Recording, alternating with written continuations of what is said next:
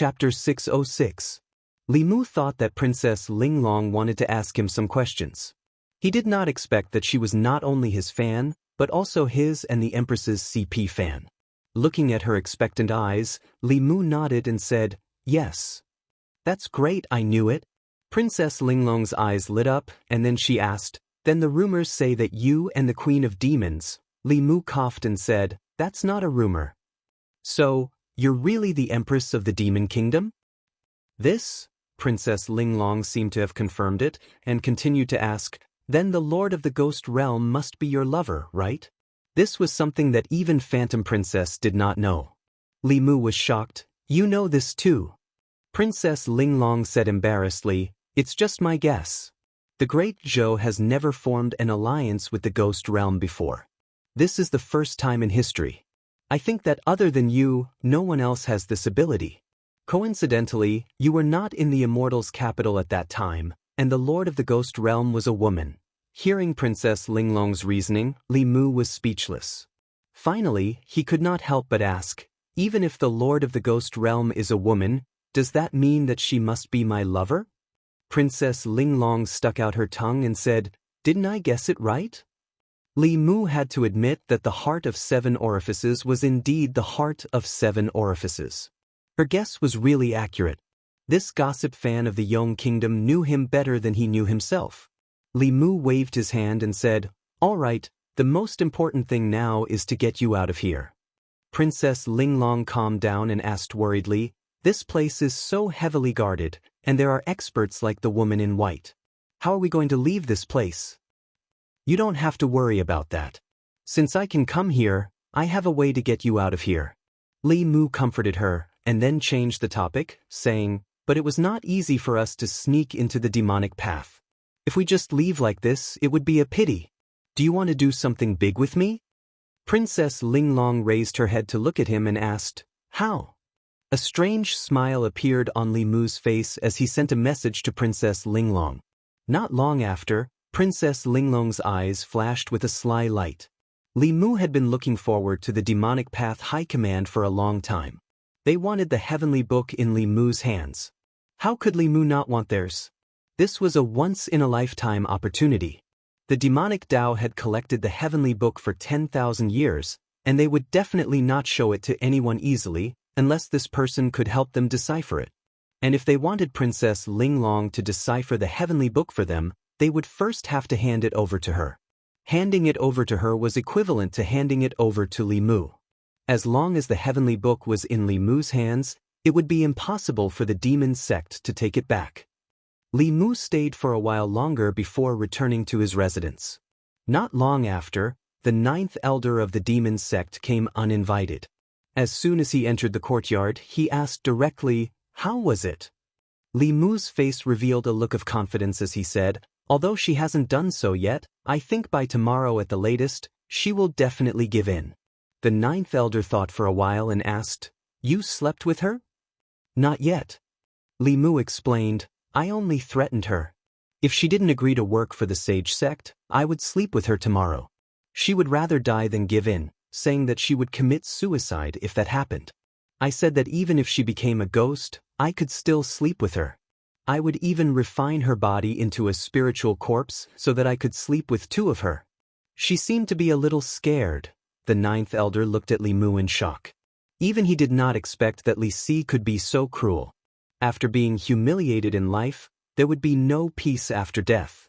Even if he was an elder of the demonic path, he felt that this was too cruel.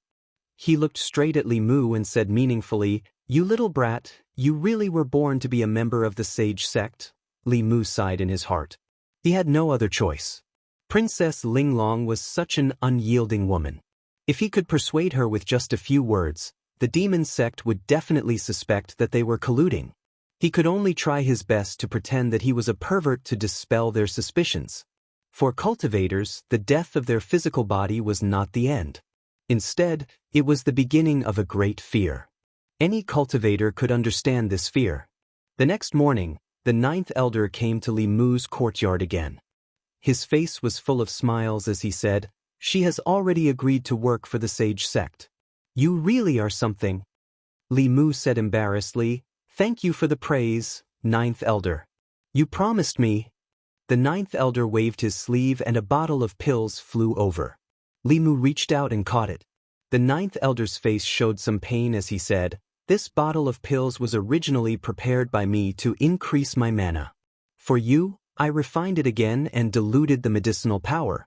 Take one pill every day and use it carefully. If there are no accidents, you will be able to break through to the 5th level in a month." Li Mu pretended to be ecstatic and said, "Thank you, ninth elder." The ninth elder waved his hand and said, "Let's put the matter of the pills aside for now. Come with me." Li Mu asked, "Where to?" The ninth elder looked at him and smiled meaningfully. He said, "Princess Linglong has agreed to work for the sage sect. However, there is one condition. You must accompany her for a month." Li Mu heard this and his face changed. He immediately said, "Ninth elder, this can't be. This can't be. I said a lot of things to her yesterday. She will kill me." The ninth elder shook his head and said, "Don't worry. At most, you will suffer a little. You won't die." Li Mu shook his head again and again. His voice was trembling. "Ninth elder, you can't do this. I have contributed to the sage sect. I have contributed to the sage sect." The ninth elder said helplessly, "This is the order of the 5th elder. No one can go against it. You should come with me." After saying this, he put his hand on Li Mu's shoulder. The two of them disappeared and reappeared in the square outside. In the square, Princess Linglong was already standing there. She held a long whip in her hand and stared at Li Mu. Her eyes were burning with humiliation.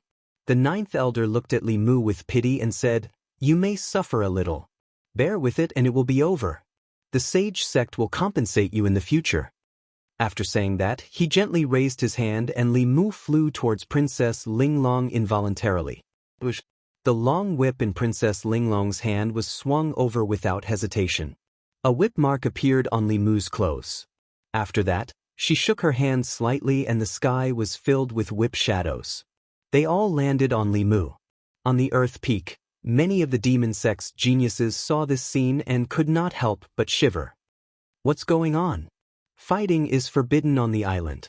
Why doesn't the ninth elder do anything? Where did this girl come from? How can she not follow the sect's rules? This girl is not to be trifled with. I must stay away from her in the future. Seeing that the new genius was being beaten up by this girl alone, none of the elders stepped forward. The rest of the people felt a chill in their hearts. They had already listed her as an existence not to be trifled with. Only a few elders knew the inside story. This kid looked handsome and elegant, but his thoughts were cruel and perverted. However, if he had not angered this girl, she would not have agreed to work for the sage sect so quickly. It had to be said that this pure young body was even more demonic than the demonic path. He was born to be a disciple of the sage sect. Not long after, the young man was lying on the ground like a pile of mud. Princess Linglong's chest rose and fell for a long time before she gradually calmed down. The hatred in her eyes disappeared a little. She said to the girl in white floating in the air, "Give me the heavenly book."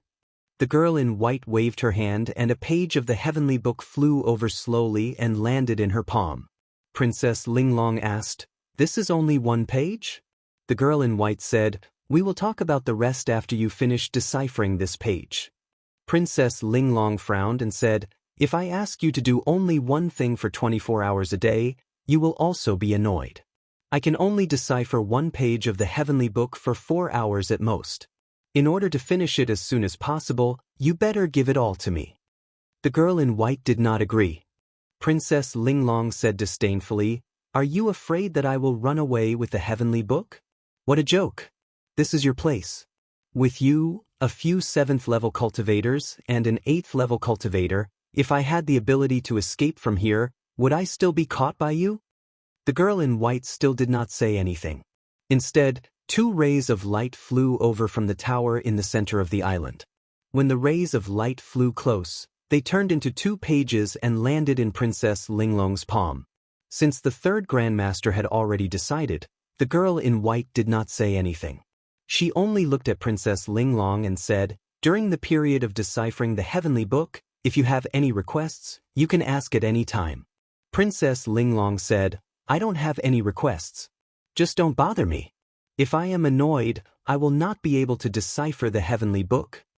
The girl in white said, From now on, no one will disturb you. However, every 3 days, you have to engrave the contents of the heavenly book into a jade scroll and send it out. Princess Linglong nodded and did not say anything else. She bent down and grabbed Li Mu by the collar and dragged him into the palace, leaving a clear trail of blood along the way. Seeing this, the group of demonic cultivators could not help but speak. So pitiful. If someone marries such a woman, he will spend the rest of his life in a nightmare. Fortunately, I did not offend her. Boom! When the stone door of the palace closed, everyone's heart tightened. Elder Jiao could not bear it and said to the girl in white, Fifth Grandmaster, isn't this unfair to Li Si? Xianming's expression was cold as he said, The heavenly book is important. We will compensate him in the future. Chapter 607. The stone door of Princess Linglong's cultivation palace slowly closed. She dragged Li Mu by the collar and walked into the main hall at the back. Then, the two figures disappeared on the spot. On the ghost island on the high tower, Xianming looked at the third ancestor and said, She entered the flask's space. The third ancestor said slowly, It's absolutely quiet there. It's good for her to comprehend the heavenly book. Let her be. She can't escape from our hands. Xianming nodded and asked, Should we inform them to send the rest of the heavenly books? The third ancestor shook his head and said, No need to rush. Let's wait until she finishes deciphering the 3 pages of the heavenly book. Is there any news about Feng Yi?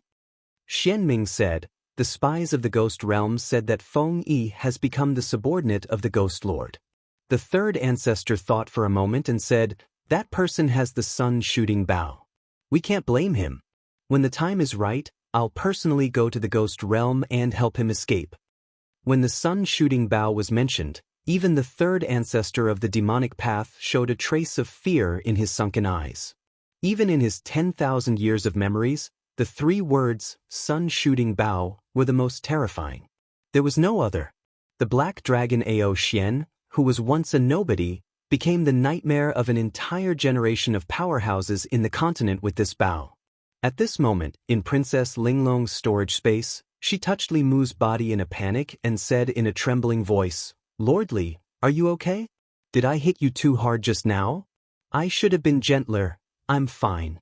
If you didn't hit me hard, they might not have believed you. There was a price to be paid for being a spy.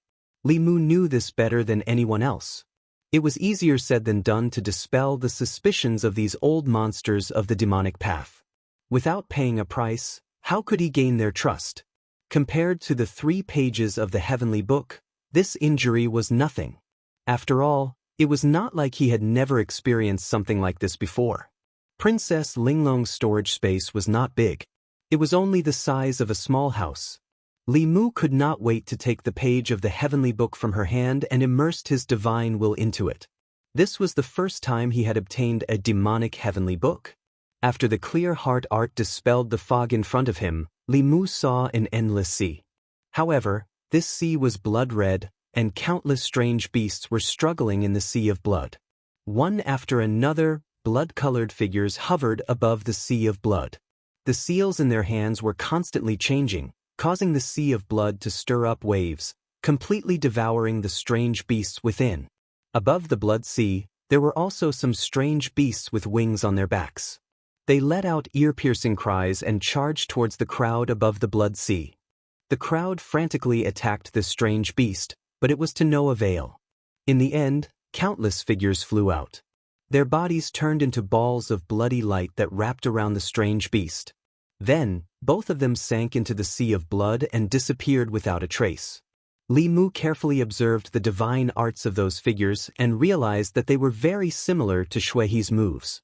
The only difference was that Xuehe used this kind of spell to slaughter the innocent while the cultivators in the heavenly book didn't hesitate to sacrifice themselves to perish together with the strange beasts. Divine arts were not divided into good and evil.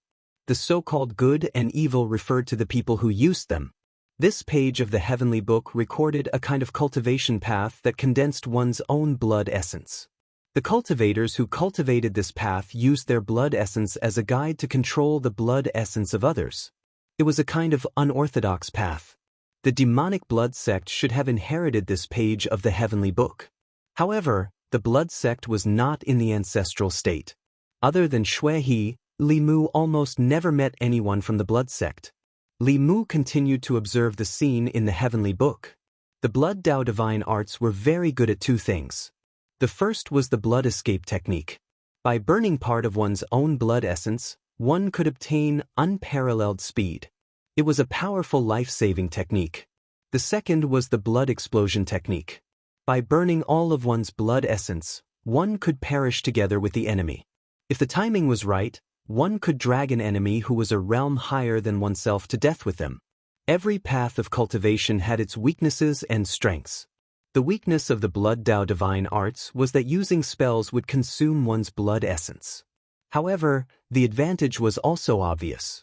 Every opponent of the blood Dao divine arts had to be careful in the process of battle to prevent the blood Dao divine arts cultivator from perishing together with them.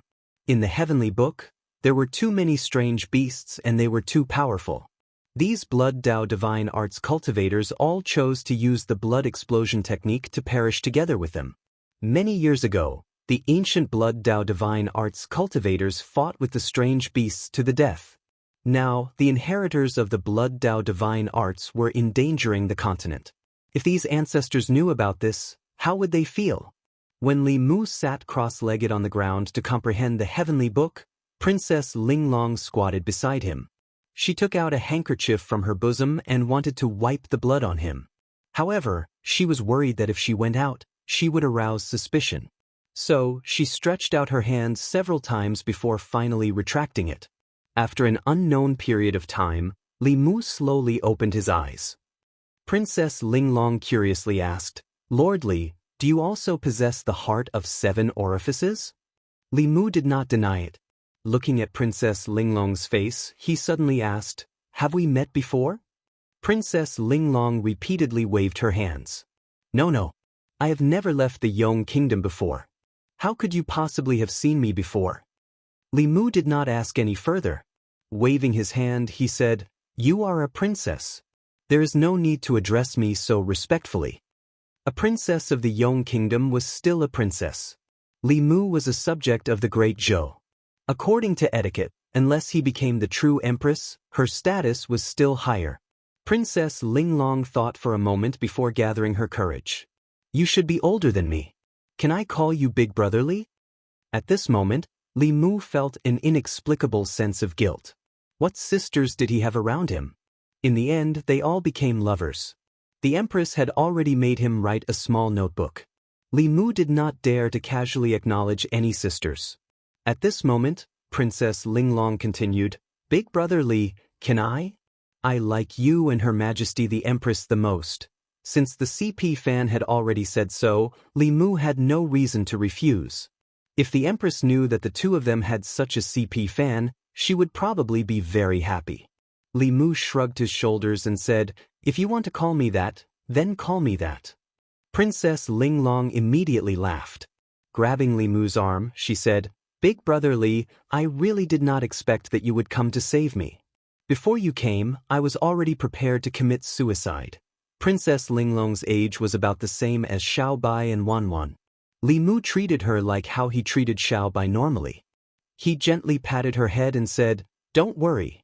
Wait for another month and I will bring you away." Li Mu handed the Blood Dao Heavenly Book to her and said, "This page of the Heavenly Book.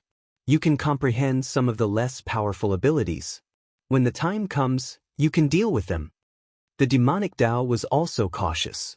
They wanted her to give feedback every 3 days. It was obviously impossible for her to not give anything after 3 days. Li Mu used Blood River's memories to filter out some of the things that the demonic Dao had already comprehended. At that time, they would not be able to say anything. After that, Li Mu picked up another page of the Heavenly Book. After his divine will entered the Heavenly Book, Li Mu realized that the contents of the Heavenly Book were not unfamiliar to him. This page of the Heavenly Book recorded the corpse cultivation Dao, which was the Dao that Xianming cultivated. At the same time, the corpse sex orthodoxy was passed down from this page of the heavenly book. In ancient times, as long as it was in existence with self-awareness, it had its own Dao of cultivation. The corpse Dao was on par with the ghost Dao, the demonic Dao, and the human Dao. It was a supreme great Dao that could nurture a ninth realm expert. This page of the heavenly book was no less useful to the cultivation world than the demonic Dao. The ghost Dao heavenly book was even more valuable than the heavenly books of the 6 sections. For thousands of years, these heavenly books were controlled by the demonic Dao. As a result, most of the corpse cultivators and blood cultivators came from the demonic Dao. This caused the originally undifferentiated Dao to become the demonic Dao in people's hearts. The contents of the corpse Dao heavenly book were not much different from the rest of the heavenly books. Through the contents of the heavenly book, Li Mu already knew that during the era of the giant beasts, there was no distinction between the demonic Dao and the righteous Dao. Whether it was the corpse Dao, the ghost Dao, the demonic Dao, or the human Dao experts, they were all fighting hard against the mutated beasts. After the extinction of the mutated beasts, the living beings on the continent began to fight amongst themselves. The human Dao gradually evolved into the Buddhist Dao, the Daoist Dao, and the 100 schools of thought, which opposed the demonic Dao and the ghost Dao. The corpse Dao, the blood Dao, and a portion of the ghost Dao became the demonic Dao. Today, Li Mu unified the 4 Buddhist sects, the 5 Daoist sects, the demonic Dao, and the ghost Dao. If he had 1 or 2 more 8th realm experts, he would be able to suppress the Xuanzong sect and fight against the demonic Dao. Not long after, Li Mu put down this page of the heavenly book. When he turned to look at Princess Linglong, he saw that she was holding the last page of the heavenly book. Her face was red, and he wondered what she had seen. Li Mu patted her shoulder gently. She seemed to be frightened and hurriedly threw the heavenly book in her hand to the ground. Li Mu picked it up and immersed his consciousness into it. After a while, his old face was a little red, and he immediately withdrew his consciousness. Part of the content of this page of the heavenly book was about the Tao of dual cultivation between a man and a woman. The Hehuan sect of the demonic Tao probably originated from this. If the Tao of dual cultivation were to be shown in an image, the visual impact would be quite big. Ordinary innocent girls would find it hard to control themselves. Li Mu was different. Li Mu had experience in this kind of thing, so he could definitely read it with a learning attitude. Princess Linglong sat cross-legged in front of Li Mu. Her face was red, and her hands were clasped together as if she didn't know where to put them. Li Mu comforted her by saying, "You're still young. The content of this page of the heavenly book is not suitable for you to read. Let me do it." After saying that, Li Mu immersed his consciousness into the page again. The style of this page of the heavenly book was different from what Li Mu had seen before. Ordinary people who didn't have any experience, or whose temperament was not enough, would often find it hard to control themselves. Li Mu looked at it with a learning attitude for a while, and soon discovered that this page of the heavenly book didn't only contain the Tao of dual cultivation. Other than that, it also contained part of the array, illusion, charm, and various other mystiques. Among them, there was a mysterious array that Li Mu had never seen before that caught his attention. A few key positions of this array were filled with huge supreme-grade spiritual jades.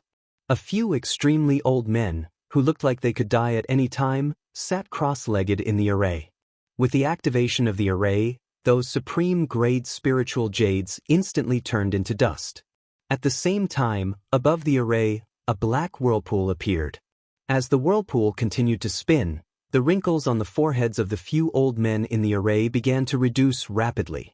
The dark spots on their faces gradually disappeared, and their snow-white hair began to return to black from the roots. Chapter 608. Seeing this scene, Li Mu's eyes suddenly narrowed. This was a lifespan extension method. The appearance of these old men was very similar to the Tianjizi that Li Mu had seen before. This was a sign that their lifespan was nearing its end and they were about to die. But through this formation, they seemed to have regained some of their lost lifespan. This was the lifespan extension method that Li Mu had been longing for a long time. The lifespan extension method of the demonic path was hidden in this page of the heavenly book.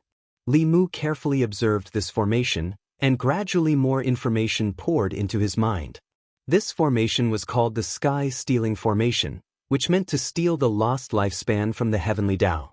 The formation was extremely complicated, and the resources consumed each time were immeasurable.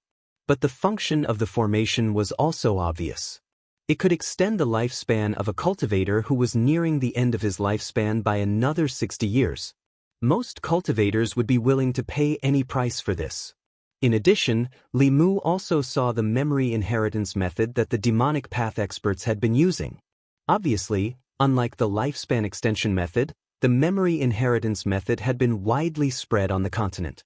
Many cultivators outside the demonic path, such as the White Emperor and Ghost Servants, were using this method to continue their inheritance.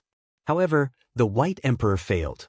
The demon corpse had its own intelligence and was tricked by Li Mu into giving up the White Emperor's memory.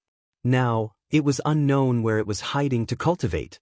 There were not many compatibilities in this page of the Heavenly Book, but these unorthodox methods, such as dual cultivation, lifespan extension, memory inheritance, and so on, were often more useful than compatibilities. Li Mu exhaled lightly, closed his eyes, and continued to comprehend. Ghost Island, Earth Peak. Several demonic path geniuses were sparring in the square. Asterisk rumble. Asterisk somewhere in the Tao Palace, a stone door suddenly opened, and a bloody hand stretched out from behind the stone door. A young man covered in blood slowly crawled out, but he only crawled out half of his body before he was dragged back by the people behind the door. In the square, someone's throat moved, and he could not help but swallow a mouthful of saliva. So miserable. You can't judge a book by its cover. That woman looks gentle and quiet, but I didn't expect her to be so perverse and violent. That pure young body, I'm afraid it bodes ill. It's none of our business. Continue. Days passed by just like that. The people of the Earth Peak were already used to some strange occurrences. That woman was obviously of great use to the sage sect. Therefore, even if she brought that pure young body genius in for torture every day, the elders would turn a blind eye to it. Within Li Mu's palace, he lay weakly on his bed and said to the ninth elder, "Ninth elder, I really can't hold on any longer." The ninth elder handed him a bottle of healing elixirs and said, "Hold on a little longer. After this period of time, your future will be bright.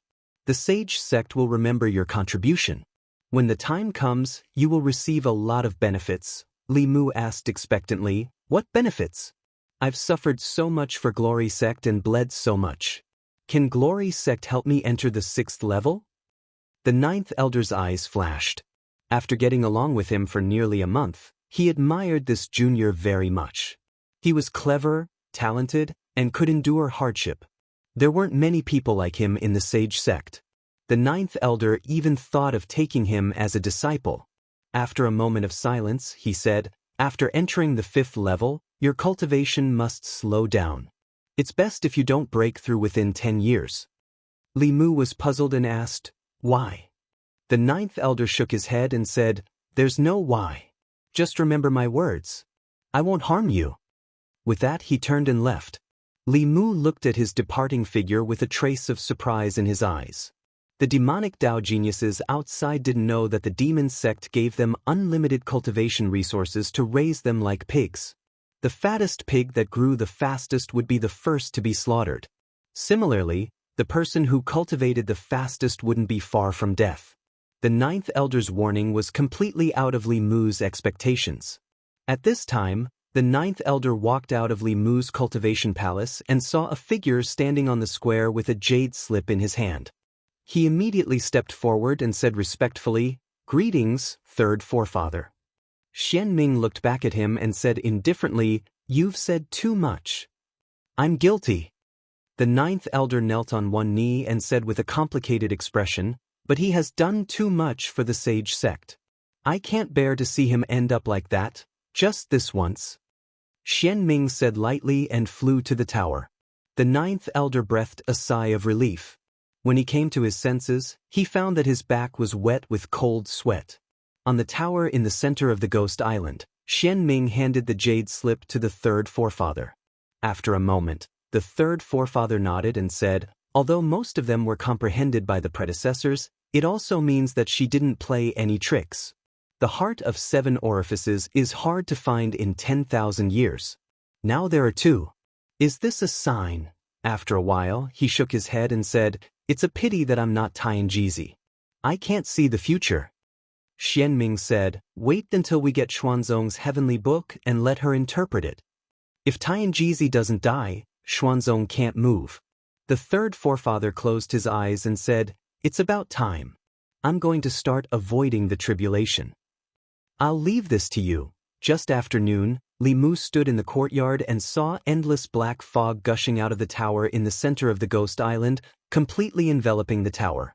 Having finished reading that page of the heavenly book, Li Mu knew very well that cultivators who obtained lifespan extension through the Great Sky's stealing array would face a heavenly tribulation every month. They had to conceal their aura and deceive everyone to survive the heavenly tribulation. This tower was used to conceal one's aura and hide from the heavenly secrets. Seeing this, Li Mu walked out of the palace. In the square, several geniuses of the demonic path saw him and couldn't help but mock him. "Yo, you still have the face to come out?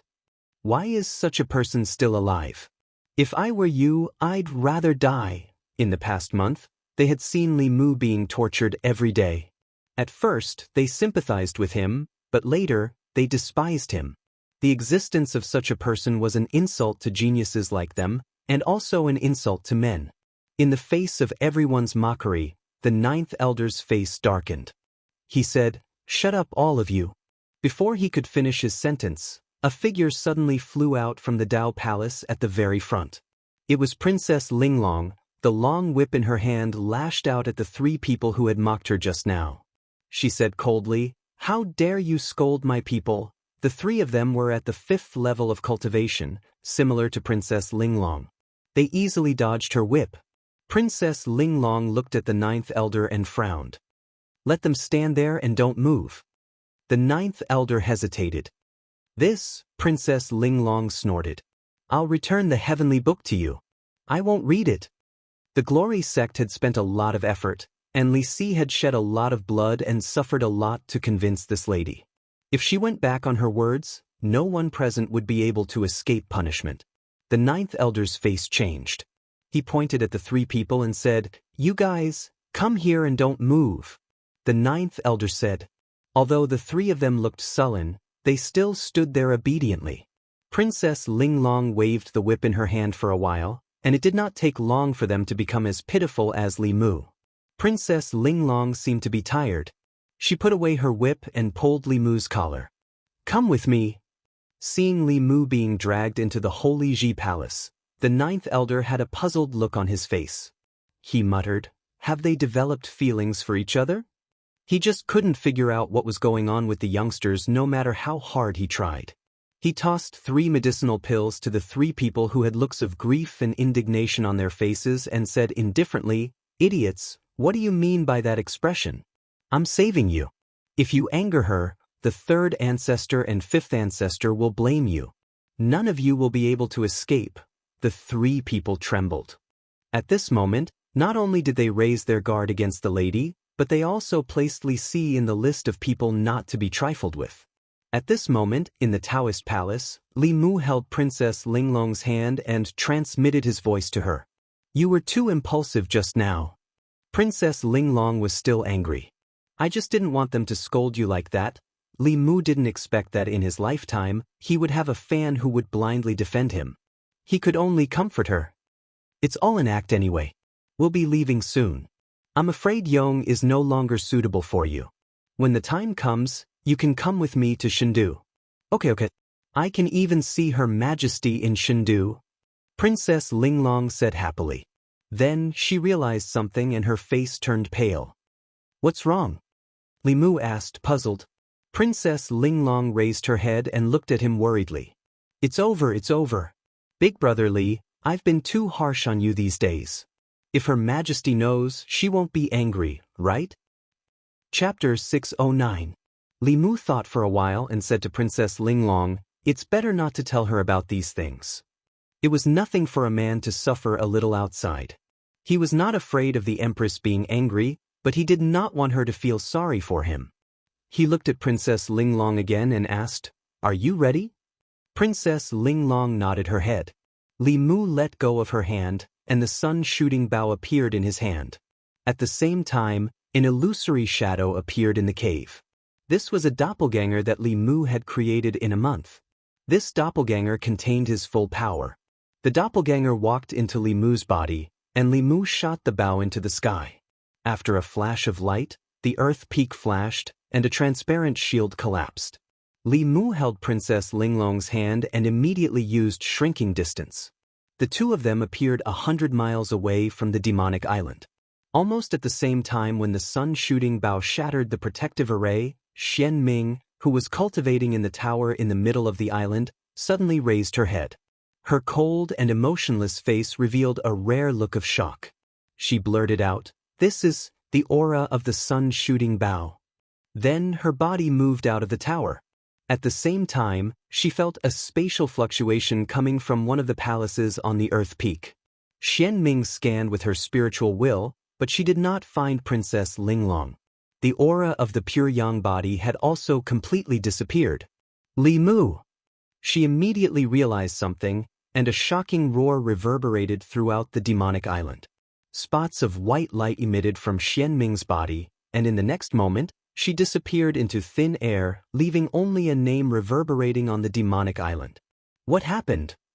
It sounded like the voice of the fifth forefather. Who angered the fifth forefather? Li Mu. Did this person do something again? Only after Xian Ming left did the experts on the demonic island react. They all flew into the sky with a confused look, not knowing what had happened. At this moment, 100 miles away from the demonic island, two figures appeared from the void. Princess Linglong's pretty face was filled with astonishment. Just a moment ago, they were still in the lair of diabolism. In the next moment, they were above the sea, and they could no longer see the ghostly island. This kind of long-distance teleportation was something that even transcendence experts couldn't master. Before she could come back to her senses, a white line suddenly appeared on the surface of the sea in the distance, and it was approaching them at an extremely fast speed. Princess Linglong asked curiously, "What is that white line?" Li Mu was alarmed and immediately said, "Leave quickly." That was not a white line. It was steam rising from the boiling sea. Xian Ming had caught up. As expected of the 5 ancestors of the demonic Dao, an old monster from 10,000 years ago. Even though Li Mu had taken the initiative, she could still catch up so quickly. Li Mu held Princess Linglong's hand and disappeared again. After 3 breaths, Xian Ming appeared at their previous location. Her face was cold as she continued to chase to the west. She said coldly, "Let's see how many times you can move." After teleporting out of the void once again, Li Mu's magic power had already been depleted by a small half. Although the shrinking ground was extremely fast, it also consumed a lot of spiritual power. Usually, he would recover his spiritual power as he hurried along. In this situation, he obviously didn't have the time to recover his spiritual power. As soon as the two of them appeared, the white line appeared on the surface of the sea again. Li Mu continued to move. This time, he and Princess Linglong appeared on a small island. Floating above the island, Li Mu didn't run away again. Instead, he quietly waited for Xian Ming's arrival. After a few breaths, the white line on the surface of the sea swept over, and the figure of a woman in white walked out. She was about 100 feet away from Li Mu. However, she didn't attack Li Mu. Instead, she looked down at the sea below and said coldly, "Come out." A shadow flew out from the sea and turned into an old man. He cupped his hands at Xian Ming and said, "Greetings, Lord Xian Ming." Looking at the old man in front of her, Xian Ming's expression became dignified. She said coldly, "Ghost servant, you dare to stop me?" When she was at her peak, even the Ghost Lord was afraid of her. She didn't care about a mere ghost servant. However, in this life, she hadn't cultivated to the peak. The ghost servant in front of her had the strength to fight with her. The ghost servant just looked at her calmly and said, "I have to obey the master's order. Lord Xian Ming, please don't blame me." "Then let's die together with them." Xian Ming's expression was cold. The sea below also froze instantly. Her cold voice seemed to come from the endless hell. As soon as Xianming's voice fell, Li Mu felt that the blood and primordial spirit in his body were about to break out. Princess Linglong's face was even paler. Her primordial spirit shadow appeared outside her body. Li Mu immediately sent her into the flask space. He also distanced himself from the battlefield. Both Xianming and the ghost servant had the strength of the peak of the transcendent realm. In the center of their battle, within a radius of 10 miles, huge waves rolled up. The sea water boiled into fog for a moment and then froze into ice for a moment. The sky also dimmed. The white clouds near the battlefield were scattered and disappeared. Li Mu was dozens of miles away. His hair and clothes fluttered because of the wind caused by the aftermath of the spell. The ghost servant's spiritual power was more profound, but Xianming's experience was obviously more abundant. The two of them couldn't determine the winner in a short time. However, if the battle dragged on for a long time, the experts of the demon sect from the Ghost Island would arrive. In Li Mu's hand, the sun-shooting bow appeared again. He quickly locked onto Xianming and shot an arrow. This arrow took away one of Xianming's arms. Li Mu's spiritual power was also depleted. He quickly used the incantation to recover his spiritual power and waited for the second arrow to be shot. There was no need to talk about martial ethics when dealing with the enemy. It would be best if he could kill her today. Even if he couldn't, he had to end the battle as soon as possible. After being hit by the sun-shooting bow, Xianming's strength was damaged. In the battle with the ghost servant, she immediately fell into a disadvantage. At this time, the ghost servant suddenly said, "Ghost Empress, please lend me the sun-shooting bow." Li Mu didn't react at first. He was stunned for a moment before he realized what the ghost empress meant. At present, other than the Tao Te Ching that could injure the enemy 800 and himself 1,000, the sun-shooting bow was his biggest trump card. Li Mu naturally couldn't give it to others easily. This bow couldn't recognize an owner. Whoever had it could use it. If it was given to an evil person, wouldn't there be endless troubles? Li Mu was still hesitating, but Xianming's expression had changed greatly. She no longer fought with the ghost servant. Her body turned into a white light and disappeared into the sky in a flash. The ghost servant slowly flew back. He cupped his hands at Li Mu and said, "Please forgive this old servant for being rash. Otherwise, I wouldn't have been able to intimidate her." Li Mu hadn't seen the other abilities of the 5 ancestors of the demonic way, but her ability to escape was top-notch. Both times, she was decisive and straightforward, without any hesitation. No wonder her memory could be safely passed down for 10,000 years without any mistakes. Li Mu didn't delay. He and the ghost servant flew to the coast of the South Sea. At this moment, the crisis had been resolved. However, 3 days later, when the third ancestor woke up, they would have to bear the fury of an 8th realm expert. He had to make thorough arrangements early. When Li Mu brought Princess Linglong back to Yong, Xianming, who had lost an arm, also returned to Ghost Island. He and the third ancestor didn't expect that Li Si was actually Li Mu. His purpose in coming to Ghost Island was to rescue Princess Linglong and steal the Heavenly Book. He actually succeeded. Although the sage sect had obtained a page of the Heavenly Book from Yong, 3 pages had been snatched away by Li Mu. It was a disastrous loss. What was even more infuriating was that everyone, including her and the third ancestor, had been fooled by Li Mu. For 10,000 years, no one had ever done such a thing. The sage sect had never lost the heavenly book they had obtained. The commotion at the Earth Peak was too great. In addition, the 5th ancestor had returned with an arm missing. This matter quickly caused a huge uproar on Ghost Island. Li Si is a spy. He is that Li Mu from the Great Zhou? He snatched away Princess Linglong and the Heavenly Book. Countless demonic path powerhouses were shocked speechless by this news. No one doubted Li Si because he was brought back by their own people. It was even more impossible for them to think that he was Li Mu. Who was Li Mu? The future headmaster of the Fulu school, the official of the Empress of the Great Zhou, the only demon empress of the Queen of the Thousand Demons, the man behind the Ghost Lord of the Ghost Realm.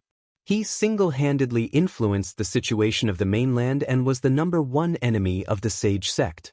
He was the man with the most power and the most prominent status on the mainland. Who was Li Si? A good-for-nothing who was ravaged by women every day. Who would have thought that they were the same person? The fifth elder is in trouble this time. He was the one who brought Li Mu back. He can't escape responsibility. There is no doubt about the fifth elder's loyalty. I'm afraid that the fifth elder had been tricked by Li Mu from the beginning. This person knows when to yield and when to stand tall. He is the most difficult enemy of the sage sect. If he escapes this time, there will be endless trouble in the future. In the midst of the crowd's discussion, the fifth elder's face was ghastly pale, and he gradually collapsed to the ground. Ninth elder's face was lifeless as he clenched the medicinal pill he had concocted for Li Si. With a bang, he crushed the jade bottle. Chapter 610. Father, Mother. In the Yong Imperial Palace, Princess Linglong threw herself into the arms of a graceful and noble woman, tears streaming down her cheeks. After being abducted by the demon sect, she never thought that she would ever see her parents again. The woman's eyes were also brimming with tears. Holding her daughter's face, she asked with concern, "My poor daughter. You must have suffered a lot." Princess Linglong gazed at Li Mu. She hadn't suffered at all. The one who had truly endured humiliation and suffering was Li Mu. Wiping her tears, she looked at the woman and said, "Mother, don't worry. With Big Brother Li here, they didn't do anything to me." The young emperor and empress respectfully bowed to Li Mu, gratefully saying, "Many thanks, Lord Li. If it weren't for Lord Li, my daughter would likely have met with misfortune." Li Mu waved his hand and said, "You're welcome. This is what the Great Zhou should do." The Yong Empire paid so much protection money to the Great Zhou every year. This was the purpose of the protection money. Soon after, Li Mu said, "Although I've already brought Linglong back, the danger from the demon sect has yet to be resolved. In 3 days, one of the demon sect's 3 patriarchs, an 8th-level expert, will awaken from his slumber. It's very likely that he will take revenge on the Yong Empire. We need to prepare early." When everyone heard this, their faces were filled with worry. The Yong Empire was already unable to resist the 7th-level demon sect's 5 patriarchs. If an 8th-level demon sect's 5 patriarchs came, the Yong Empire would be in danger of annihilation. Seeing their worry, Li Mu said, "Don't worry. I've already made arrangements. Even if the demon sect's 3 patriarchs really descend upon the Yong Empire, there is no need to fear them." Who was Li Mu? He was the continent's legend. He had pacified the Great Zhou, allied with the Yao Nation, and allied with the Ghost Realm. Everything he had done was worthy of being recorded in the annals of history. Not long ago, he had charged into the demon sect's lair alone and rescued Linglong from the hands of the world's top experts. The people of the Yong Empire had long since regarded him as their backbone. The Yong Emperor solemnly said, "If Lord Li has any instructions, the Yong Empire will definitely do them." Li Mu nodded and said, "I need some high-grade spiritual jades and some top-grade materials for setting up arrays." The Yong Emperor immediately replied, "We will have someone make the arrangements." Li Mu had only felt the tip of the iceberg from Tianjizi. That mountain-like pressure was still fresh in his memory. There was an insurmountable gap between the 7th realm and the 8th realm. Even if several 7th realm cultivators joined forces, they were still no match for an 8th realm cultivator. However, if several of them were not enough, what about 10 of them? The state of Yong currently had 3 transcendents. The southern states had the 5 Daoist sects, the Ghost Realm, the Yao Nation, the 4 Buddhist sects, and the Great Zhou. Li Mu hadn't calculated in detail before, but after doing so, he realized that he could mobilize so many transcendents just by relying on his reputation and the subordinates he controlled. If he could integrate this force, even the 3 ancestors of the demon sect wouldn't be able to return alive. The only problem was that the 4 Daoist sects were still fine. They were originally in the south and could support the state of Yong in a short period of time. However, the Great Zhou, the Fulu School, the Yao Nation, and the Ghost Realm were too far away from the state of Yong and couldn't provide timely assistance. Unless he could gather them together in an extremely short period of time. Coincidentally, the Heavenly Tomes of the Spirit Array sect recorded an ultra-long-distance teleportation array. This kind of teleportation array could easily teleport people tens of thousands of li or even tens of thousands of li away in an instant. It could be said that it utilized the power of space to the limit. The only drawback was that it consumed too many resources. Every teleportation required a large amount of high-grade spiritual jades as the energy source. Once or twice was fine, but if used too many times, even a large sect like the Fulu school would use up all of its spiritual jades. If that weren't the case, Li Mu would have already constructed countless of these teleportation arrays. One was in the Divine Capital, one was in the Yao Nation, one was in the Ghost Realm, and one was in Mount Baiyun. How much time could they save? As one of the wealthiest people on the continent, Li Mu still hadn't chosen to construct this kind of teleportation array. This was enough to show just how expensive it was. In the current situation, he had no choice but to do so. If the three ancestors of the demonic Dao personally descended, the state of Yong would undoubtedly be destroyed. It could be said that apart from the Xuanzong, the demon sect could destroy any of the various powers on the continent. If he constructed long-distance teleportation arrays in every region, he would be able to provide reinforcements when one side was in trouble. The cost of teleportation arrays was too great, so he wouldn't normally use them. He would only activate them when the various powers were facing a great crisis. On the way back, Li Mu had already sent a message to the various powers, ordering them to immediately prepare the materials. In the following 3 days and 2 nights, he wouldn't be able to rest for even a moment.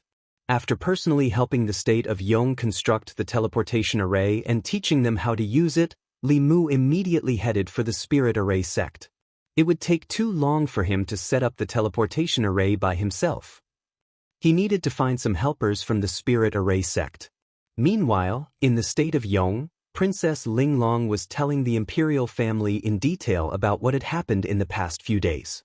A month ago, everyone, including the Emperor of Yong, believed that the Great Zhou's promise to help them rescue Linglong and that they had to wait for news was just a temporary prevarication. Unexpectedly, a month later, Li Mu had brought Linglong back in one piece. After hearing the entire story from Linglong, everyone's hearts were in turmoil, unable to calm down for a long time. As a Realm 6 cultivator, how much courage did one need to venture deep into the demon nest alone? To put down one's noble status and use the most humble attitude to accept inhumane torture and humiliation every day, all for the sake of waiting for an opportunity? How many people could do such a thing? More importantly, he had succeeded. He had successfully rescued Linglong from the hands of countless demonic Dao experts. It could be said to be a miracle.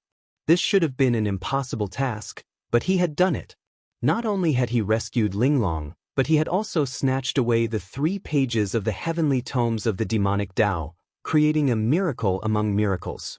It was no wonder that even the Empress of the Great Zhou had pledged her heart to him. In Princess Linglong's mind, that tall and lofty figure had already become like a mountain. The Empress of Yong sighed softly and said, "We owe Lord Li a huge favor. I don't know how we can repay him." The Emperor of Yong thought for a long time and said, "Why don't?" The husband and wife looked at each other, understanding each other's intentions. The Empress of Yong said, "That will depend on whether Linglong agrees or not." Princess Linglong nodded repeatedly, "I agree. I agree to anything." The Emperor of Yong said, "We are prepared to give the Emperor's qi to Lord Li." Princess Linglong said disappointedly, "So father was talking about the Emperor's qi." The Emperor of Yong looked at her and asked, "Then what did you think it was?" Princess Linglong sighed softly and said, "I thought it was something else. Like I said, how could there be such a good thing?" 2 days later, in these 2 days, Li Mu had traveled all over the Zhu continent's Xing continent, going back and forth to the Great Zhou, the Yao Nation, the Ghost Realm, and finally back to Yong. Although he was a little tired, he had at least finished setting up all the teleportation formations and no longer needed to be threatened by the demonic Dao's 3 ancestors. Although he had spent an immeasurable amount of resources, the effects were obvious. The ultra-long-distance teleportation formations were the foundation of the various factions' mutual support. Henceforth, when the various factions encountered a crisis, they would no longer have to fight alone. They would be able to gather their peak forces at the first moment. Similar incidents like the heavenly tomes of Yong being stolen would never happen again. In the evening, the young imperial family held a grand banquet in his honor. After the banquet, the Emperor of Yong cupped his hands and bowed to Li Mu, saying, "Lord Li has worked hard." Li Mu waved his hand and said, "As long as all parties can work together to resist the demonic Dao in the future, a bit of hard work is nothing." The Emperor of Yong continued, "Lord Li has done a great favor for Yong. We have discussed it with our fellow clansmen and wish to give Lord Li a gift. Please accept it." Li Mu waved his hand again and said, "Yong has paid tribute to Great Zhou, and Great Zhou has protected you. This official does not need any gifts." The Emperor of Yong persisted, "If it weren't for Lord Li, Yong would have faced destruction. As the Emperor, we ought to thank Lord Li heavily. As her father, Lord Li has saved my daughter. Please give me a chance to repay you." Since the Emperor of Yong was so insistent, Li Mu found it difficult to refuse. He said, "Since that is the case, I will accept deferentially." The Emperor of Yong revealed a smile and said, "We have discussed it with the madam and have decided to give Linglong." Li Mu's complexion changed greatly, and he hastily said, "You can't. You absolutely can't.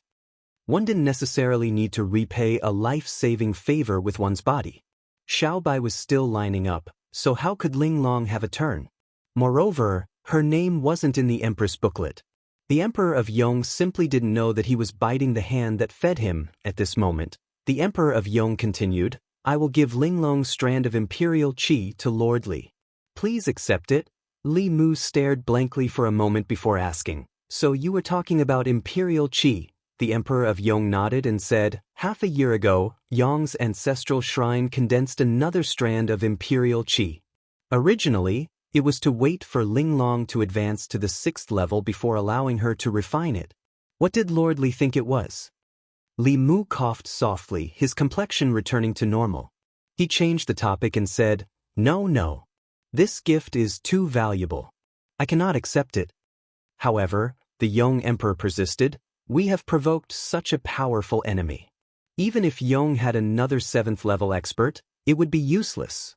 Linglong has already agreed to this matter. Lord Li, please don't refuse." The Great Zhou hadn't condensed a single strand of imperial qi for 50 years. The two factions had argued for several years over who should possess the imperial qi. This gift could no longer be described as valuable. Li Mu continued to refuse, "No, I truly cannot accept this gift." The young emperor thought for a moment before asking, "Does Lord Li mean that you want us to betroth Linglong to you?" Li Mu flatly said, "How is that possible? Am I that kind of person?" Hearing this, the young emperor fell into deep thought. Li Mu thought for a moment. He had too many beauties by his side. In the eyes of those who didn't understand him, he really did seem like that kind of person. To prove that he really wasn't that kind of person, Li Mu could say, "In that case, it would be impolite for this official to refuse that strand of imperial qi." Chapter 611. In the Yong ancestral shrine, a golden dragon made of telekinesis coiled around a huge stone pillar. Compared to the golden dragon that Li Mu saw in the Great Zhou ancestral shrine, this dragon was slightly larger, but not by much. It probably wouldn't be long before the Great Zhou's imperial aura matured. It had to be said that the Yong kingdom's ability to rule a country and win the hearts of the people was unique. Its territory was only 1/10 of the Great Zhou's, and its population was far less than the Great Zhou's. However, the speed at which it condensed imperial aura far surpassed the Great Zhou's. Li Mu couldn't help but be curious about the strategy recorded in the Yong kingdom's heavenly tome. Unfortunately, the heavenly tome was still in the hands of the demon sect. Knowing that Linglong had already comprehended the heavenly tome, Xianming didn't give it to her. Therefore, it was a 1-for-3 exchange. The demon sect had stolen 1 page of the heavenly tome from Yong, while Li Mu had stolen 3 pages from the demon sect. No matter how one looked at it, Li Mu didn't lose out. This time, the demon sect had been bullied by Li Mu. If they had 10 pages of the heavenly tome, they could only obtain 1 page every 1,000 years. Li Mu had wasted 3,000 years of effort in a single month. When the 3 ancestors woke up from their tribulations and learned of this news, who knew how they would feel? From today onwards, all the factions related to Li Mu were on high alert. As soon as the transmission formation lit up, they would teleport to Yong without hesitation. Li Mu waited in the palace that the Yong imperial clan had arranged for him. Princess Linglong walked in from outside and said, "Big brother Li, aren't you bored staying here? Why don't I take you to the palace?" After all, this was his first time facing the might of an 8th realm expert. In order to wait for the arrival of the demon sect's 3 ancestors, Li Mu's nerves had been stretched taut. Hearing this, he didn't refuse and strolled around the Yong imperial palace with Princess Linglong. The two strolled around the imperial gardens before arriving at the front hall of the imperial palace. Coincidentally, it was noon at the moment. The officials of the various yamen left the yamen and headed to the food and beverage department for lunch. When they saw the two of them, they all stopped in their tracks and bowed. "Greetings, Princess Linglong." Princess Linglong smiled and said, "Thank you all for your hard work. Please go and have your meal." The officials cupped their hands and took their leave. One of them walked a few steps and looked back at Li Mu. After a moment of confusion, he suddenly exclaimed, "Could this be Lord Li Mu?" As soon as he said this, all the officials turned their heads and immediately caused a commotion. "What? Lord Li, where is Lord Li? I've heard that Lord Li rescued the princess from the demon sect and is currently in our Yong. Could this person be?" Facing the excited Yong officials, Li Mu cupped his fists and said, "Nice to meet you, nice to meet you." As soon as Li Mu's voice fell, the atmosphere in the field immediately boiled. "I've long heard of Lord Li's great name. Today, I finally have the fortune to meet you. Lord Li, can you tell us in detail how you allied with the Demon Kingdom and the Ghost Realm? For thousands of years, only you have accomplished such a magnificent feat for the human race. I'm more interested in how Lord Li rescued Princess Linglong. This is like pulling a tooth from the tiger's mouth. It can be called a miracle." Li Mu was escorted to the food and beverage department by the enthusiastic Yong officials and had lunch with them. The imperial kitchen of Yong was not solely responsible for cooking for the imperial family. It was also responsible for the 3 meals a day for the officials. The Yong court had even established a food and beverage department for this purpose. The food and beverage department had famous chefs from all over the country who specialized in the local cuisines of each region. This allowed the officials, regardless of where they came from, to eat their own local cuisine in the palace. With regards to this point, Li Mu planned to imitate the Yong court when he returned. Only by treating the officials well could he increase their efficiency and enthusiasm in their work. Moreover, hiring a few chefs did not require a lot of investment, but it could bring unexpected benefits.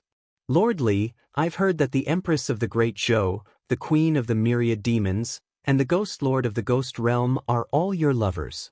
Lord Li is truly worthy of being our role model. Whenever Lord Li plans to attack Xuanzong, we will support you in seeking justice. Lord Li, tell us, how did you escape from the clutches of so many demonic Dao experts?"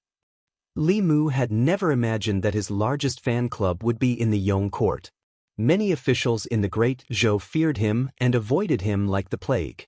When the Yong court officials, especially the younger ones, saw him, they were like fans meeting their idol. Among them, Linglong was the head fan club. As a qualified fan club leader, Linglong took the initiative to lead Li Mu away from the imperial palace when she saw that he was unable to bear the harassment of the younger officials. Walking on the streets of the Yong court, Li Mu felt as if he was taking a stroll in the divine capital. The citizens of the Yong kingdom were full of vigor, unlike the people Li Mu saw when he first came to Shendu. Most of them were lifeless, like walking corpses. The citizens of the Yong kingdom naturally had a lot of telekinesis. On the streets of the Yong court, children played with each other, cheerful laughter filling the air. As the elderly walked through the streets, people took the initiative to support them. Li Mu even saw nursing homes and orphanages. Linglong told him that the court would take care of the elderly and children who had lost their families. The money and resources needed to settle them would come from the national treasury. Coupled with donations from the outside world, there would not be a situation where the elderly and children were left without a home. In addition, the court would allocate funds every year for the impoverished commoners who found it difficult to continue living, providing them with the bare minimum of living expenses. In the Yong court, if the commoners fell ill, they would not have to spend too much. The court would cover the majority of their medical expenses. Li Mu's various experiences in the state of Yong made him realize that he and the Empress had done many important things over the years, but they had neglected these trivial matters. These were the matters closest to the lives of the common people and were also the matters that the common people were most concerned about. It was no wonder that the people of the Yong court were so united. People did not only care about their relatives, but also their children. The elderly had their parents, the strong had their uses, and the young had their strengths.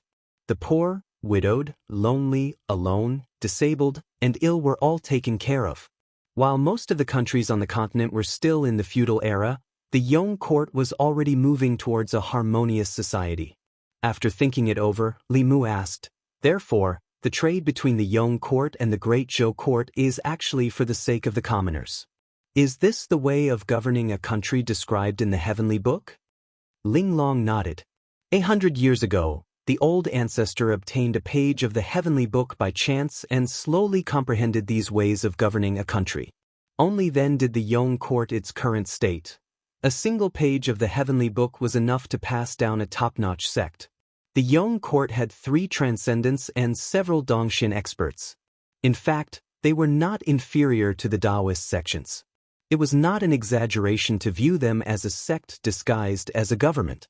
If the news of the Heavenly Book had not been leaked, the Yong court would have relied on the willpower of tens of millions of citizens to grow into one of the top powers on the continent in a few decades or 100 years.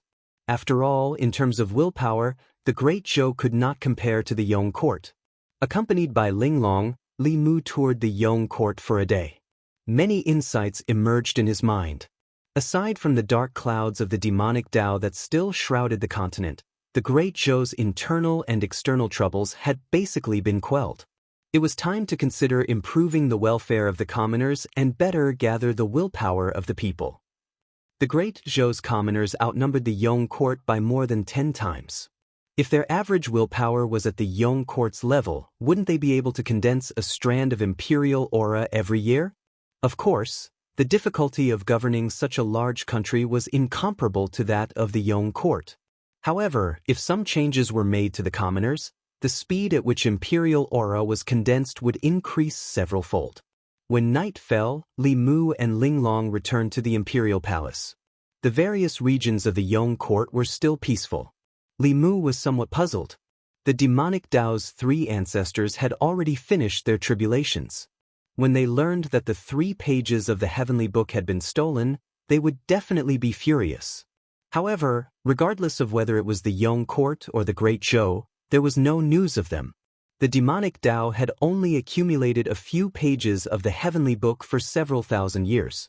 Now that Li Mu had stolen 3 pages, it was unlikely that they would suffer such a loss. However, it was fine if he did not come. As long as the 3 ancestors did not take action, the world would be peaceful and stable. The pressure in Li Mu's heart was swept away. Deep into the night, the Yong court was quiet.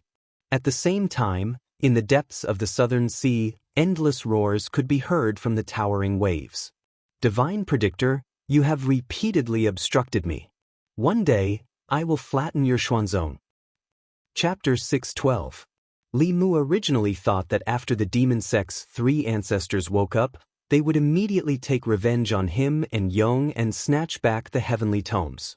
Unexpectedly, he had stayed in the Yong kingdom for half a month without seeing any signs of activity. Neither the demon sect's 3 ancestors nor Xianming had any intention of snatching back the heavenly tomes. Li Mu's numerous long-distance teleportation formations seemed to have been built in vain. At this moment, Li Mu suddenly recalled that Pei Yi had once said that the 3 ancestors could not easily set foot on the continent. Although Li Mu didn't know the reason behind this, since the Devil sect didn't plan on attacking Yong, there was no need for Li Mu to remain here. The reason why he had stayed in Yong for so long was to learn how to govern Yong. The Great Zhou's internal problems had been resolved, and its external troubles had been quelled. What was needed now was peaceful development. In this aspect, he needed to learn from Yong. In the Yong Imperial Palace, Li Mu extended his hand to Linglong and said, "Let's go." This time, he wanted to bring Princess Linglong back to the divine capital. Firstly, her heart of 7 orifices was extremely attractive to the demonic Dao. If she remained in Yong would not be able to protect her. In addition, Ling Long had taken the initiative to follow Li Mu to the divine capital. She felt deeply guilty for torturing Li Mu every day on the demonic island. Although it was an act, she had really done it. She had taken the initiative to follow Li Mu to atone for her sins. Li Mu had emphasized to her many times that it was only a temporary measure in times of danger. However, Princess Ling Long seemed to have accepted this stubbornly. Since he was going to take her with him anyway, Li Mu let her be. Aside from protecting her, Li Mu actually had a small selfish motive. Although the heavenly tomes of Yong had been snatched away by the demonic Dao, Ling Long was a walking heavenly tomes. If he brought her to the divine capital and had her help the great Zhou implement a series of reforms, wouldn't he and the Empress be liberated? As the group watched the two disappear, the young Emperor suddenly realized something and muttered, "Oh no, we fell into a trap." Great Zhou, Shin, Du. According to past practice, whenever Lord Li Mu disappeared for a period of time, it meant that he was planning something big. The Great Zhou, the Yao Nation, and the Ghost Realm had formed an alliance during his absence. This time, news of Lord Li barging into the demon sect's lair alone and rescuing Princess Ling Long from Yong under the noses of many demon sect experts spread from Yong to Shin, Du. Even if the people were already used to his actions, they still couldn't help but sigh in their hearts when they heard about this. Lord Li was forever a god. Ever since he stepped into the divine capital, all the things he did were things that others couldn't do, things that others didn't dare to do, and things that others didn't even dare to do. Even the people he chose to date were like this. In the entire Great Zhou, he was probably the only one who dared to flirt with the Empress. At this moment, in the Changel Palace, Li Mu was preparing to report to the Empress. Zhou Yi sensed that Li Mu had returned and was originally overjoyed. However, in the next moment, he sensed the aura of an unfamiliar woman beside him. Seeing Li Mu and a young woman walk in, the Empress only shot him a glance and didn't say anything. Li Mu understood the Empress so well that he knew what she was thinking with just a glance. Unhurriedly, he introduced, "Your Majesty, this is Princess Ling Long of Yong. She possesses the heart of 7 orifices and is one of the important targets of the demon sect. In order to protect her and prevent her from being abducted by the demon sect again, this subject acted on his own initiative and brought her back." Princess Linglong's eyes were filled with stars as she looked at the Empress. She hurriedly bowed and said, "Ling Long greets your Majesty, the Empress." Zhou Yi felt uncomfortable under Princess Linglong's gaze. He lightly coughed and said, "Dispense with the formalities. Ali, arrange a palace for Princess Ling Long to live in." According to etiquette, the envoys or nobles of other countries should be placed in the Chamberlain of Dependencies. They had never been placed in the palace. Li Mu opened his mouth and said, "Your Majesty, isn't it a little inappropriate to have Ling Long live in the palace?" Zhou Yi indifferently glanced at him and asked, "Then where do you think is appropriate for her to live? The Li residence?" Li Mu decisively shut his mouth. Ali and Mr. Mei went to tidy up the palace for Ling Long. The Empress walked outside the Changel Palace and pretended to be admiring the scenery. She indifferently said to Li Mu, "Her name wasn't on that paper." Li Mu helplessly said, "Your Majesty, what are you thinking? I only brought her back to protect her. At the same time, I also want her to help the Great Zhou implement some reforms that affect the people's lives. Also, she is an admirer of your Majesty." Zhou Yi was diverted by Li Mu's change of topic. He asked, "What does she admire about me?" Li Mu said, "Your Majesty is young, but you are already one of the most powerful people in the Zhu continent. You control the most powerful empire in the Zhu continent. You are the idol of countless women, including Ling Long. She has told me more than once about her admiration for your Majesty." At the entrance of another palace, Princess Ling Long looked at Li Mu and the Empress standing side by side not far away. She was full of joy and said, "Big Brother Li and your Majesty are a perfect match." "Seeing them together makes me happy." Mr. Mei was puzzled and asked, "Your Majesty and Li Mu are together. What makes you happy?" Princess Ling Long said, "I don't know. In any case, I'm just happy. Zhou Yi glanced at Ling Long from the corner of her eyes and asked Li Mu, "What's there to be happy about?" Li Mu explained, "Your Majesty might not understand, but when she admires the two of us at the same time, she would very much want to see us together. Aren't the people of the divine capital like this? Your Majesty also knows the people's cries for us." Zhou Yi understood Li Mu's explanation. Countless people of the divine capital hoped that she would make Li Mu empress. She didn't expect that there would also be such a person in the distant Yong kingdom. At this moment, Zhou Qiong suddenly didn't care so much about the fact that Li Mu had brought back a beautiful woman.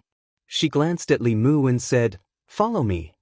Li Mu followed behind the empress and soon arrived in front of the ancestral shrine. The empress entered the ancestral shrine, and Li Mu followed her in. Inside the ancestral shrine, 36 cauldrons of psychokinesis shone with an abnormally resplendent golden light. The golden threads extending from each cauldron were at least twice as thick as the ones Li Mu had seen last time. Li Mu was astonished for a moment, but he soon understood. The great Zhou of today was no longer the great Zhou of the past. After Li Mu helped Su he unify the ghost realm and establish a peace treaty with the great Zhou, the Zhu continent's situation had completely changed. Apart from the demon sect, which the common people couldn't come into contact with, the great Zhou's internal and external troubles had been resolved. The common people could completely relax and live in peace and contentment. This was the best time that the Zhu continent had experienced in the past several thousand years. And the great Zhou was destined to be the dynasty that the common people trusted the most and recognized the most. When the common people trusted the country and were proud of the people of the country, the psychokinesis of the people would naturally reach a peak. Within the large cauldron in the center of the ancestral shrine, the psychokinesis dragon was napping. Its body was abnormally thick and solid, not inferior to the one given to him by the young emperor. This meant that the psychokinesis spirit within the ancestral shrine of the great Zhou had matured. Li Mu recalled this matter and said to the empress, "There is one more thing that this subject forgot to tell your majesty." In order to thank this subject, the young emperor gave this subject a valuable gift. Zhou Yi looked at him and asked suspiciously, "He wants to marry his daughter to you?" Li Mu was speechless. "What is your majesty thinking?" He gave this subject a strand of emperor's qi. Li Mu extended his hand, and another golden dragon flew out from the cauldron. The moment this dragon appeared in the ancestral shrine, the enormous dragon within the cauldron opened its eyes.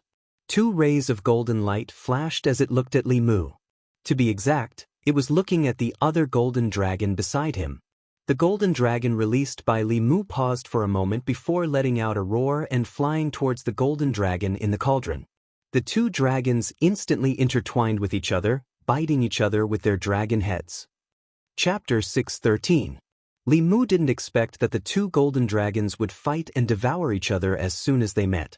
It was only then that he realized that the Emperor Qi was the spirit of telekinesis. They were formed from telekinesis. Whenever 2 spirits of Emperor Qi met, they would devour each other to strengthen themselves.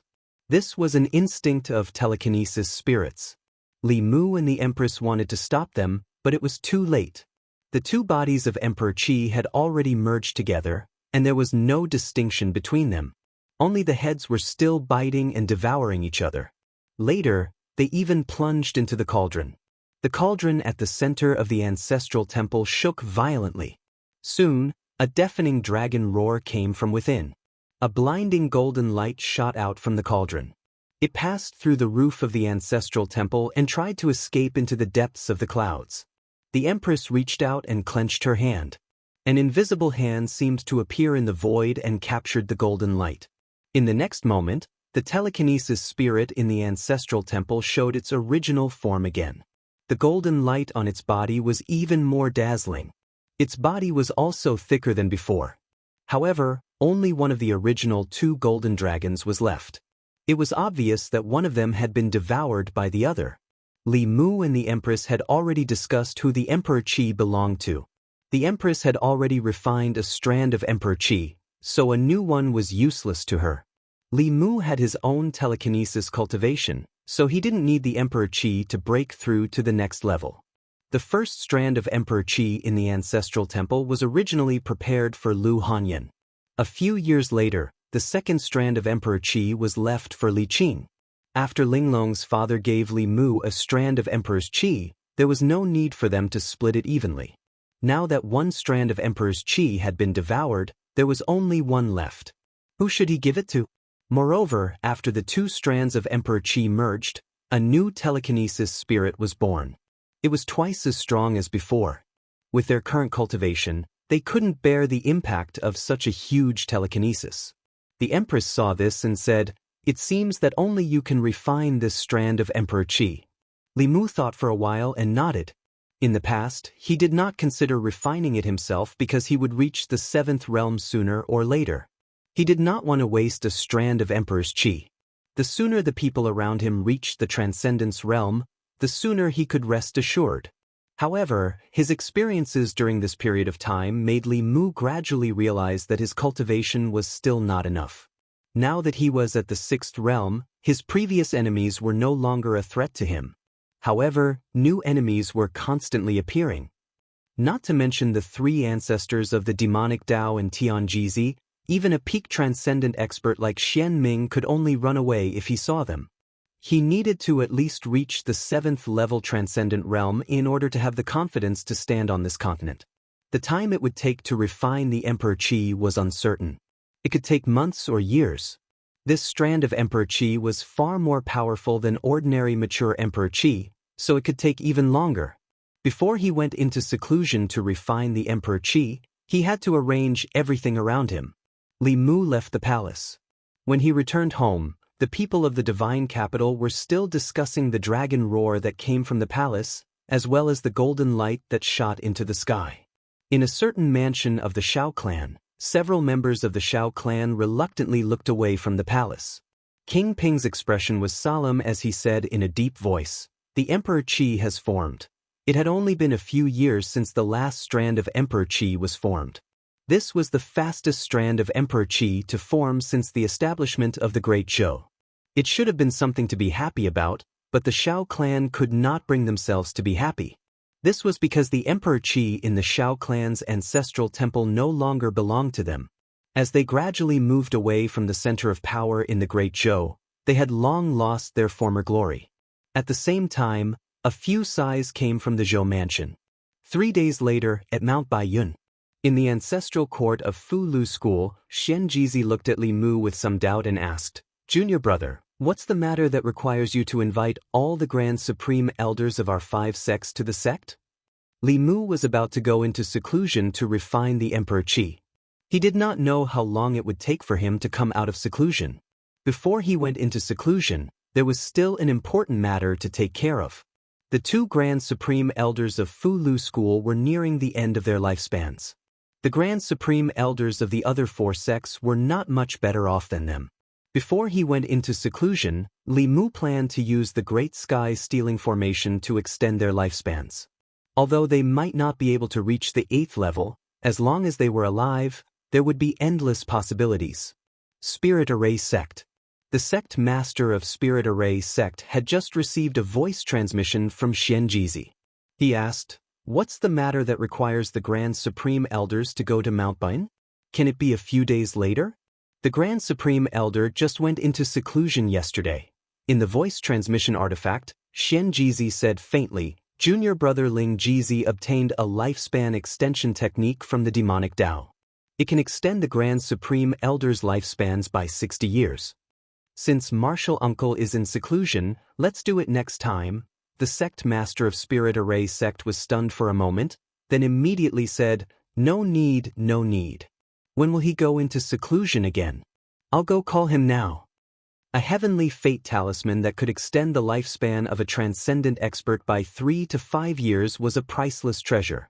What was the concept of extending one's lifespan by one 60-year cycle? It wasn't extending one's lifespan, but rather an opportunity and a possibility. Even if the Prime Elder was in secluded meditation, the headmaster would still call him out. Not long after, 2 streams of light flew out of the ancestral court of Spirit Array Sect and headed north. The speed of the light was unbelievably fast. Some of the elders of Spirit Array sect looked at the sky with shock in their eyes. They muttered, "This speed, the Grand Supreme Elder's cultivation has improved again. In a quarter of an hour, 2 streams of light each from Spirit Array sect, Pill Cauldron sect, and South sect and North sect flew towards Mount Baiyun at the maximum speed of the 7th realm. A day later, on the plaza of the main peak of Mount Baiyun, a huge formation had been set up. Apart from Xuanzong, 10 Grand Supreme Elders of the 6 Daoist sects sat cross-legged in the formation. Their eyes were filled with excitement and anticipation. Each formation could extend the lifespan of 10 people at most, which was the number of Grand Supreme Elders of the 5 sects. Li Mu originally wanted his nominal master, Fu Daozi, to come along. However, he was in seclusion to comprehend the Fulu Great Tao. If he forcefully broke through, all his previous efforts would be wasted. If he did not come out before the end of his life, Li Mu would have no choice but to forcefully wake him up. Under everyone's gaze, Li Mu struck a spell into the formation. The entire formation flickered with white light. The spiritual energy of several mountains of supreme-grade spiritual jades that were set up at the key positions of the formation was instantly depleted and turned into dust. Li Mu's attention was completely focused on the formation. The supreme-grade spiritual jades required for this formation had almost emptied the 5 sects' assets. If it failed, they would not be able to set it up again in a short period of time. Fortunately, the next scene did not disappoint Li Mu. Above their heads, a dense whirlpool gradually appeared. Strands of unknown energy were attracted from the other side of the whirlpool and drilled into the bodies of the people in the formation. In the next moment, a magical scene appeared. The Grand Supreme Elders' white hair gradually turned black. The frowns on their faces lessened and the spots disappeared. The lethargy and death aura on their bodies also gradually disappeared. Outside the formation, everyone's breathing began to become heavy. How could any cultivator resist the temptation of having an extra 60 years of lifespan? Everyone's attention was on the Grand Supreme Elders. Only Li Mu's gaze was fixed on the slowly disappearing spatial vortex in the void. The energy that allowed the Grand Supreme Elders to reverse time was something he had never seen in the real world. It was like spiritual energy, but much purer than spiritual energy. Moreover, no matter how pure the spiritual energy was, it did not have the effect of reversing time. Energy would not appear for no reason. Where did this mysterious energy come from? There had been demonic cultivators who had tried to find the answer to this question. Without exception, they had all died on the way. This vortex seemed calm, but it contained an endless and violent spatial power. Whether it was the physical body or the primordial spirit, once touched, it would immediately be crushed and devoured. Not even a trace of residue would be left.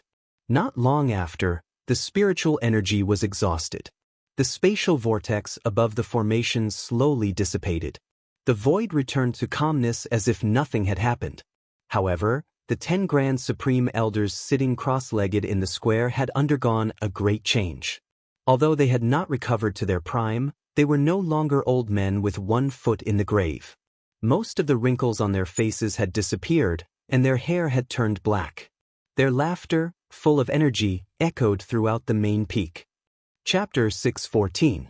Feeling the new vitality in their bodies, the 2 Grand Supreme Elders of Fu School felt extremely complicated. 2 years ago, they had a premonition that the end of their lives was near. They had planned to pass on their cultivation to the disciples of the school and make one last contribution to the school before they died, passing on their lifetime's cultivation and comprehension. If Li Mu had not advised them at that time, they would not be where they were today. At the same time, they felt pity for the ancestors of the school who had died because of the end of their lifespans. If Li Mu had been there at that time, they would not have had to sacrifice themselves. The 2 of them looked at Li Mu, their eyes filled with gratification. These old fellows had already been surpassed by the younger generation of the school. But this was a good thing. The future of Fu School rested on his shoulders. The other elders also looked at Li Mu, then cupped their hands together and said solemnly, "Many thanks, Martial Nephew." He had helped them extend their lifespans by 60 years. This was a debt that could not be repaid. In addition to the debt of deciphering the heavenly tomes, They had unknowingly owed Lu School so much. Li Mu smiled at the crowd and said, "We're all family. Martial uncles, there's no need to be so polite." Xianxia also smiled and said, "I've already had the disciples prepare a banquet in the main hall to congratulate martial uncles. Martial uncles, please come." After the banquet, the Grand Supreme Elders of the various sects did not leave. Instead, they stayed on Mount Baiyun and discussed the Tao with each other. Every few days, they would give lectures on the Tao at the various peaks. Any disciple of Lu School could go and listen according to their interests. Some cultivators who came to Mount Baiyun to buy Lu could also listen if they wanted to. Although Lu School also had experts in the Tao of pills, formations, artifact forging, and body refining, their attainments could not compare to the Grand Supreme Elders of the various sections. Originally, the top experts of the various sects would only give lectures during the Daoist conference. At that time, the various sects would at most send experts at the level of first seat. The Grand Supreme Elders of the various sects would personally give lectures. This was a treatment that even Xuanzong had never received. Unknowingly, Fulu School had replaced Xuanzong as the invisible leader of Taoism. Once the news of the Grand Supreme Elders of the various sects preaching at Mount Baiyun spread, countless cultivators flocked to Mount Baiyun. It was an unprecedented event. The news quickly spread to Xuanzong. Ever since Li Mu had caused a ruckus at the exchange meeting, Xuanzong's situation had deteriorated day by day. Great Zhou did not allow Xuanzong to open a training ground in the country.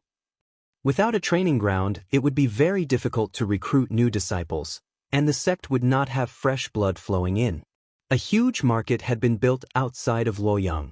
Because of its unique geographical advantage and the unconditional support of various sects, almost 90% of Xuanzong's business was taken away. A month ago, Xuanzong's market had been closed. Not only that, but in such a short time, Xuanzong had gone from being the #1 sect of Taoism that everyone envied to being hated by humans and demons. Now, not only the Yao Kingdom, but even the Ghost Realm had forbidden Xuanzong disciples from entering. Before offending Li Mu, no one had thought that things would turn out this way.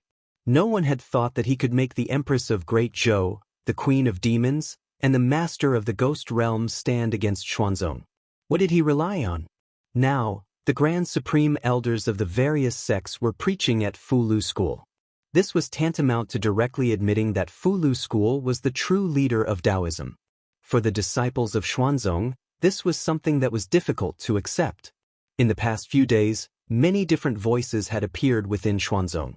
More and more people were dissatisfied with Grand Supreme Elder Dao Chengzi's actions and demanded that Qing Chengzi be handed over to redeem Xuanzong's reputation. However, Grand Supreme Elder stubbornly insisted on having his own way. After severely punishing several elders who had opposed him, no one dared to bring up the matter again. On the surface, Mount Penglai appeared to be peaceful, but everyone knew that Xuanzong was no longer the Xuanzong of the past. In a Dao palace floating on the highest mountain peak, Dao Chengzi sat on the sect master's chair. Half of his hair was black and the other half was white. His entire person gave off an evil aura. The white-haired half of his face hesitated and said, "Let's hand over Qing Chengzi. This was our fault in the first place."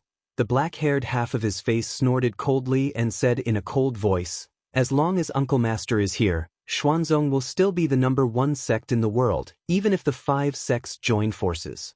When we step into the Dao integration stage, we will destroy the demon Dao and unite Taoism. That's not what I want." You never fight for what you want.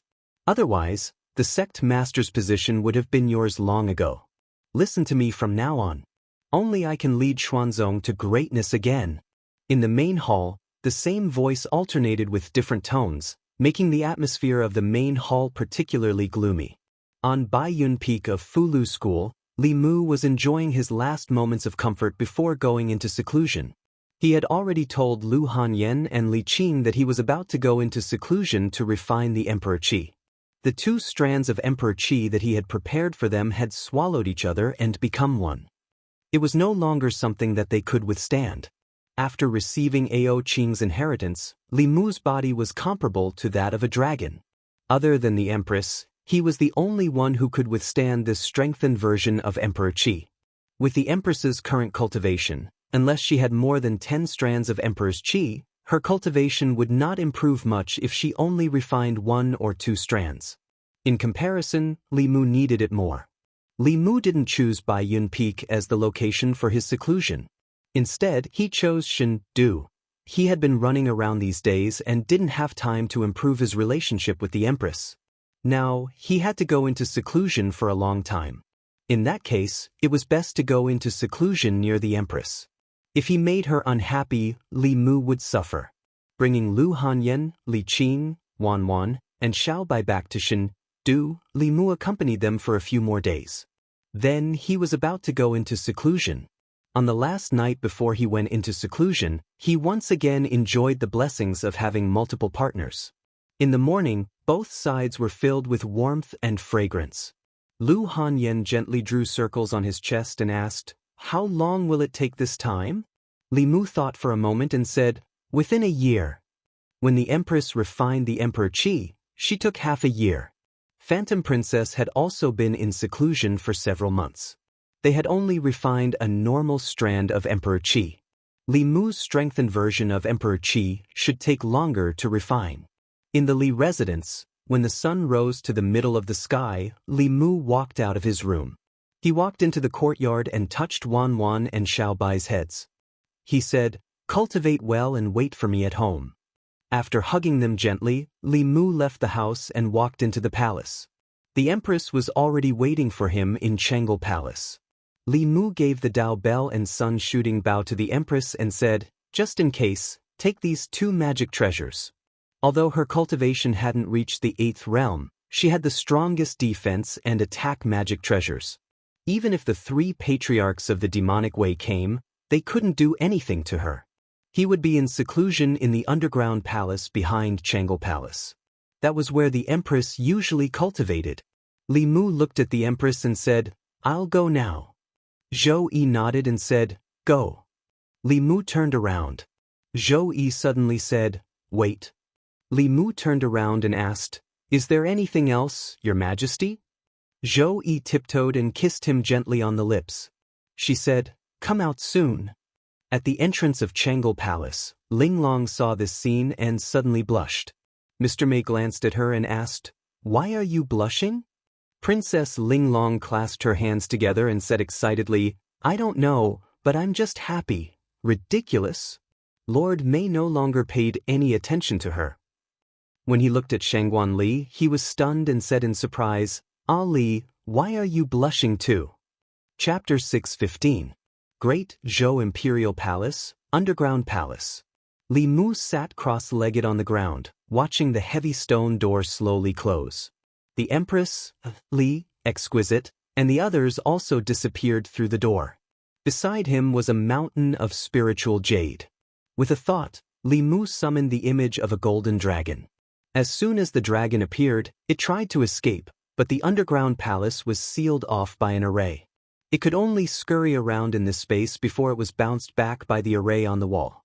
After a series of collisions, it roared and charged into Li Mu's body. As the telekinesis spirit entered his body, Li Mu's body radiated golden light, as dazzling as the sun. This energy was extremely violent, completely different from the gentle telekinesis he had absorbed in the past. Boundless telekinesis rampaged through his body, as if it wanted to destroy everything. Fortunately, Li Mu's body was comparable to that of the dragon race. After the baptism of the dragon marrow, this pain was nothing to him. Not long after, a golden cocoon formed on the outside of his body. The golden cocoon emitted a faint fluorescent light. The spiritual jade in the underground palace seemed to be attracted by something. The spiritual qi within slowly dissipated and was absorbed into the golden cocoon. The underground palace fell into a long silence. 1 month, 2 months, 3 months. Half a year passed in the blink of an eye. In this half a year, the Zhou continent was peaceful. The people of the Great Zhou lived in peace and contentment. In the ancestral temple of the imperial palace, the new imperial qi had already taken shape. In the past, the imperial court would have needed more than 10 years to condense telekinesis. Now, It only took the imperial court half a year. In this half a year, the imperial court issued many policies. The imperial court opened medical centers in the various counties and counties, reducing the majority of the people's medical expenses. At the same time, welfare homes and shelters were established in the various counties to support the elderly and orphans abandoned by their parents. Some people who lived in poverty and found it difficult to survive were also helped by the imperial court. The introduction of a series of policies benefiting the people made them trust the imperial court more and more. The unity of the people's hearts reached a peak since the founding of the Great Zhou. When the empress had just ascended the throne, there was a saying among the people that if a woman became empress, yin and yang would be reversed, and heaven and earth would be in rebellion. Now, the common people could no longer hear such voices. The wise and mighty Her Majesty the Empress and official Li, who wholeheartedly served the people, were in perfect harmony. It was because of this that the people of the Great Zhou's 36 counties could live such good lives today. If anyone dared to criticize this, they would be drowned in the mouths of the people even without the imperial court taking action. Great Zhou Shendu. The citizens of Shendu had not heard from Lord Li for half a year. After disappearing for half a year, the people did not forget about him. Everyone knew that they were living and working in peace now because there were countless people like Lord Li who were silently working for them in the dark. They did not know the names of these people, nor did they know their identities, but they definitely existed. They used their backbone to prop up the Great Zhou. On the streets of Fairy's capital, Wan and Xiao Bai each held a stick of candied hawthorn as they followed behind Lu Hanyan and Li Qing. Wan licked the icing on the surface and muttered, "Young master has been in seclusion for half a year. When will he come out?" Xiao Bai gently took a bite of the hawthorn and said, "Benefactor said that he will only come out in about a year."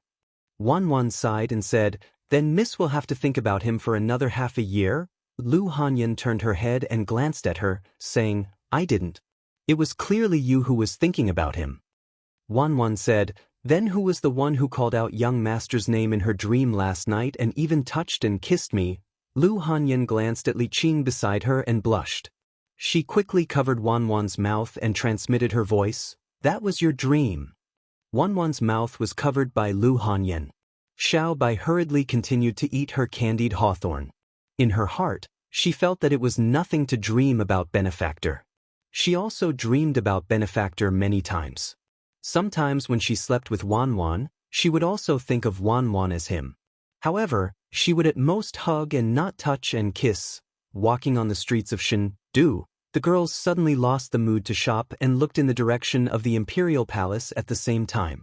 At this time, in Chang'e Palace, Zhong Ling was running around barefooted and playing with Cheng Exin.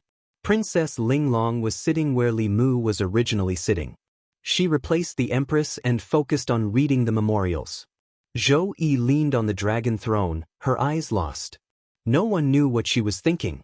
Shang Guanli stood behind her, her eyes also unfocused. Mr. Mei stood behind Zhou Yi on the other side. He was bored and mumbled, "It's been half a year. I wonder when Li Mu will come out of seclusion." Without Li Mu, the imperial palace was extremely quiet.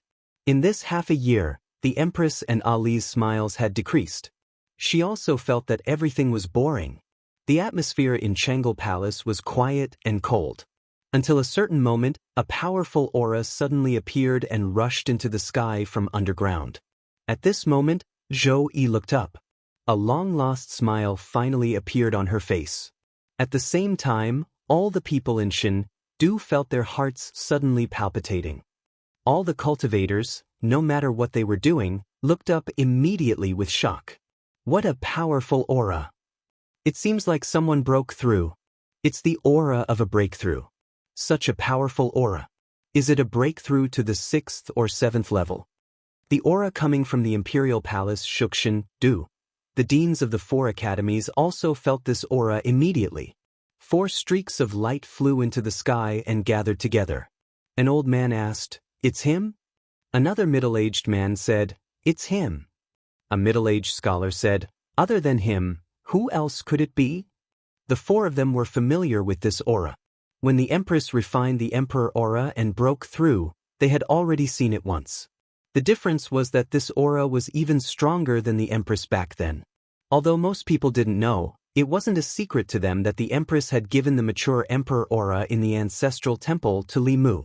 As the deans of the 4 academies, one of their responsibilities was to protect the Emperor aura from outsiders.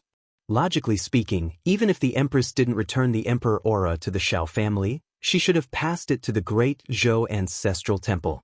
However, when the Empress gave the Emperor aura to Li Mu, they didn't stop her. Firstly, the great Zhou was where it was today because of the Empress and Li Mu. This Emperor aura was also nurtured and condensed by them. They had the right to decide what to do with it. Secondly, the Empress's strength had soared in the past 2 years. Even if the deans of the 4 academies worked together, they were still no match for her. Whether it was power or strength, she stood at the peak of the great Zhou. Although Li Mu was a subject, he was only one title away from the Empress. It was indisputable that he had inherited the Emperor aura. The 4 of them looked at each other and flew to the imperial palace to congratulate her. The 4 deans were of noble status. They didn't need to announce their entry to the imperial palace. As soon as they entered Chang'e Palace, they saw 2 figures hugging each other tightly. In an instant, their expressions became awkward. Although there were some things that everyone was well aware of, it was the first time they had seen it with their own eyes. When Zhou Qiong and Li Mu hugged each other, they were facing the door of the hall. Zhou Qiong raised her head and frowned. The 4 deans' hearts skipped a beat and they immediately retreated. Not long after, the Empress's voice came from inside the palace. "Come in." The 4 of them walked into Chang'e Palace again and saw the Empress sitting majestically on the dragon throne. A young figure stood in the palace. The 4 deans clasped their hands awkwardly and said, "Congratulations, Lord Li, congratulations, Your Majesty." Chapter 616. In the past, the 4 academies could suppress the imperial power. Now, the 4 deans could only lower their heads before Li Mu and the Empress. The Empress Cultivation had reached the peak of transcendence. If she really fought, she wouldn't be weaker than Xianming. One strand of Emperor Qi could make a 5th realm cultivator reach the 7th realm. 2 strands of Emperor Qi not only allowed Li Mu to transcendence, but his spiritual power was also far stronger than normal 7th realm cultivators. Now, if he met Xianming again, Li Mu could fight her without the sun-shooting bow. The 4 deans were quickly sent away by the Empress. After not seeing each other for half a year, Zhou Yi wanted to find a quiet place to spend some time with Li Mu. However, she also knew that Li Mu didn't belong to her alone. She pretended not to care and said, "They should know that you're out. Go back first." Li Mu transmitted his voice, "Then I'll come find you later." Zhou Yi nodded and said, "I'll wait for you here." The 7th realm's divine telekinesis was enormous. Li Mu's divine telekinesis scanned the area and found several familiar auras on the streets of the divine capital.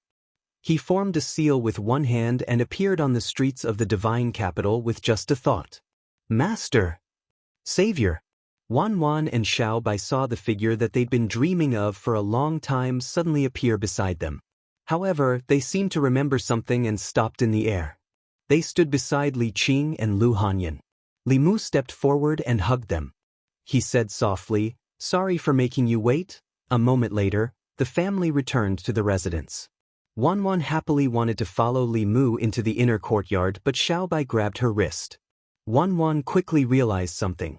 She sat down at the stone table in the courtyard and rested her chin on her hands.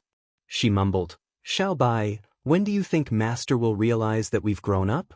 Xiaobai giggled and said, "I'm not in a hurry. I'll be Savior's person sooner or later anyway."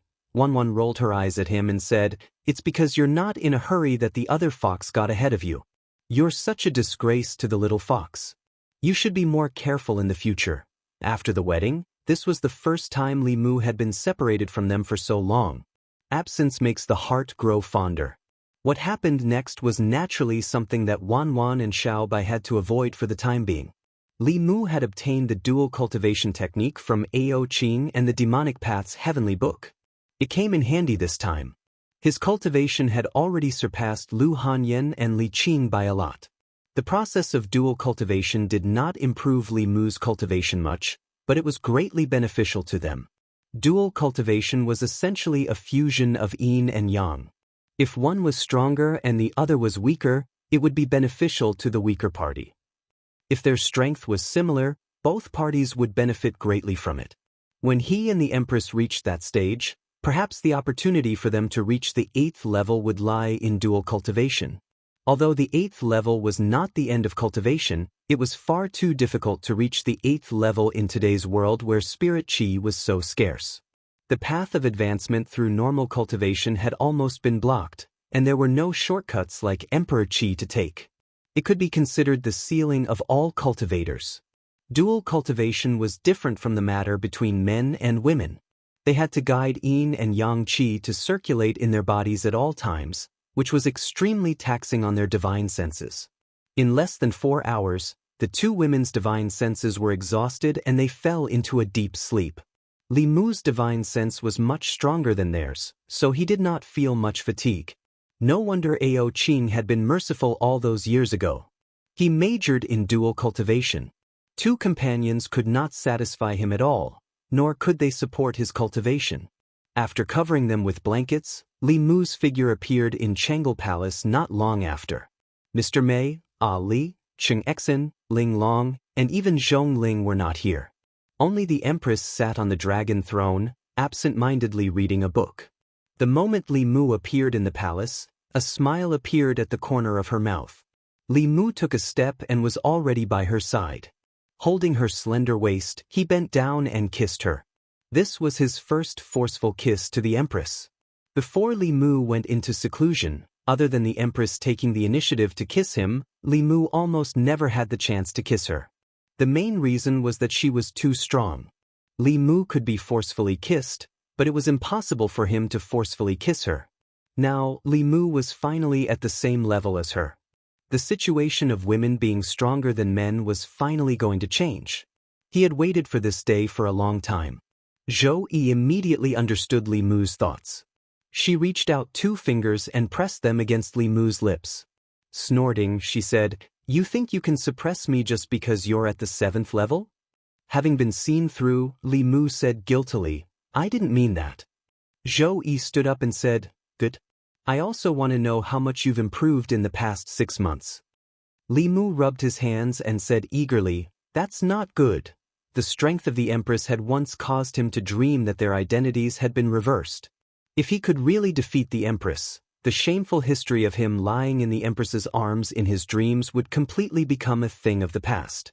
Not long after, in the 9 heaven squall above the divine capital, 2 indistinguishable figures were entangled in the 9 heaven squall. The light of spells blossomed into brilliant fireworks in the sky. However, it was daytime now, so the commoners couldn't detect it. The cultivators with high cultivation in the divine capital could feel the waves of mana coming from above. Some people flew up to investigate curiously, but when they got close to the 9 heaven squall, they flew back down dejectedly. The 9 heaven squall above could not only destroy the physical body, but also injure the primordial spirit. It was a forbidden area for cultivators. Those who could fight in the 9 heaven squall were all elites among elites. Just the aftershocks of a battle of that level could destroy their bodies and souls. First, there was a mysterious elite breaking through, and then there was a battle between top elites in the 9 heaven squall. This aroused endless suspicion in the hearts of the cultivators in the divine capital. At this moment, above the divine capital, on a white cloud, Li Mu was pinned down by the Empress. All his mana was sealed. He could only beg for mercy. "Your Majesty, I admit defeat. I admit defeat." Reality proved that after breaking through to the 7th realm, Li Mu was still overconfident. Relying on his many Daoist techniques and rich battle experience, he even dared to fight the 5 patriarchs of the demonic way. Then, he was taught a lesson by the Empress. There was no distinction between him and the Empress. Apart from not telling her his background, the Empress also knew the remarkable Daoist techniques that he knew. Fighting with the Empress, Li Mu could not gain any advantage at all. While his transcendence energy far exceeded that of a newly ascended 7th level cultivator, there was still a considerable gap between him and the Empress. From the very beginning, he had been firmly suppressed by the Empress. Now, even his body was being pressed beneath her. Facing the Empress, he could not take out the sun-shooting bow, so he could only admit defeat. Zhou Yi looked down at him and said indifferently, "If you want to suppress me, wait until your cultivation surpasses mine." With that, she leaned down and kissed him domineeringly. Walking on the streets of the divine capital, Li Mu sighed softly. That dream of his would probably last for a while longer. The Empress was different from others. She was a woman and also an Empress. She was unwilling to be under anyone at any time, even if that person was Li Mu. If there was a forced kiss between them, then the one who had the strength to take the initiative would definitely be her. On the way back to the Li residence, Li Mu passed by a street corner. Suddenly, he felt something and looked ahead. There was a flag erected at the corner of the street with the words, "Divine Strategy and Wondrous Calculation," written on it. A sloppy Daoist priest sat behind the flag, leaning against the wall and looking listlessly at the pedestrians on the street. Compared to when he first met the sloppy Daoist priest, the current him was filled with a thick aura of lethargy. More of his hair was white, and brown spots appeared on his face. This was a sign that his lifespan was reaching its end. Looking at the sloppy Daoist priest, Li Mu could not help but sigh in his heart. When he first met the sloppy Daoist priest, he was only a mortal. If it were not for his reminder, Li Mu would probably have died from the scattering of his 7 souls. Later, Li Mu recruited him into the Department of Worship and gave him a talisman of divine secrets, which allowed him to temporarily extend his lifespan. But now, it seemed that he would not be able to break through before his lifespan ended. On the other hand, Li Mu had already broken through before him. Sometimes, the path of cultivation was just this cruel. At the corner of the wall, the scruffy old Daoist priest sensed something and looked ahead, catching sight of a familiar figure. Seeing Li Mu again, he subconsciously wanted to check his cultivation. But when he used his spying ability, all he could see was a cloud of fog. Shocked, he even jumped up from the ground and said with a trembling voice, You. Chapter 617. On the street corner of the divine capital, the slovenly Daoist priest stared at Li Mu as if he had seen a ghost. The first time he met Li Mu, he was just a mortal who had lost his 7 souls. At that time, he was already at the peak of the 6th realm and was seeking an opportunity to transcend. He kindly reminded him. The second time they met, Li Mu had already stepped onto the path of cultivation. After that, every time he met Li Mu, his cultivation would become stronger. Until this time, even he could not see through Li Mu's cultivation. There were generally 2 reasons for such a situation. First, Li Mu had a magic treasure that could hide his aura and cultivation. Second, Li Mu's cultivation had already surpassed his. He subconsciously thought that it was the former. However, the feeling that Li Mu gave him was not the former. At this moment, when he faced Li Mu, he even felt like he was facing the Empress of the Great Zhou. The slovenly Daoist priest stared at Li Mu and said in shock, You have already transcended.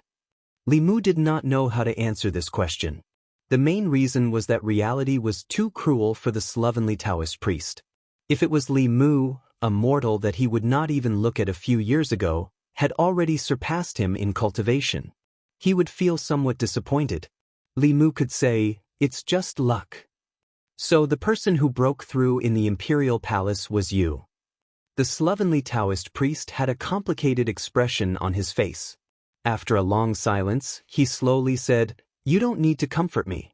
I have lived for more than 2 decades. I have lived enough. I can't wait to be free." Li Mu looked at him and gently shook his head. He said, "I obtained a life-extending technique from the demon sect. It can extend a person's life for another 60 years. Before he could finish, the Daoist priest looked at him in shock and asked, "There's such a heaven-defying Dao technique?" Li Mu nodded and said, "Since we are fated to meet again today, I originally wanted to repay Senior's kindness in the past, but I didn't expect that Senior had already seen through life and death and wanted to be free as soon as possible. Since that is the case, then forget it." The slovenly Daoist priest hurriedly stepped forward and said, I'm just saying. Who doesn't want to live a few more years? Don't forget, I saved your life." Li Mu did not forget about this. Even though he had used a heavenly fortune talisman to settle the debt between them, the debt of saving his life was immeasurable. The grand elders of the various sects had already extended their lives once. Next up would be people like the slovenly Taoist priest, who were nearing the end of their lives but were still stuck at the peak of Dongxian, unable to reach the seventh realm. Compared to the grand elders of the seventh realm, the grand elders were only at the sixth realm, so they used less energy to open the formation. It didn't matter if the slovenly Taoist priest was there or not. Li Mu chuckled. He looked at the slovenly Taoist priest and said, "Go to Mount Bayan and wait for me there."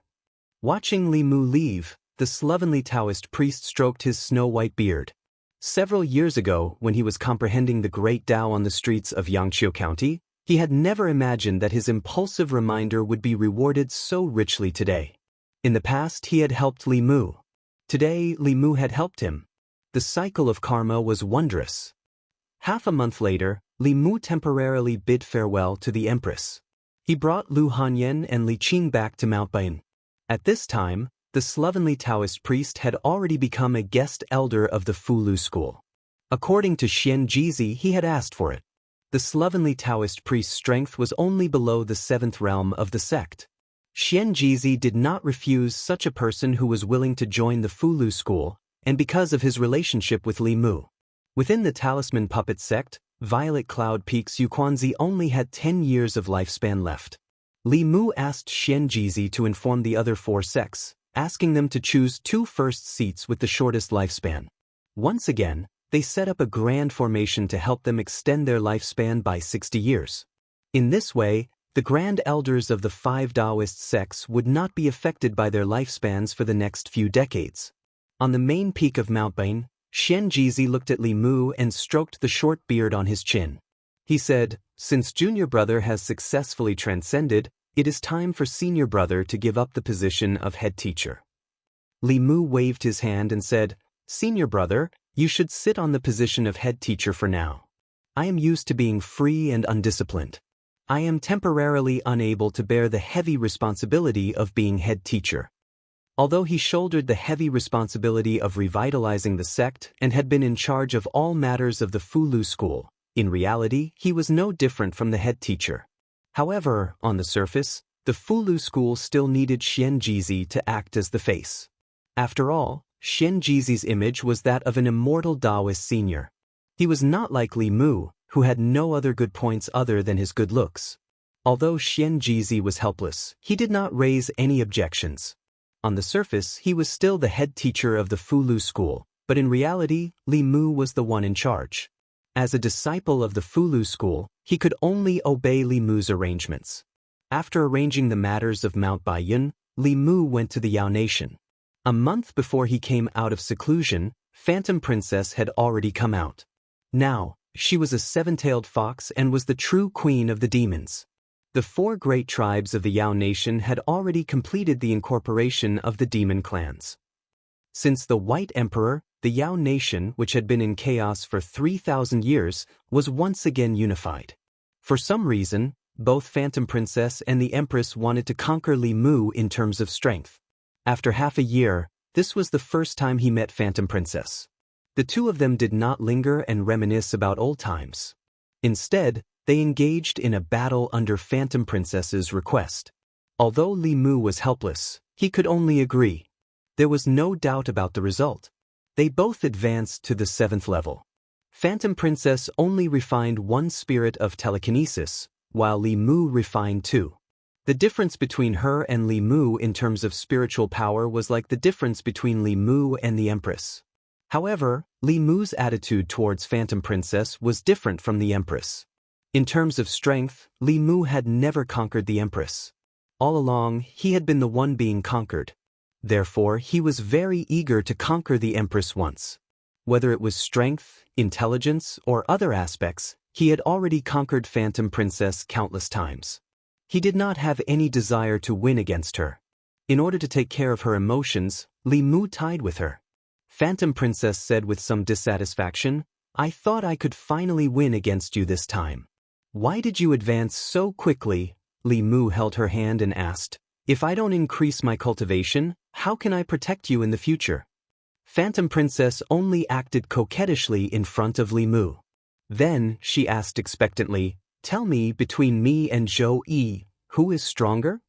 She did not have a clear understanding of how strong the Empress was. That was why she asked such a question. Li Mu revealed an awkward but polite smile and said, "She is she, you are you. You both have your strengths. Don't compare everything." Chapter 6:18. Li Mu had only stayed in the Yao nation for 3 days. Although the Queen of Demons was fragrant, the master of the ghost realm was not to be trifled with. If Su He knew that Li Mu had come out of seclusion but had not gone to find her, and was instead fooling around with Phantom Princess in the Yao nation, things would get serious. The more beauties around him, the more Li Mu wanted to be impartial. He could not let anyone feel that he was neglected. The ghost realm was shrouded in that strange fog and could not send messages directly. Unlike Phantom Princess and the Empress, who could contact Li Mu at any time, she still did not know that Li Mu had come out of seclusion. After leaving the Yao nation, Li Mu headed southwest. Fengdu City, which originally belonged to the Rakshasa king, was now the ghost capital of the ghost realm. It was the closest to the Great Zhou, and the space there was the most stable. The teleportation formation of the ghost realm was built 200 miles outside of Fengdu City. Li Mu had wanted to build it directly in Fengdu City, but the space of the ghost realm had been shattered after the ancient war. Could not withstand the power of space. Once the teleportation was activated, it would be swept into the space-time turbulence due to the collapse of space. Considering this reason, Li Mu built the teleportation formation at the edge of the ghost realm. 200 miles was not a long distance for the 7th realm Rakshasa king, King Yanluo, and the others. If one of them was in trouble, the ghost realm would only be delayed in providing support. Li Mu's current speed could not be compared to half a year ago. Soon, the fog-shrouded ghost realm appeared in front of him. He stopped shrinking Earth into an inch and turned into a stream of light, flying into the fog. At this time, the fog outside Fengdu City was abnormally tumbling. Ming Yi, Ming Air, and Ming San faced each other from a distance. Ming San looked at him and said in a low voice, "We know that you were forced. This time, the 5th ancestor came to save you. Get out of the way." Ming Yi's expression was complicated. If the 5th ancestor came to the ghost realm to save him, she would not have abandoned them when she was threatened by Li Mu's bow. Him coming here was nothing more than taking advantage of Li Mu's close seclusion to obtain the Ghost Domain Heavenly Book. The past half a year in Ghost Realm was completely different from when he was on Ghost Island. When working under the 3rd and 5th Patriarchs, he had to be respectful at all times and carry out all kinds of dangerous missions. But here, the Ghost Lord and Li Mu did not order him around. Although he did not get along well with the Rakshasa king and the other ghosts at first, they became friends as they interacted more often. Every few days they would get together for a drink. He had never had such a leisurely and comfortable experience before. Although he didn't say a word, he stood in front of Ming Air and Ming San and didn't retreat. A soul spear condensed in his hand and he pointed it at the two from afar. Seeing this, Bai asked angrily, "Bai, have you betrayed Glory Sect?" Ming San's expression also darkened. He said, "Don't talk nonsense with him. Capture him and hand him over to the 5th ancestor." As soon as he finished speaking, the two rushed toward Bai. The Yu and Ming elders' cultivations were about the same, so Bai was soon at a disadvantage. At this moment, a cloud of black fog flew over from afar, and Rakshasa King's voice came from the fog. "Old ghost, don't be afraid. I'm here to help you." With Rakshasa King's help, the pressure on Mingyi decreased, but Yanluo King, Yaksha King, and Azura King were a little flustered. The 5th ancestor of the demonic path came prepared this time. They knew the strength of Fengdu, and there were 6 7th realm cultivators with them, which was one more than them. In a battle of the same level, one more person could determine the outcome of the battle. The sky above Fengdu was covered by a huge black lotus. Su He used the ghost controlling technique, but it was useless. With her current 6th realm cultivation, she could not participate in such a battle. Ming Yi and the 4 ghost kings were held back, while Xian Ming and another black-robed man suppressed the ghost servant. Xian Ming's strength was about the same as the ghost servant's, and the black-robed man's strength was not ordinary either. Even the powerful ghost servant was not a match for the two of them. He was injured several times, and his aura kept weakening. At a certain moment, Xianming whispered to the black-robed man, "You hold him back." As soon as he finished speaking, he left the battle and flew towards Su He, who was standing on the city wall of Fengdu. The ghost servant's expression changed. He wanted to teleport over, but he was stopped by the black-robed man. Xianming had already locked onto Su He's aura. He reached out his pale and slender hand to grab Su He. Just as he was about to touch Su He, a fist appeared from the void. Boom! The fist and palm collided, and a huge wave of dermic power swept out. It was absorbed by the array on the city wall, but the ground outside the city caved in. A man's figure appeared in front of the woman on the city wall. Xianming's expression changed slightly. The dermic power in this fist was not weaker than hers. Moreover, from the fist just now, she felt that the opponent's physical body was not weaker than hers. Other than corpse cultivators and dragons, she had never met anyone with such a strong physical body. After seeing the person's face clearly, Xianming's expression changed drastically. She retreated quickly, but the person followed closely behind her like a shadow. Li Mu was in seclusion to refine the emperor's qi. This was not a secret in the sage sect. However, Xianming did not expect that he would succeed so quickly. With a level 7 cultivation and that terrifying sun-shooting bow, she was no longer Li Mu's opponent. Facing Li Mu's close approach, her fingernails grew rapidly. Like 10 sharp swords, they stabbed toward Li Mu. For corpse cultivators, the most powerful thing was always their bodies. Xianming wanted to fight hand-to-hand, but Li Mu did not use any supernatural powers. Golden light flashed on his body. Golden light radiated from his arm and met Xianming's fingernails. Then a string of fire burst out in the void. Both of them retreated hundreds of feet. This attack was evenly matched. Li Mu let out a long breath. From now on, the history of him being suppressed by Xianming was gone. He did not take out the sun-shooting bow. With the sky-breaking spear in hand, he disappeared instantly. At the same time, a long sword appeared in Xianming's hand. She stabbed forward without any hesitation. Cold light flashed in the void. The tip of the sword and the spear collided. The aftershocks spread out and even affected the other people's battle. Whether it was Luosha King and the other cultivators of the demonic path, they all stopped fighting at the same time. They stood on two sides with clear lines of shock in their eyes. Ming Er and Ming San did not expect that Li Mu, who had to run away from them not long ago, could actually be on par with the 5 forefathers. Luosha King and the others were even more shocked. More than half a year ago, Li Mu still had to rely on that terrifying bow to force the woman in white to retreat. However, in just half a year, he was able to fight the woman in white head-on without using that bow. Such speed of growth was truly shocking. In an instant, these two figures became the focus of everyone's eyes. Obviously, the outcome of this battle would determine the outcome of the two forces. Everyone in the field had a tacit understanding not to interfere. Li Mu felt a huge force coming from the tip of the spear. His body was bounced back again. The sword in her hand was obviously a magic treasure that was not inferior to the sky-breaking spear. Even Ao Xian would have to avoid a peak Xianming cultivation. Li Mu did not underestimate his opponent. He used the demon-slaying protection incantation and summoning wind and rain at the same time. In an instant, the space where Xianming was filled with wind and lightning. The rain was mixed with wind and lightning, and it swept towards her. The power of a past magic power executed by a level 7 cultivator was naturally extraordinary. Ming Er, Luosha King, and the others looked at the area from afar and shuddered. This was a magic power that could seriously injure or even kill a level 7 cultivator. In the face of this magic power that even a level 7 cultivator would find difficult to resist, a wave of heat surged out of Xuanming's body. The wave of heat swept over, and the rain that fell on her evaporated instantly. The dark clouds above were also affected and dispersed. The wind that blew on her body could only make her hair flutter.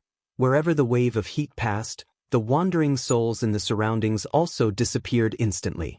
The Azura king and the others who were watching the battle from afar were forced back into Fengdu City. White light flashed outside Li Mu's body. It formed a spherical shield that protected his body. Although this wave of heat could not hurt his body, Li Mu's clothes could not withstand it. If he was not careful, he would be naked with everyone present. In the two short exchanges, neither Li Mu nor Xianming had the upper hand. In a fight between cultivators of the same level, especially those at the peak of their cultivation, it was hard to determine the winner in a short time. There was almost no magic power that could be executed by a level 7 cultivator that could end a cultivator of the same level in an instant. The terrifying thing about the sun-shooting bow was its instantaneous explosive damage. No magic or Dao technique could achieve that. Li Mu and Xianming were hundreds of feet away from each other. They did not attack again. Both of them knew very well that under normal circumstances, neither of them could do anything to the other. They could only keep exhausting each other and gamble on who would be the first to die. Of course, this was only under normal circumstances. When Li Mu extended his hand and retrieved the sky-piercing spear, Xuanming's expression changed drastically. He waved his sleeves and swept up the few demon Dao cultivators beside him. His figure gradually faded. "Freeze!" At this moment, Li Mu said softly. His fading figure paused for a moment and then disappeared. But beside him, there were two figures who were left behind. Ming Air and Ming San stood in place, stunned.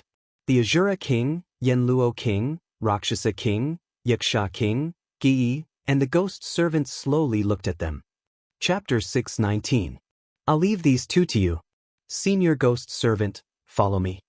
After handing Nightmare 2 and Nightmare 3 to Luosha king and the rest, Li Mu waved his sleeves.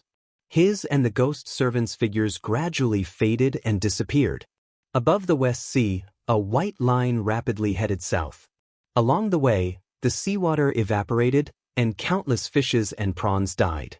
When the aquatic demons felt those powerful auras, they were so frightened that they fled into the deep sea, not daring to show their faces.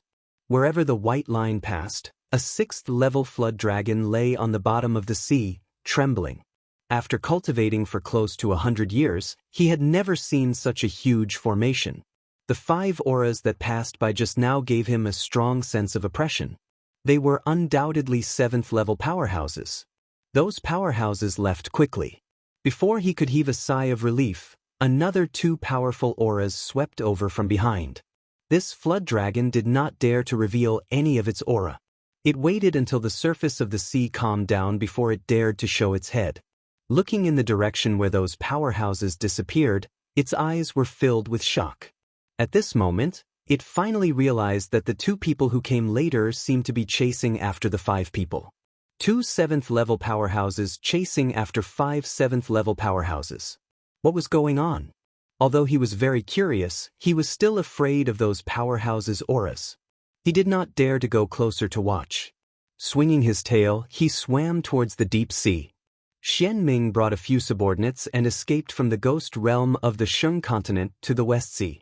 From the West Sea to Yenzhou, she flew all the way to the South Sea. In her 10,000 years of cultivation, she had rarely been in such a sorry state. When Li Mu was at 6th level, he could already hurt her with the sun-shooting bow. Now that he was at 7th level, his dermic powers were 10 times stronger than before. He only needed to shoot an arrow with all his strength to kill her on the spot. 10,000 years of inheritance would be destroyed by one arrow. With the sun-shooting bow in hand, the only one in Sage Sect who could kill Li Mu was the 3rd Elder. But the moment the 3rd Elder stepped out of Ghost Island, he would be stopped by Tian Jizi. This was why Li Mu could do whatever he wanted on the mainland. In Yenzhou, on an endless grassland, wherever Xianming passed, the vegetation would wither and turn to dust. Her speed was extremely fast, but in the path she had to pass, there was a ripple in the void and 2 figures appeared. Li Mu's shrinking technique allowed him to cross hundreds of miles easily. In the past, he had been unable to escape the pursuit of the mysterious underworld being. However, the situation was reversed now. The 5 demonic Dao ancestors would not be able to escape his grasp. Li Mu gave the sky-breaking spear to the ghost servant for the time being. He held the sun-shooting bow in his hand. Before he could draw the bow, Xianming said in a cold voice, "After shooting the arrow, do you still have the power to resist?" She wasn't exaggerating. Li Mu was sure that if he shot an arrow with all his strength, even if Xianming didn't die, he would be like Blood River and lose all his fighting power. However, at that time, Li Mu would not have a single drop of magic power left. The ghost servant would be besieged by the others, especially with the black-robed man around. It would be difficult for him to win. At that time, Li Mu's magic power would not have recovered and he would be in a dangerous situation. Exchanging one with Xianming was obviously not a smart decision. He thought for a moment and suddenly shot the bow at the black-robed man. He only used 10% of his magic power for this arrow. It was enough to kill an initial transcendent realm expert. The black-robed man's expression changed when he was targeted by the sun-shooting bow. However, he couldn't dodge. A black light flickered on his body. Suddenly, a scale flew out from his chest and met the arrow. Boom! The golden arrow and the black scale collided and exploded. A spatial crack swept out. Xianming quickly retreated with the others. The black-robed man only spat out a mouthful of blood. He actually blocked the sun-shooting bow's arrow. Dragon race. Li Mu recognized the black-robed man from the scale. He was actually a 7th realm black dragon. The dragon race's strength was already higher than those of the same realm. In addition, they had strong bodies and powerful supernatural powers. Human and Yao cultivators of the same realm couldn't do anything to them. The scale that flew out from his body was one of the dragon race's life-saving supernatural powers. The only reverse scale on their body was refined into a magic treasure. It would fly out at a critical moment to protect their body. It could block a fatal blow for them. The arrogant dragon race was actually willing to be a subordinate of the demonic path. Li Mu didn't hesitate and drew the bow again. At this moment, Xianming suddenly grabbed the air and grabbed a figure from the flask heaven space. The figure blocked in front of her. She coldly looked at Li Mu and said, "Try shooting another arrow." Seeing Xianming grabbing the shoulder of the white-robed female corpse in front of him, Li Mu's face darkened. He raised the sun-shooting bow and aimed at the sky. An arrow light whizzed by and disappeared in the sky. The female corpse that Xianming used as a threat had the same face as Suhi. It was Suhi's body under the altar in the Bay of Clearwater. After she risked her life to save Suhi, she disappeared alone. Li Mu and Suhi never saw her again. Although she was an independent body, she still had an inseparable relationship with Suhi. She didn't expect that she would fall into Xianming's hands. Xianming saw Li Mu's reaction and knew that she had made the right bet. He really cared about the spiritual corpse in her hands. In her previous life, she had already made preparations for this life. She had set up altars in countless places to cultivate spirit corpses that would accept her memory inheritance. Although she had only chosen one in the end, those altars had all been left behind. To cultivate the spiritual corpses that were compatible with her, she had sealed a drop of her essence blood in each altar. When Li Mu had forced her out of the ghost domain, she had felt the aura of her essence blood at the border of the ghost domain. Following this aura, she had easily found the spiritual corpse. At first glance, Xianming had guessed the connection between the spiritual corpse and the female ghost by Li Mu's side. She had conveniently taken her away to deal with today's situation. Li Mu held the sun-shooting bow. He could shoot Xianming to death. However, before that, she would destroy the spiritual corpse that Suhi had turned into. Xianming looked at Li Mu and said, "Give me all the heavenly scriptures. Otherwise, I will kill her." Li Mu looked at her as if she was an idiot and asked, "Do you think it's possible?" Xianming frowned and said, "Give me back the heavenly scriptures you stole from the holy sect." Li Mu shook his head and said, "You can't threaten me." Xianming's sharp fingernails scratched Suhi's spiritual corpse's neck, leaving some shallow marks. She said, "Then you should collect her corpse." Li Mu wasn't moved. With an indifferent face, he said, "You can do whatever you want. You kill her and I will kill you. It's revenge for her." Xianming frowned. "You don't want to save her?" Li Mu asked back, "Why should I save her?" Xianming said, "She's the one you like. She and that woman have the same origin. They look exactly the same." Li Mu looked at her and said indifferently, "Shallow. The appearance is only the appearance. The inner beauty is the real beauty. If you really like someone, you shouldn't just like her appearance. Besides, I already have one with such an appearance. What's the point of having another one? Is she worth exchanging the heavenly scriptures for?" Although Xianming had cultivated for 10,000 years and had rich experience in fights of magical powers, she knew nothing about the relationship between men and women. The bodies that she inherited the memories from were all adult women. Their memories were erased. After receiving her inheritance, only battles and expansion accompanied them. She thought that the reason why Li Mu would yield was because of the memories about Ao Qing from thousands of years ago. Ao Qing had many companions. Not only were there sisters who looked similar, but there were also female cultivators who had the same origin as Ao Qing. Li Mu's temperament was very similar to Ao Qing's to a large extent. She thought that Li Mu would yield because of this, but she realized that she was wrong. At this moment, Li Mu looked at Xianming and said, "Or, you can choose to let her go. I will let you go." There was only Li Mu and the ghost servant. It was not realistic to keep Xianming and these people. It was better to exchange for Su He's spiritual corpse, which could solve one of her worries. Li Mu's words made Xianming sink into contemplation. Apparently, in Li Mu's heart, the heavenly book was more important than the woman's spiritual corpse. And this spiritual corpse was more important than her. If Li Mu didn't care about this spiritual corpse, one arrow could destroy her 10,000 years of effort. At that time, although Xianming's spiritual power would be exhausted, the ghost servant could protect him and retreat safely. Xianming pondered for a while and suddenly pushed Su He's spiritual corpse towards Li Mu. Then, he led the few people beside him and fled towards the south. Li Mu couldn't chase after Xianming because Su He's spiritual corpse was unconscious. Her body was burning red.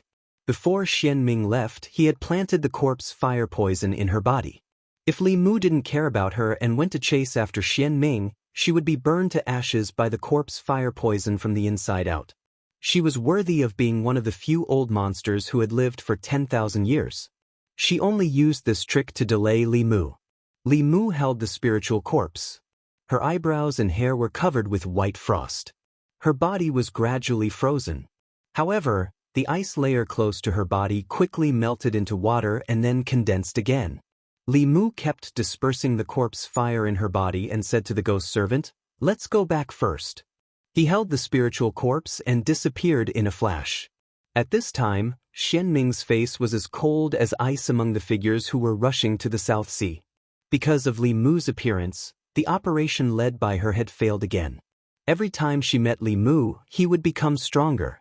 Now, in terms of spiritual power, he wasn't weaker than her. With the sun shooting bow, even she had to run away. Unknowingly, Li Mu's threat to the sage sect had surpassed Xuanzong. He had become their biggest enemy. After returning to the Ghost Island, she went straight to the high tower in the center. Not long after, on the high tower of the Ghost Island, the third forefather heard Xianming's words and slowly opened her closed eyes. She said, "Whether it's Xuanzong or Li Mu, don't worry about them. The two senior brothers are about to come out. You should also immediately go into seclusion to increase your cultivation. The curtain is about to open." Xianming's face was filled with joy. Senior brothers have finally come out. The third forefather nodded. Then, she looked at the horizon and said in a low voice, "We have waited for 10,000 years for this day. Tianjizi, let's see how you will stop them when the time comes."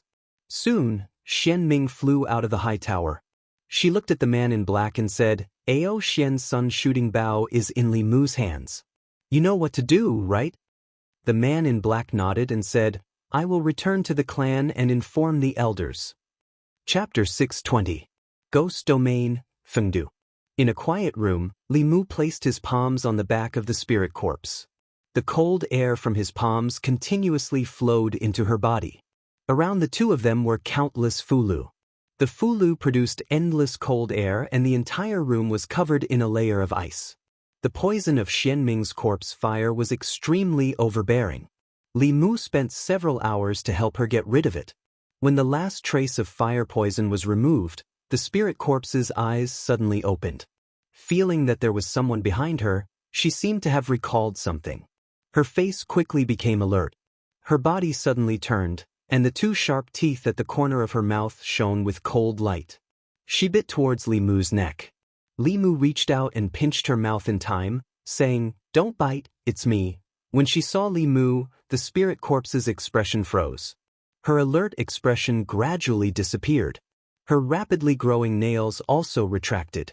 She began to look around with a confused gaze. Until she saw Su He standing at the door of the quiet room, a trace of joy naturally appeared on her face. Li Mu stood up, clapped his hands, and left the quiet room. He said to Su He, "You talk to her." Since the day the spirit corpse was born, she had been in the underground altar. It had only been a few years since she came out. Her intelligence was about the same as a child's. Perhaps only Su He could communicate with her without hindrance. Li Mu came outside. Ming Er and Ming San had already been captured. Although they were hooting loudly just now, they were now like ostriches with their heads lowered. Before Li Mu came back, Ming Yi had already persuaded them. Before the three elders of Yu and Ming submitted to the demon sect, they were brothers with different surnames. They had been together for dozens of years and knew each other very well. Ming Yi's actions saved Li Mu a lot of effort. He ordered the two to hand over their soul blood and then began to think about something. Due to the special geographical environment of the ghost domain, communication and support were extremely inconvenient. This time Li Mu happened to arrive, but the next time might not be so coincidental. After careful consideration, he decided to move Fengdu to the edge of the ghost domain near Great Zhou. In this way, if the mysterious underworld race were to make a comeback, as long as the teleportation formation was activated, everyone would be able to provide support immediately. After waiting for a while, Su He walked out of the hall with a spirit corpse that looked exactly like her. The spirit corpse followed closely behind her, as if treating her as its backbone. Her spiritual intelligence was no more than 10 years old. There were two identical Su He's. One was mature and charming, while the other looked somewhat silly. When they walked together, the contrast was huge. Li Mu had asked Su He about it. After they parted, the spirit corpse had instinctively come to the ghost realm, found a place rich in yin qi, and began to cultivate. After that, she was captured by Xian Ming and locked in a narrow space. When she appeared again, she was already a hostage. At first, Li Mu couldn't figure out how Xian Ming could find her so accurately. Later, he thought that the altar under the Bay of Clear Water was too strange. It must have been the work of the demon sect. Thinking about the content recorded in the Heavenly Book, Li Mu was almost certain that this was the altar that Xian Ming had prepared to refine the host. By a freak combination of factors, it became the spirit corpse that's Su He's body. He looked at the spirit corpse that was standing closely behind Su He and said to Su He, "Since she's following you now, you should give her a convenient name. You're Su He, how about calling her Su Miao?" Su He rolled her eyes and said, "What kind of name is that?" Li Mu said, "You're he, she's Miao. You two are originally one. I think it's quite suitable."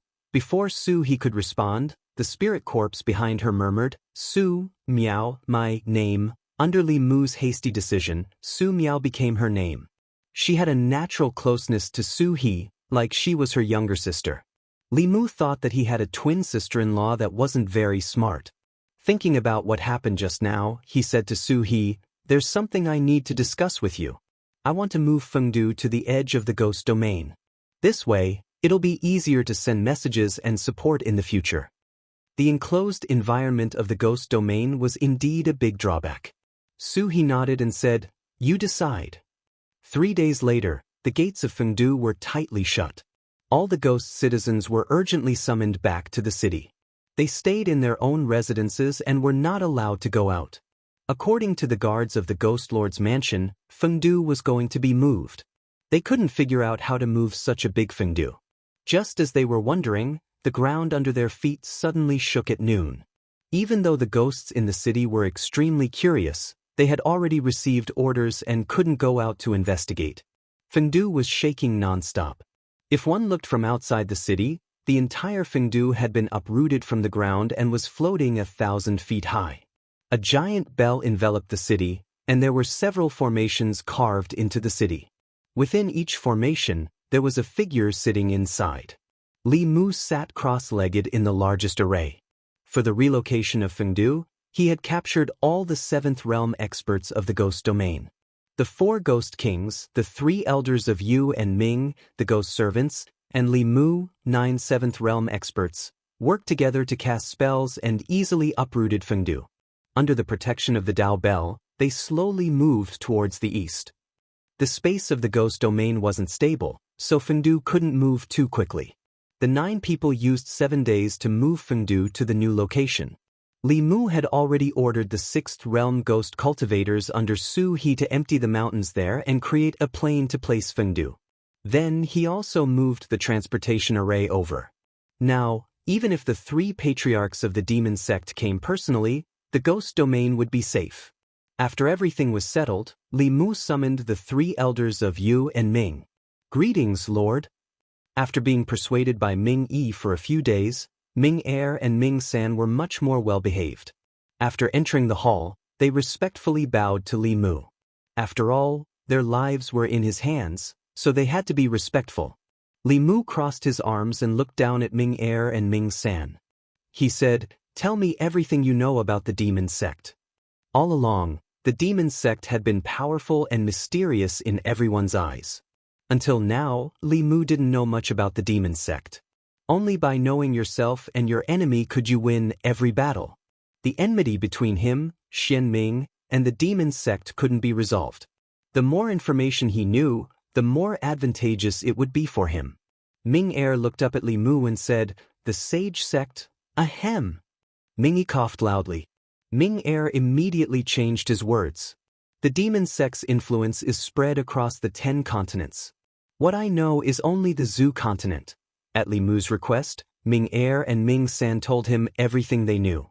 During this time, the 3rd elder had entrusted them with important tasks, so they knew more than Ming.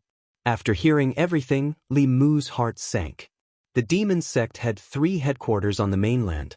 The ghost island in the depths of the South Sea was controlled by the 3rd elder, who was at the 8th realm.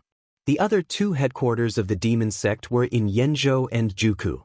Everyone knew that there were 10 continents in the world, as well as the 3 islands that only existed in legends.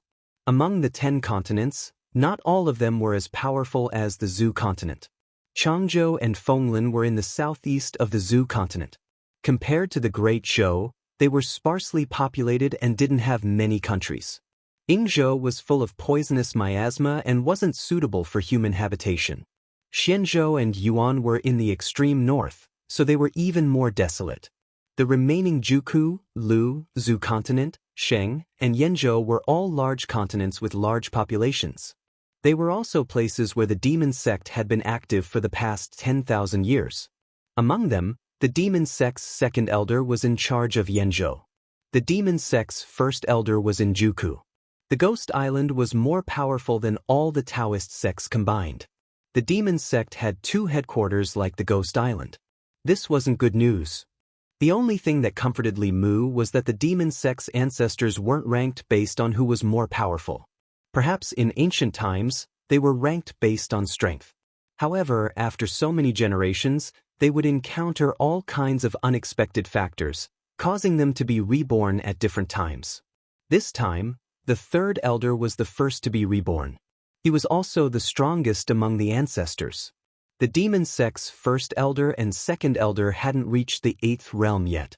This could be considered good news, but it wasn't entirely so. Combining the fragmented memories of Blood River and the words of the 3 elders of Yu and Ming, Li Mu knew that the demon sect's current strength might be at its peak in the past 10,000 years. This didn't refer to absolute strength. After all, 10,000 years ago, there were many 9th realm cultivators. Just one of them would be enough to destroy the current demon sect. At that time, the demon sect had countless powerful cultivators. Several 9th realm cultivators would appear at the same time. However, the cultivation world at that time was also full of powerful cultivators. The demon race, the dragon race, the ghost race, and the human race could all suppress the demon sect. Now, although the demon sect had declined, the entire cultivation world of the continent had declined even more. If the other two demon sect ancestors reached the 8th realm, they would be invincible and sweep the continent. It was only a matter of time before the demon sect's 3 elders reached the 8th realm. Thinking of this, Li Mu sighed softly. He was a little worried. Chapter 621. The reality in front of Li Mu was that if 3 8th-level cultivators appeared in the demonic path, even if he counted Xuanzong, the righteous path would not be a match for the demonic path. In terms of relative strength, the demonic path was in its best era in the past 10,000 years. Although the speed of his strength increase could be called miraculous, in front of the demonic path, it was far from enough. The Fulu school, the various Daoist sects, and everyone around Li Mu urgently needed to increase their strength. Only then would they have the strength to face the calamity that could befall them at any time. Li Mu unreservedly imparted to Su Miao the supernatural abilities of the corpse cultivator from the demonic path heavenly book. Then he left her a mirror-breaking pill. The ghost realm was very suitable for her cultivation. With Su He's help, she should be able to reach the 6th level in the near future.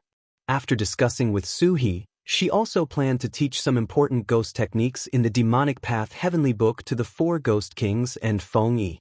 This could not quickly increase their strength, but it could increase their combat strength. When facing enemies of the same level, they would be able to fight 5 against 6 or even 7.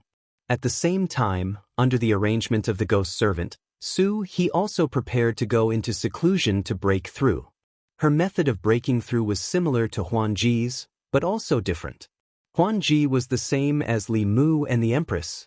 In essence, she broke through by refining the spirit of psychokinesis. Su He had the heavenly book. She was the master of the countless ghosts in the ghost realm. Through the demonic path heavenly book, she could borrow the power of the billions of souls in the ghost realm to break through. In a way, the significance of her advancement was more important than Li Mu's advancement. Becoming a ghost spirit meant that she could control all the ghosts and ghost cultivators in the ghost realm, including the 7th-level wandering souls. She would become the true master of the ghost realm. If she wanted to reach the 7th level, she would probably have to go into seclusion for a year and a half. They would not be able to see each other for a long time. Li Mu stayed in the ghost realm to accompany her for a few more days. She had originally thought that they could spend a few days together and take a big step forward in their relationship before she went into seclusion. However, she did not expect that their time together would eventually become a threesome. Su Miao followed Su He like a shadow. Every day, she would follow them 24 hours a day. No matter what Li Mu did, she would blink her big eyes and look at them. A few days later, Li Mu finally couldn't take it anymore. He looked at her and said, "Meow meow, can you go play by yourself and leave me and your sister alone for a while?" Hearing Li Mu's words, she immediately grabbed Su He's arm and glared at Li Mu, baring her 2 sharp teeth at him. Li Mu was naturally not afraid of her. He pinched her mouth and said fiercely, "If you dare to bite me, I will pull out your teeth." Su Miao obviously knew that Li Mu was not someone she could afford to provoke. She immediately hid behind Su He, but she still stared at him with a pair of big eyes. Li Mu couldn't argue with her. He could only take her everywhere with Su He. However, he couldn't help but think that if the two of them slept together in the future, she must accompany them. This was too exciting. Li Mu was not Ao Qing and had never experienced this kind of happiness. In the end, Li Mu still didn't have time to do anything with Su He and left the ghost realm alone. The reason why he left earlier than planned was that he had just received a sound transmission from Xianxia that Fu Daozi had come out of seclusion.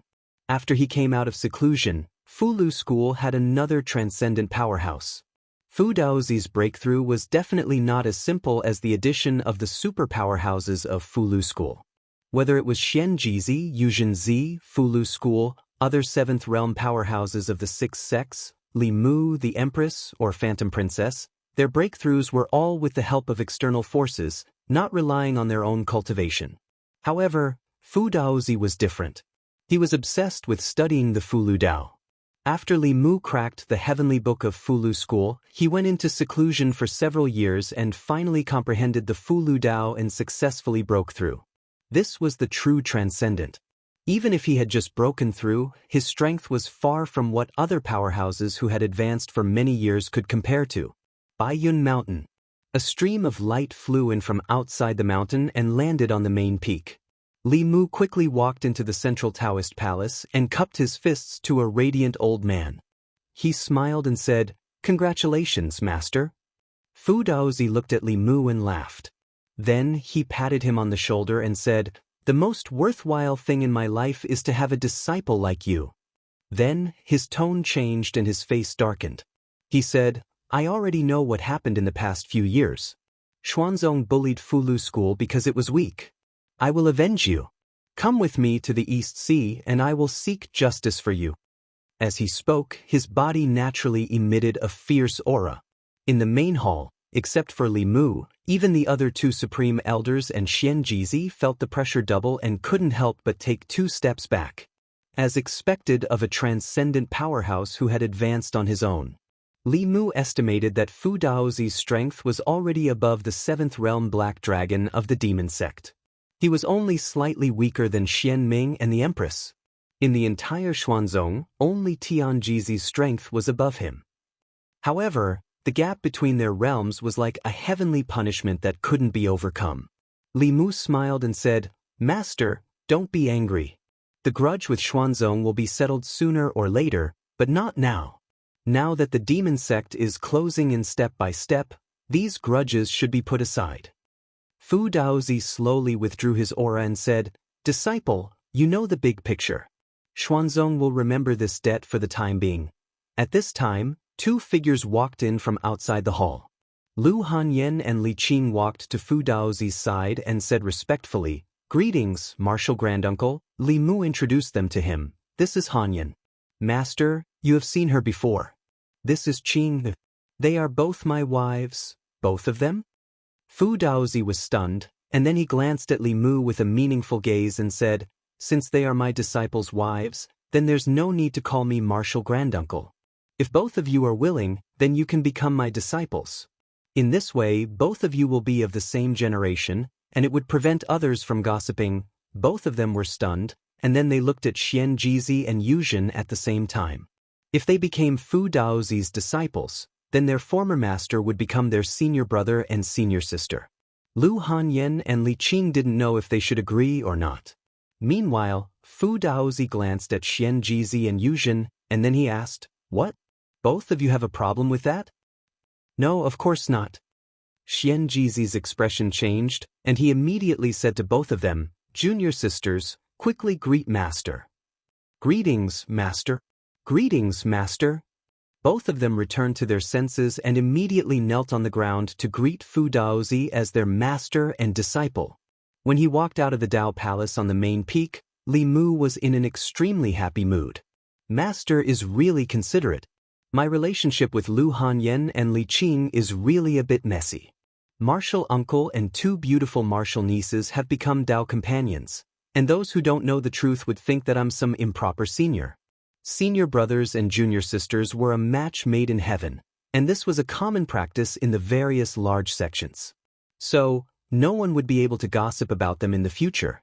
The news that Grand Supreme Elder Fu Daozi had ascended to the 7th realm and had accepted Elder Lu and Elder Li as his disciples quickly spread throughout White Cloud Mountain.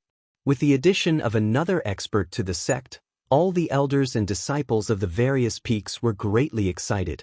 At the same time, Elder Lu and Elder Li, who were originally 3rd-generation disciples, had become 2nd-generation disciples, and this caused quite a bit of heated discussion in the sect. Such a thing was impossible in the past. Obviously, the reason why they could have such privileges was because of Martial Uncle Ling Jizi. The resources that the 2nd-generation disciples could enjoy and their status in the sect were far from what the 3rd and 4th-generation disciples could compare to. Through this matter, the group of low-level disciples seemed to have found a shortcut to cultivation. If they could become Martial Uncle Ling Jizi's Dao companions, wouldn't they be able to become 2nd-generation disciples and not have to worry about their cultivation in the future? Therefore, in the next few days, the male disciples of Fulu School were surprised to find that some of the female disciples in the sect had changed from their usual plain and simple appearance. They were all dressed up gorgeously, and their clothes were also extremely gorgeous. They were flying around aimlessly between the various peaks. Li Mu was completely unaware of this. He was in seclusion on White Cloud Mountain to comprehend a divine ability. At a certain moment, Li Mu, who was in seclusion, suddenly opened his eyes. At the same time, dark clouds gathered in the sky above White Cloud Mountain. Then, a rolling voice came from the clouds. Li Mu, you brat, return the treasure of my dragon clan. Chapter 622. Dark clouds covered the sky above White Cloud Mountain. Lightning snakes danced in the clouds, and a few black shadows could be vaguely seen shuttling back and forth. Li Mu left the cave abode and flew into the sky as soon as he heard the voice. At the same time, several figures also rose into the sky from the various peaks. Fu Daozi looked angry and shouted, "Who are you? How dare you behave atrociously in my White Cloud Mountain?" As his voice fell, a sound wave spread out. Wherever the sound wave passed, the dark clouds in the sky dissipated, and 3 black dragons that were hundreds to hundreds of feet long appeared. The 3 black dragons hovered above White Cloud Mountain, emitting a strong pressure. The low-level disciples of the ancestral court were in an uproar when they saw this. What are those things in the sky? Deer horns, snake body, eagle claws, fish tail? Oh my God, they're dragons! What are the dragons doing here? They seem to be looking for trouble with our White Cloud Mountain. In the sky, the 3 black dragons flashed with black light and turned into 3 black-robed figures. The 3 of them had dragon horns on their foreheads. 2 of them had old faces and white hair. The last one was the black dragon that Li Mu had seen before. He was Xian Ming's subordinate. An elder from the dragon clan widened his eyes and asked, "Who is Li Mu?" Li Mu's figure floated to the front and asked indifferently, "Why are you looking for me?" The old dragon said coldly, "Hand over my ancestor Ao Xian's sun shooting bow." These 3 black dragons were indeed here for the sun shooting bow. Ao Xian had accidentally obtained the sun shooting bow back then. Before Ao Xian died, he did not pass it to the Black Dragon clan. Instead, it was buried with his corpse in the underwater cave abode. From this point of view, it seemed reasonable for the Black Dragon clan to come and ask for the sun shooting bow. However, the truth was that the sun shooting bow was not created by Ao Xian. He had also obtained it by chance. It was like a heavenly book that could only be obtained by those with strength and opportunity. There was no reason for these dragons to come and ask for it today. Moreover, how could Li Mu hand over such a powerful treasure to others?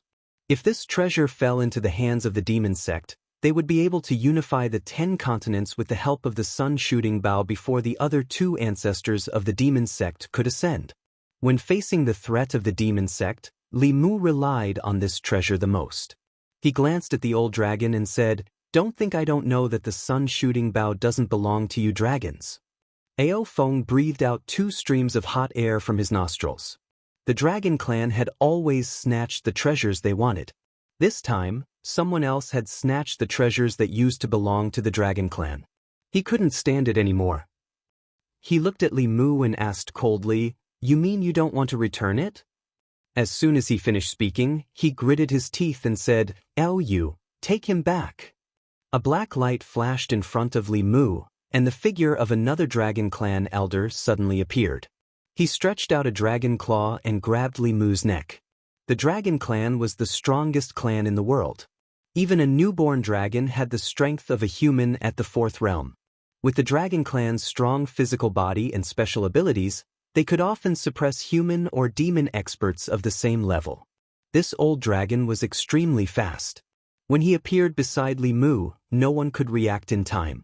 If he could capture Li Mu in one move and bring him back to the Dragon Palace to interrogate him slowly, with the speed of the Dragon Clan, no one present would be able to stop him. However, just as his dragon claw was about to touch Li Mu's neck, a white fist met it. Seeing that Li Mu had overestimated himself, a cold smile appeared on Aou's lips. The Dragon Clan was most proud of their bodies. Not to mention the human race, even the demon race and corpse cultivators, who were also known for their bodies, were far from being comparable to the Dragon Clan. Using a fist to meet his dragon claw was no different from hitting a rock with an egg. Boom! The fist and claw collided, and Aoyu's body flew backward. Li Mu also retreated several meters. The man and dragon shook their numb hands at the same time. Aoyu's dragon eyes were wide open as he looked at Li Mu, who was unscathed in disbelief.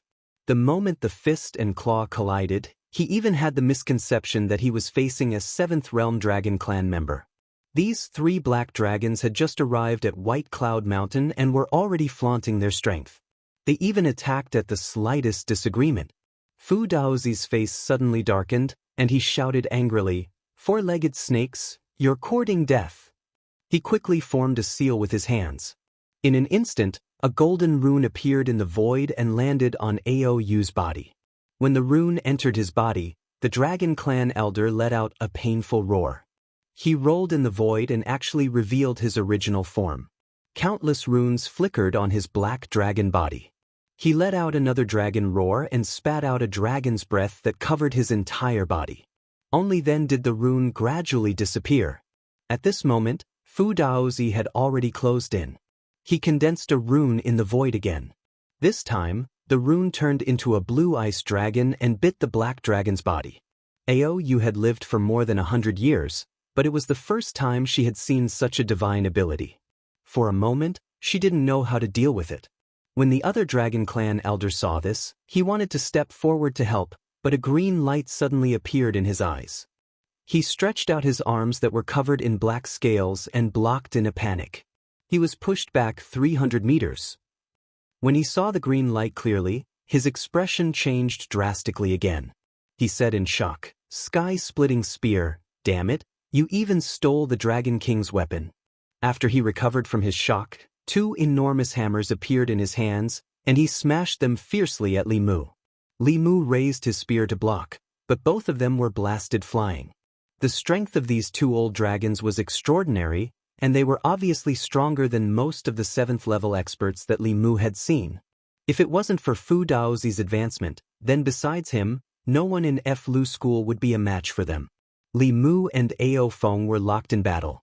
On the other side, Fu Daozi and Aoyu were in a stalemate as well. At this moment, the 2 old dragons were slightly regretful in their hearts. The 3 of them were able to fight 2 human cultivators at the same time. They originally thought that victory was in the bag, but they never expected that just 2 random people from Lu School would be able to fight them to a draw. If they knew this would happen, they would have brought more clansmen over. Their current manpower was clearly insufficient. Retreat. When he noticed that he'd started to fall into a disadvantageous position in the battle against Li Mu, Ao Feng roared decisively and then fled towards the horizon. When Aoyu heard this, she broke free from Fu Daozi's grasp and fled quickly like a black bolt of lightning. As for the black dragon under Xian Ming, it had already fled as soon as Ao Feng's voice fell. The 3 dragons came quickly and left even faster. Only the disciples of Lu School on the mountain were left looking at each other in dismay. Are they really dragons? The dragons don't seem to be as powerful as the legends say. Dull and tasteless. After returning to the main peak, Fu Daozi said coldly, "The next time they dare to behave atrociously in my White Cloud Mountain, I'll pull out their dragon tendons, peel off their dragon skin, and use their dragon blood as talisman liquid." Li Mu didn't speak. It was very obvious that this was the demonic path's attempt to sow discord. Although the dragon race wasn't flourishing, there were many experts. Stirring up conflict between the dragon race and Li Mu was the most beneficial to the demonic path. The appearance of these black dragons reminded Li Mu that he could also find a strong ally in the fight against the demonic path. The Demon Nation, Ghost Realm, Buddhist sect, and Dao sect were almost united by Li Mu. Only the dragon race appeared and disappeared mysteriously. Apart from Xianxia, Li Mu couldn't even see the other dragons, let alone form an alliance. He didn't know if he could form an alliance with the South Sea Dragon race through Xianxia, and then use the relationship between Xianxia and Xianxia to rope in the East Sea Dragon race. But what should he do specifically? Li Mu thought carefully, trying to find some experience from his past experiences. When he formed an alliance with the Demon Nation, he and the Queen of 10,000 Demons were together. When he formed an alliance with the Ghost Realm, he and the Lord of the Ghost Realm were together, Li Mu thought carefully and felt that this matter should be considered at length. Chapter 623. At the bottom of the North Sea, thousands of miles away from White Cloud Mountain, Ao Feng looked coldly at the black dragon and said angrily, Ao Wu, that Li Mu's cultivation is no weaker than ours. Why didn't you tell us that there was such a powerful cultivator in the Lu school? If they had known, they would not have been in such a sorry state today. The black dragon said helplessly, Great Elder, please calm down. After I found out that the sun-shooting bow was in Li Mu's hands, I immediately returned to the clan to report. I didn't know that his cultivation was so strong, and I didn't know that there was another powerful cultivator in the Lu school who was no weaker than the two elders. Of course, he knew that Li Mu's cultivation was no weaker than the two elders. The reason he had deliberately concealed it was because of the fifth patriarch's instructions. Only by lowering the importance they placed on Li Mu and causing them to misestimate the strength of Li Mu and the Lu school would they fail in their mission. Only then would the conflict between the Black Dragons and Li Mu be intensified. That was what he really wanted. The fact that the Lu school had another powerful cultivator was beyond his expectations.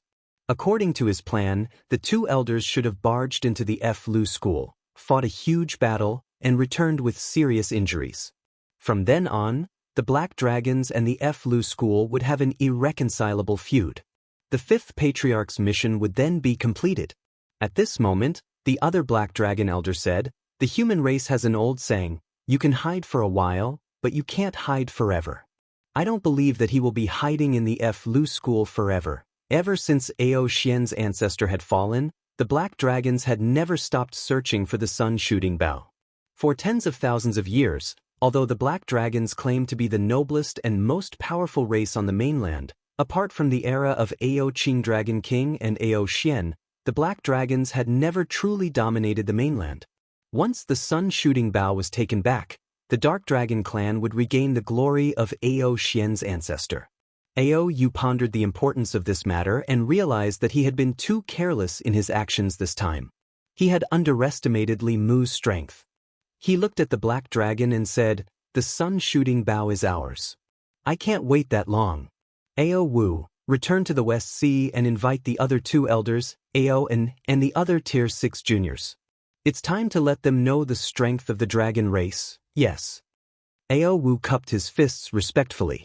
The moment he turned around, his lips curled up slightly. Baiyun Mountain. Li Mu did not chase after the three Black Dragons. Based on his understanding of the dragon race and the fatal attraction of the sun-shooting bow, they would return sooner or later. In order to fight against the demonic Dao, the Dragon Clan was a force that must be won over, but that did not include the Black Dragon Clan. Because of the existence of the sun-shooting bow, the Black Dragon Clan and Li Mu were destined to be like fire and water. If he captured the three dragons now, it would inevitably alarm them, which would be detrimental to his plan of catching them all in one fell swoop. In the next few days, Baiyun Mountain was peaceful as usual. There were no unusual movements. Li Mu was also not in a hurry to enter seclusion. Instead, he went back and forth between Baiyun Mountain and Purple Cloud Peak, guiding the cultivation of the elders and preaching to the low-level disciples. In terms of cultivation knowledge, there was probably no one in the world who could compare to Li Mu. These young disciples represented the future of Fulu School. At the beginning of their cultivation, it was very necessary to guide them on the correct path of cultivation and prevent them from taking the wrong path. Li Mu did not just teach Fulu blindly. He talked about alchemy, artifact refinement, body refinement, mystical abilities, and the path of cultivation. Interest was equally important. He hoped that the disciples in the sect would be able to find the path of cultivation that they liked at the beginning of their cultivation. Every time he preached, there would be no empty seats in the training hall. Most of the disciples could only float in the air. The disciples of the other peaks could only envy Baiyun Mountain and Purple Cloud Peak. This was because the heads of these two peaks were Elder Lu and Elder Li. Uncle Master Ling Jizi often appeared here. Aside from the routine preaching, it was very convenient for them to ask Uncle Master Ling Jizi if they had any questions about their daily cultivation. In the crowd, two new female disciples looked at the figures sitting cross-legged in front of them. There was a faint excitement on their faces. The older girl whispered, "Junior sister Yingying, we actually fought side by side with Uncle Master Ling Jizi. I even invited him to hunt wandering souls together." Speaking of that matter, the girl next to her stuck out her tongue and said, "If it weren't for Uncle Master Ling Jizi, we would have all died in the realm of ghosts." Wu Qian said, "I wonder if Uncle Master Ling Jizi still remembers us." After the two of them whispered a few words, they closed their mouths and listened intently to Li Mu's teachings. 2 hours later, the day's teachings ended. Li Mu's figure gradually faded away, but the disciples on the training ground remained where they were for a long time. They were still stuck in the enlightenment they had just experienced. Chen Yingying and Wu Qian had successfully entered the ancestral court not long ago. They were now fourth-generation disciples of Baiyun Mountain. When the two returned to their residence, they suddenly found a figure standing in the courtyard. Seeing that familiar figure, the two's delicate bodies trembled. They immediately went forward and respectfully said, "Greetings, Uncle Master Ling Jizi." Li Mu smiled and said, "You two also came to the ancestral court." When he went to the realm of ghosts for the first time, he met the two by chance. At that time, Chen Yingying was still an outer sect disciple of Fulu school, and Wu Qian was a rogue cultivator. Now, looking at their clothes, they were clearly fourth-generation disciples of Fulu school. Although the two were women, they were courageous and affectionate. Li Mu still had a deep impression of them. He stretched out his hand, and 2 bottles of pills appeared in his palm. Li Mu handed the pills to them and said, "Meeting again is fate. These 2 bottles of pills are for you. Go into seclusion and refine them. They should be able to help you break through as soon as possible." The 2 women respectfully accepted the pills and said, "Thank you, Uncle Master Ling Jizi." Li Mu looked at them as if he was looking at a junior and said, "Cultivate well. If you have any questions about cultivation, you can ask your Uncle Master Ling Jizi or me." Chen Yingying and Wu Qian nodded respectfully. Even though Wu Qian was actually older than Li Mu, when facing him, she couldn't help but feel the admiration of a junior towards an elder. After a short chat with the 2 women, Li Mu planned to leave. Suddenly, he turned his head and looked at the distant horizon. At the end of the northern horizon, a black line suddenly appeared. Li Mu's eyes flashed with a golden light. He saw that at the end of his line of sight, the originally clear and cloudless sky was now covered by dark clouds. The clouds covered the sky and the sun. Lightning flashed and thunder rumbled. Black dragons swam in the dark clouds. They were wrapped by the dark clouds and swept towards the direction of White Cloud Mountain. The dark clouds were extremely fast. From the time Li Mu saw the black line to the time when the dark clouds flew above White Cloud Mountain, it only took a dozen breaths. When the dark clouds enveloped White Cloud Mountain, it was followed by an extreme pressure. At this moment, everyone in the ancestral court of White Cloud Mountain, from the low-level disciples to the elders of the peaks, felt as if a huge rock was pressing down on their hearts. They couldn't breathe. More than 10 black dragons emerged from the dark clouds and circled above White Cloud Mountain. The scene was spectacular and oppressive. One of the black dragons opened its mouth, and Ao Feng's voice rumbled out. "Li Mu, you little thief, and that old fellow who drew talismans, come out." Li Mu and Fu Daozi immediately flew into the sky. Then Tianjizi, Yuzhenzi, and the other 2 Grand Supreme Elders also quickly rushed over. Apart from Jade Sun Zi, who was far away in the Pill Cauldron sect, although the current Fulu school already had 6 7th realm cultivators, they couldn't compare to the dozen or so black dragons in the sky in terms of numbers or pressure. 6 of the dozen or so black dragons exuded 7th realm pressure. The other 6 also had 6th realm auras.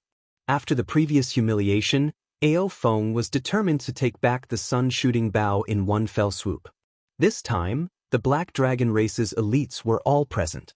The 4 great elders of the wind, rain, thunder, and lightning were all present. In addition to the current Black Dragon race's Dragon King Ao and the prodigy Ao Wu who left the dragon race many years ago, and all the 6th realm juniors in the race, this force was enough to flatten Fulu school. Li Mu looked at the flaunting group of giant dragons above his head and was a little surprised. The dragon race was indeed as powerful as the ancient mutated beasts. Just the Black Dragon race alone had 6 7th realm cultivators. With their powerful individual strength and numerous other powerful cultivators, they could suppress almost any sect in the entire continent except for the demon sect and Xuanzong. Ao Feng roared from above, "Hand over the sun-shooting bow, and I'll spare your lives. Otherwise, after today, there will be no Fulu school in this world." As his voice fell, the dozen or so giant dragons roared in unison. Their voices reverberated through the heavens and earth. The low-level disciples of Fulu school all covered their ears, their expressions pained. The peak masters immediately used their magic to protect them, preventing them from getting hurt. Li Mu looked up at them and said indifferently, "You're bullying us with more dragons, right?" Ao Feng sneered and said, "What do you want?" Li Mu looked at Xianxia, and Xianxia nodded. With a wave of his hand, 4 rays of light shot out and landed on the 4 pillars carved with runes on the main peak square. As the rays of magic power entered, the 4 pillars suddenly emitted a white light. In the next moment, 4 whirlpools suddenly appeared in the 4 directions of the main peak. The Pill Cauldron sect's sect master, Wuxia Zi, walked out from one of the whirlpools with Jade Sun and 2 Grand Supreme Elders. The Spirit Array sect's sect master and 2 Grand Supreme Elders walked out from another whirlpool. The Southern sect's sect master and 2 Grand Supreme Elders, and the Northern sect's sect master and 2 Grand Supreme Elders appeared in the last 2 whirlpools. The 5 Daoist sects had a total of 19 7th realm cultivators. They surrounded the dozen or so giant dragons in the middle. Finally, a giant bell descended from the sky. While it covered everyone, it also completely sealed off the entire area. Looking at the Black Dragon race that was completely stunned, Li Mu said indifferently, "Do you think that you're the only ones who know how to bully with numbers?" Chapter 624. Li Mu guessed that the Black Dragon race wouldn't give up. He had been waiting for this moment for a long time. White Cloud Mountain's long-distance teleportation array was originally built to guard against the Demon Dao. At this moment, it came in handy. They didn't even need to activate all of them. Just the 5 Daoist sects were enough to capture all of them. In a battle of this level, those 6th realm Black Dragons were of no use. They could be ignored. The ones that were slightly more troublesome were the few level 7 Black Dragons. Among them, the 3 dragons that came to White Cloud Mountain last time were the strongest. The 3 extra dragons were only equivalent to the transcendent initial realm. Even if the dragon race had a natural advantage, the 5 sects experts were more than enough to deal with them.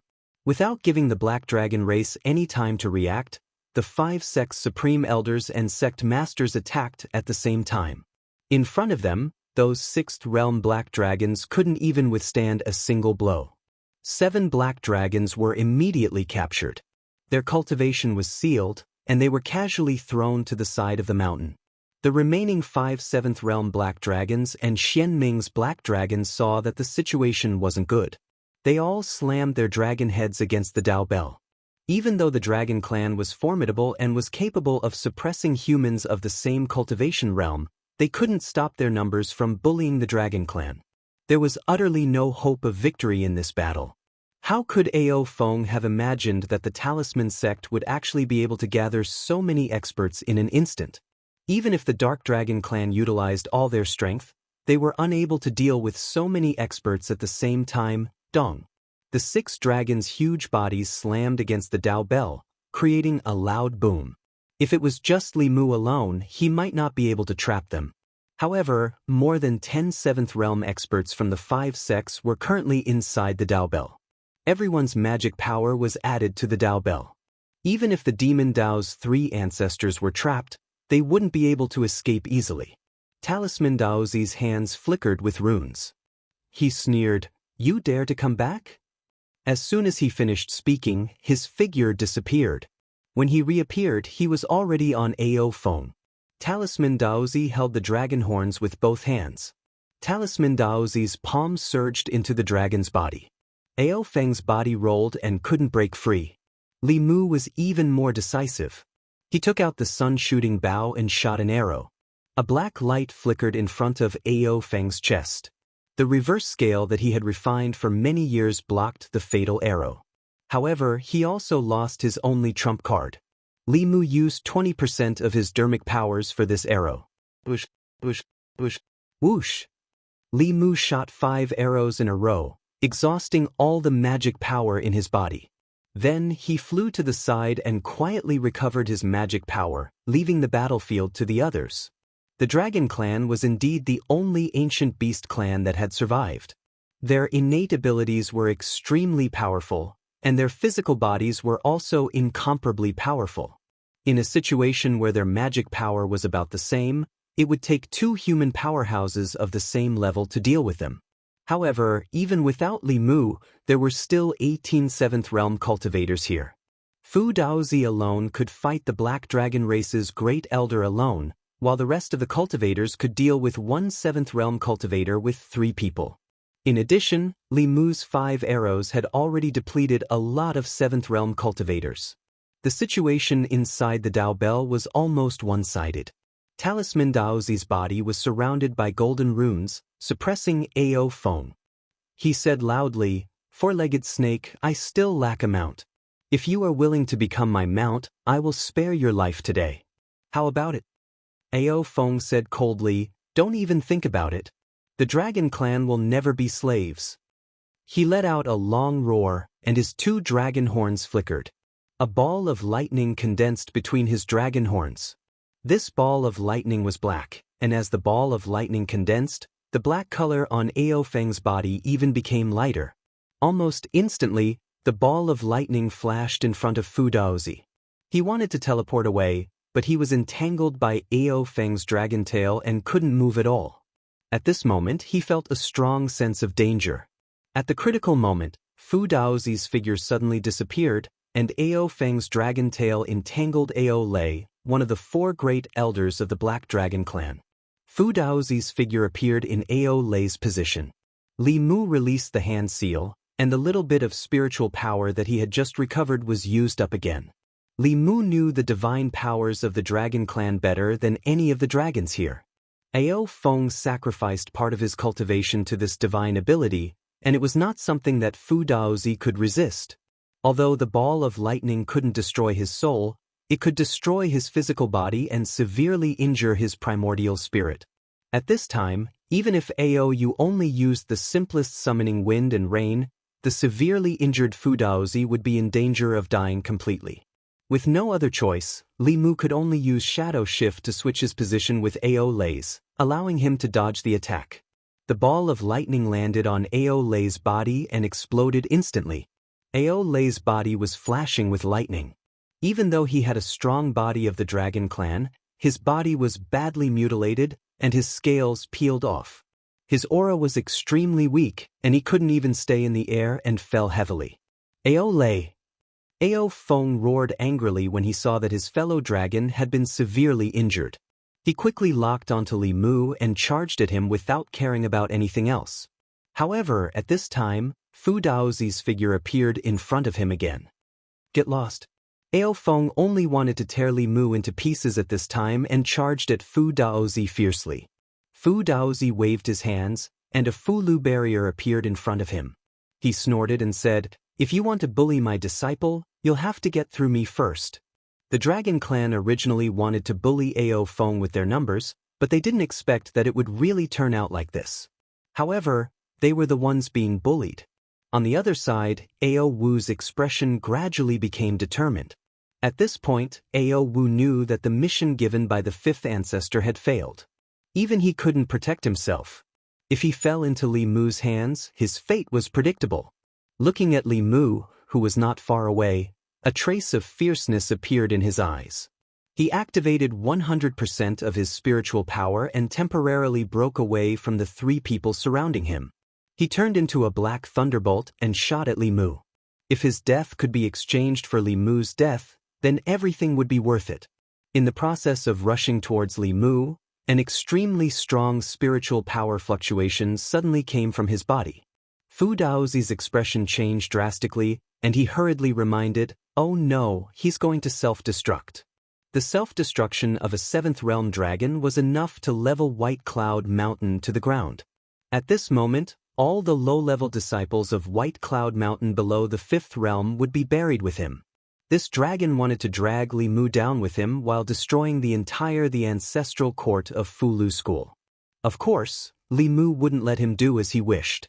With a thought, the Dao Bell flashed and then shrunk rapidly, trapping the dragon inside. Following a dazzling ray of light, the Dao Bell started to expand outwards and then shrunk again. A moment later, the Dao Bell returned to normal, but a black hole appeared in the space. As time passed, the black hole slowly closed. Everyone present, including Fu Daozi, felt a chill run down their spines. If they didn't stop this dragon from self-destructing, only 5 of the 6 Dao sects would be left. Not only were the Dao sect members shocked, but even the Black Dragon race didn't expect Ao Wu to be so unyielding. They were filled with grief and humiliation. At this moment, they actually wanted to emulate Ao Wu and defend the dragon race's dignity. At that moment, Li Mu suddenly reached out and grabbed a ball of light from the Dao Bell.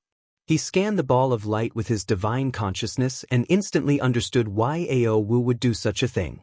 This dragon called Ao Wu was no longer the prodigy of the Black Dragon race from the very beginning. His memories had been forcefully erased, and he had received another person's memories. This person's identity was a trusted subordinate of Xian Ming from 10,000 years ago. Back then, not only did the Demon Dao ancestors inherit their memories, but also their own trusted subordinates.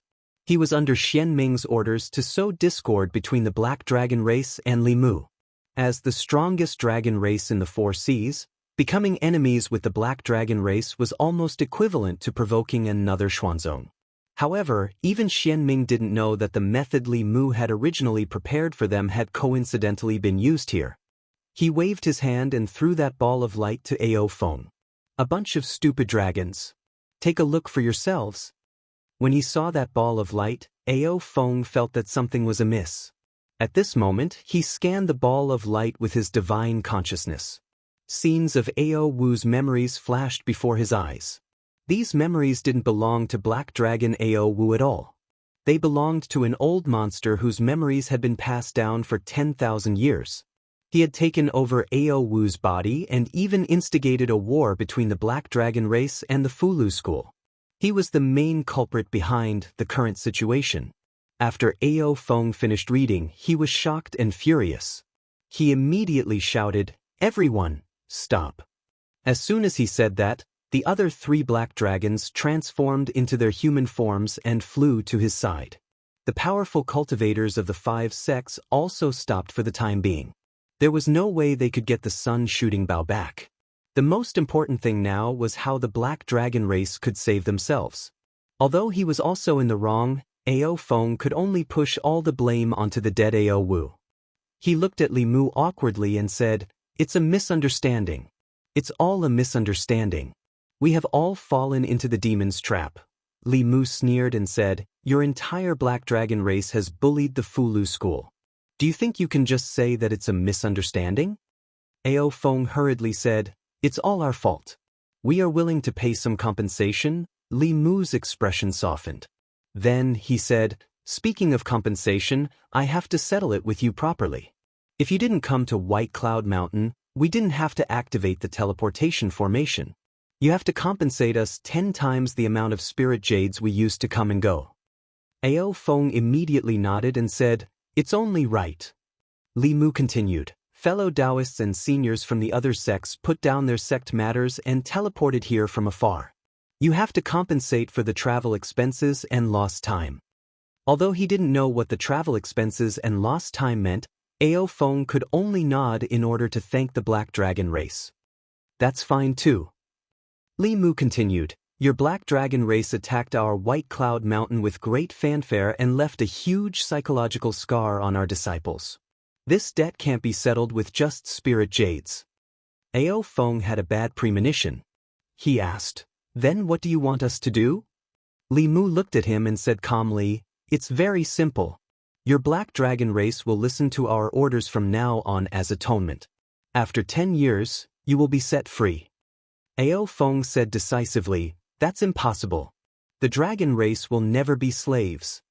Of course, it wasn't that the dragon race would never be slaves. It was either that they weren't given enough or that they weren't threatened enough. Xianxia was an example. Li Mu shrugged and said indifferently, "Of course, you can also refuse. I don't mind refining all of you into dragon corpses. I have a group of friends who are very willing to do such a thing." Chapter 625. The Dragon Clan had always thought of themselves as the noblest clan in the world. Their clan's magical powers were incomparably powerful. Even a newborn dragon could fight with its breath, and its strength was comparable to a fourth-realm demon. Whether it was humans, demons, or other plant spirits, they were all inferior creatures in their eyes. How could the proud Dragon Clan listen to the orders of inferior creatures? Any dragon would find it difficult to accept such humiliation. But if they did not accept it, the Black Dragon Clan would be exterminated today. When the human in front of him said that he would refine them into dragon corpses, his expression did not change. His eyes even had some eagerness to try. This gaze made Ao Feng feel an extreme chill from the bottom of his heart. His intuition told him that the person in front of him could really do such a cruel thing. The Black Dragon Clan had existed for so long. Including the newborn dragons and the old dragons that were about to die, there were only a few dozen of them. In order to take back the sun-shooting bow, he had mobilized the entire clan's powerhouses. If all of them died here, leaving only the old and weak in the clan, the Black Dragon Clan would not be far from extinction. He finally sighed helplessly in his heart and asked Li Mu, 10 years? Li Mu nodded and confirmed, 10 years. The current situation of the continent was changing rapidly. Many things could happen in 10 years. The strength of these black dragons could not be underestimated. 10 years was 10 years. What happened after 10 years could be dealt with in 10 years. Ao Feng looked at his fellow clan members who were also humiliated and helpless. He gritted his teeth and said, "Let's make a heavenly contract first." A heavenly contract was similar to a Dao oath. It was made with the blood of both parties and heaven and earth as witnesses. If there was a violation, heaven and earth would destroy the oath. Heaven and earth had their own set of trajectories. What people did, heaven was watching. All the cultivation clans in the world had to follow the Tao of heaven and earth. Li Mu and Ao Feng used their blood to write the contents of the oath in the void. After chanting the incantation of the heavenly oath, the words of the oath gradually disappeared. Li Mu clapped his hands and said, "The contract has been made. It's time to talk about compensation." He pointed at the huge stone pillars engraved with runes around the main peak and said, "Do you see those stone pillars? That's the super long-distance transmission formation. Every time it's activated, it costs 1,000 upper-grade spiritual jades. 10 times the compensation would be 10,000, and a round trip would be 20,000. For stone pillars would be 80,000. Plus the travel expenses of the seniors of the various sects and the loss of time, it would be 100,000. Do you want to pay now or in installments?" Ao Feng widened his dragon eyes and asked, "How? How many?" Li Mu cleared his throat and said, 100,000 upper-grade spiritual jades, not one more, not one less. The expression on Ao Feng's face was beyond shocked. That was 100,000 upper-grade spiritual jades, not middle-grade spiritual jades, not low-grade spiritual jades, and not even stones. What kind of teleportation array would consume so many spiritual jades?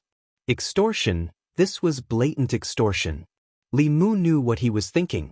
He was indeed extorting them, but they had finally met the biggest spendthrift in the 10 continents.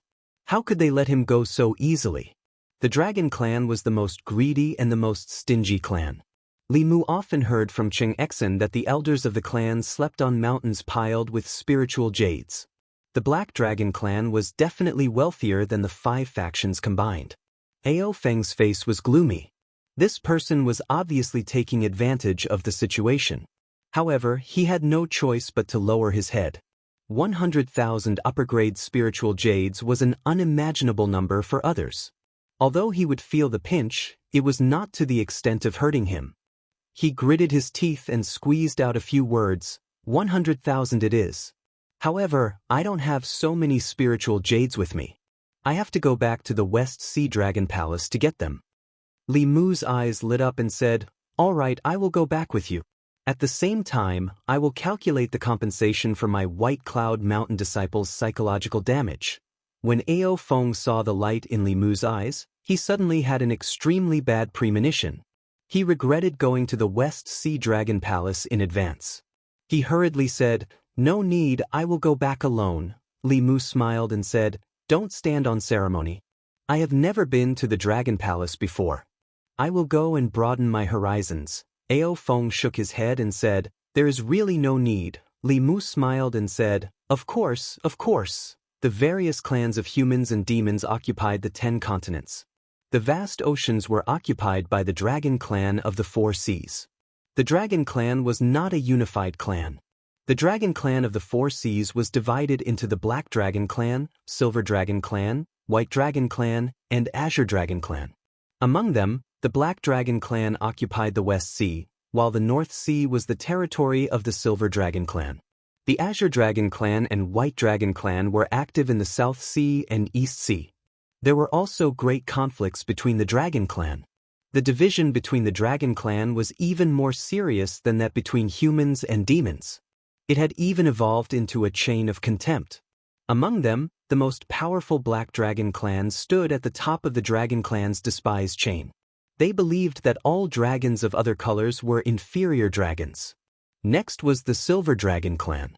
The White Dragon and Green Dragon Clan were at the bottom of the Dragon Clan's despised chain. Li Mu had seen this in Ao Qing's diary.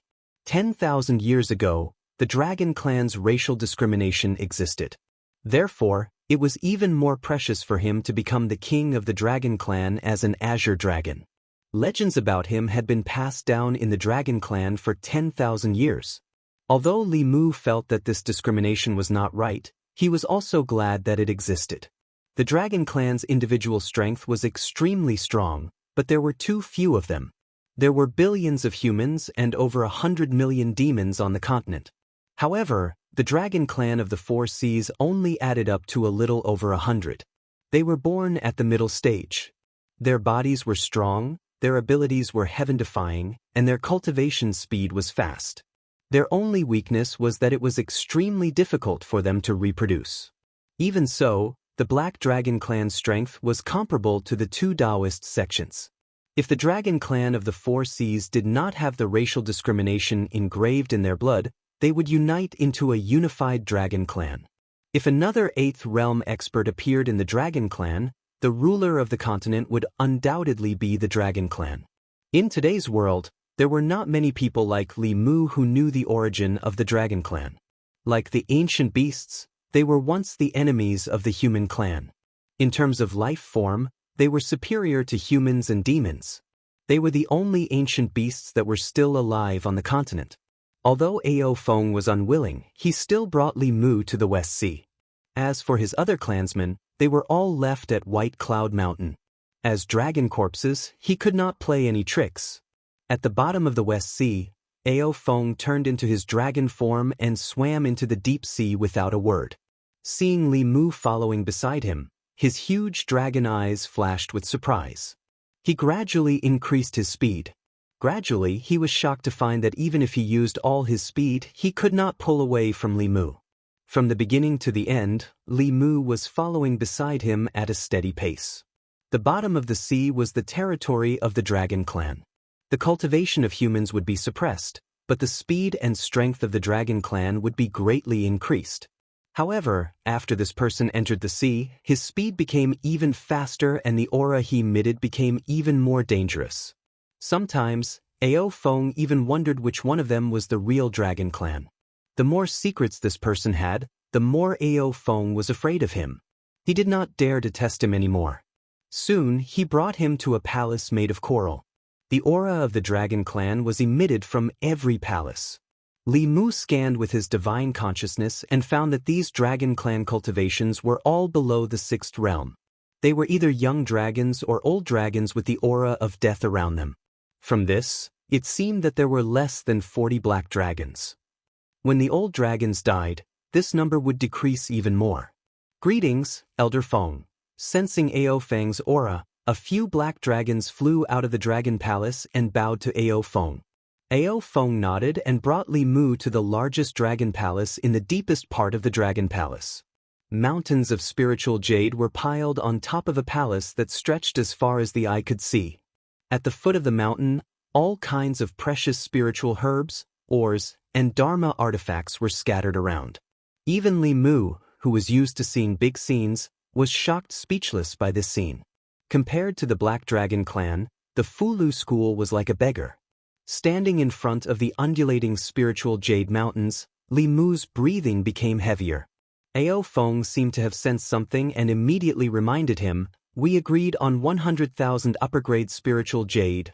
I know, Li Mu nodded, but his gaze continued to sweep across the spiritual jade mountains. He even had a thought in his mind. Why not refine the Black Dragon clan? That way, wouldn't all the spiritual jade here belong to him? Beside Li Mu, Ao Feng inexplicably shivered. As if realizing something, he immediately said, "Don't forget the heavenly oath." Li Mu sighed. He was not a demon after all, so he could not do such a thing. He looked at Ao Feng and said calmly, "Your Black Dragon clan gathered all the powerful cultivators of your clan to barge into my White Cloud Mountain. This caused great psychological trauma and mental damage to the disciples of my sect. You messed up their Dao hearts and affected their future cultivation, thus affecting the future development of our sect. We should settle this score." Chapter 626. After discovering that after seeing these treasures, Li Mu started to become overbearing. Ao Feng knew that the Black Dragon clan's losses this time were even greater than he expected. He pointed at a mountain made of spiritual jade and said, "These spiritual jades are my clan's apology to your disciple." Li Mu looked at the mountain of spiritual jade and hesitated for a long time. In the end, he nodded. Ao Feng was still very generous. If he still didn't agree, it would be blatant extortion. As a righteous clan, how could he do such an unrighteous thing? After accepting the huge compensation from the Dark Dragon clan, Li Mu left the Crystal Palace. When he walked out of the door, he looked back longingly. Ao Feng reacted quickly and immediately closed the door. He extended his hand and said, "Please." Although he was unwilling, Ao Feng still entertained Li Mu in the West Sea Dragon Palace. The seafood feast filled the entire table. It was quite sumptuous. Because the Dark Dragon clan's powerhouses other than Ao Feng were all detained in the Fulu school, the West Sea Dragon Palace was filled with young and old dragons. The Dark Dragon clan's cultivation talent was extremely high. Most of them could be called cultivation geniuses, but there were also some dragons with average talent. The dozen or so old dragons present were only at the 5th level. They were born at the 4th level and still hadn't broken through to the 6th level. Even if they could break through to the next level in the next few years, they would soon die from the exhaustion of their lifespan. Looking at these lifeless old dragons, Li Mu suddenly had an idea. He put down his chopsticks and asked an old dragon beside him in a seemingly casual manner, "Senior Dragon, how old are you this year?" Elder Ao Feng didn't introduce this human, but to be able to be brought to the Dragon Palace personally and set up a banquet, he must be a friend of the Dark Dragon clan. Thus, the dragons present were more polite to Li Mu. The old dragon's body was surrounded by an aura of death. When he heard Li Mu's question, sadness appeared in his cloudy eyes. He said, "I'm ashamed. In another 2 years, I'll have lived for 2 years. The lifespan of a 5th realm dragon was only 260 years. In other words, this old dragon only had 2 years to live." Li Mu stretched out his hand. With a flash of white light, a Fulu appeared in his palm. He looked at the old dragon and said, "This is a heavenly secret talisman. It can increase one's lifespan by 10 years. I originally prepared this talisman for myself, but it seems that you need it more than I do. If you are willing, I can sell it to you." Li Mu actually had quite a few heavenly secret talismans in his possession. At that time, he had not obtained the method to extend his lifespan from the demonic Dao, so he could only refine a few more heavenly secret talismans with the Empress in case he needed them. Later, he learned the Great Sky Stealing Array from the demonic Dao Heavenly Book. Although it consumed a lot of energy, it was several times more effective than the heavenly secret talisman. Thus, the heavenly secret talisman in his possession became useless. In line with the principle of making the best use of everything and not wasting it if possible, Li Mu planned to sell them to the dragons. Although it was impossible for these dragons with no natural talent to break through from the 5th realm to the 7th realm even if they had 10 more years of lifespan, who would refuse to live for 10 more years? As for why he did not use the sky-stealing array to help them, firstly, Li Mu needed to deal with the heavenly secret talismans in his hands. Secondly, what kind of status did the dragons have? They were the descendants of ancient beasts.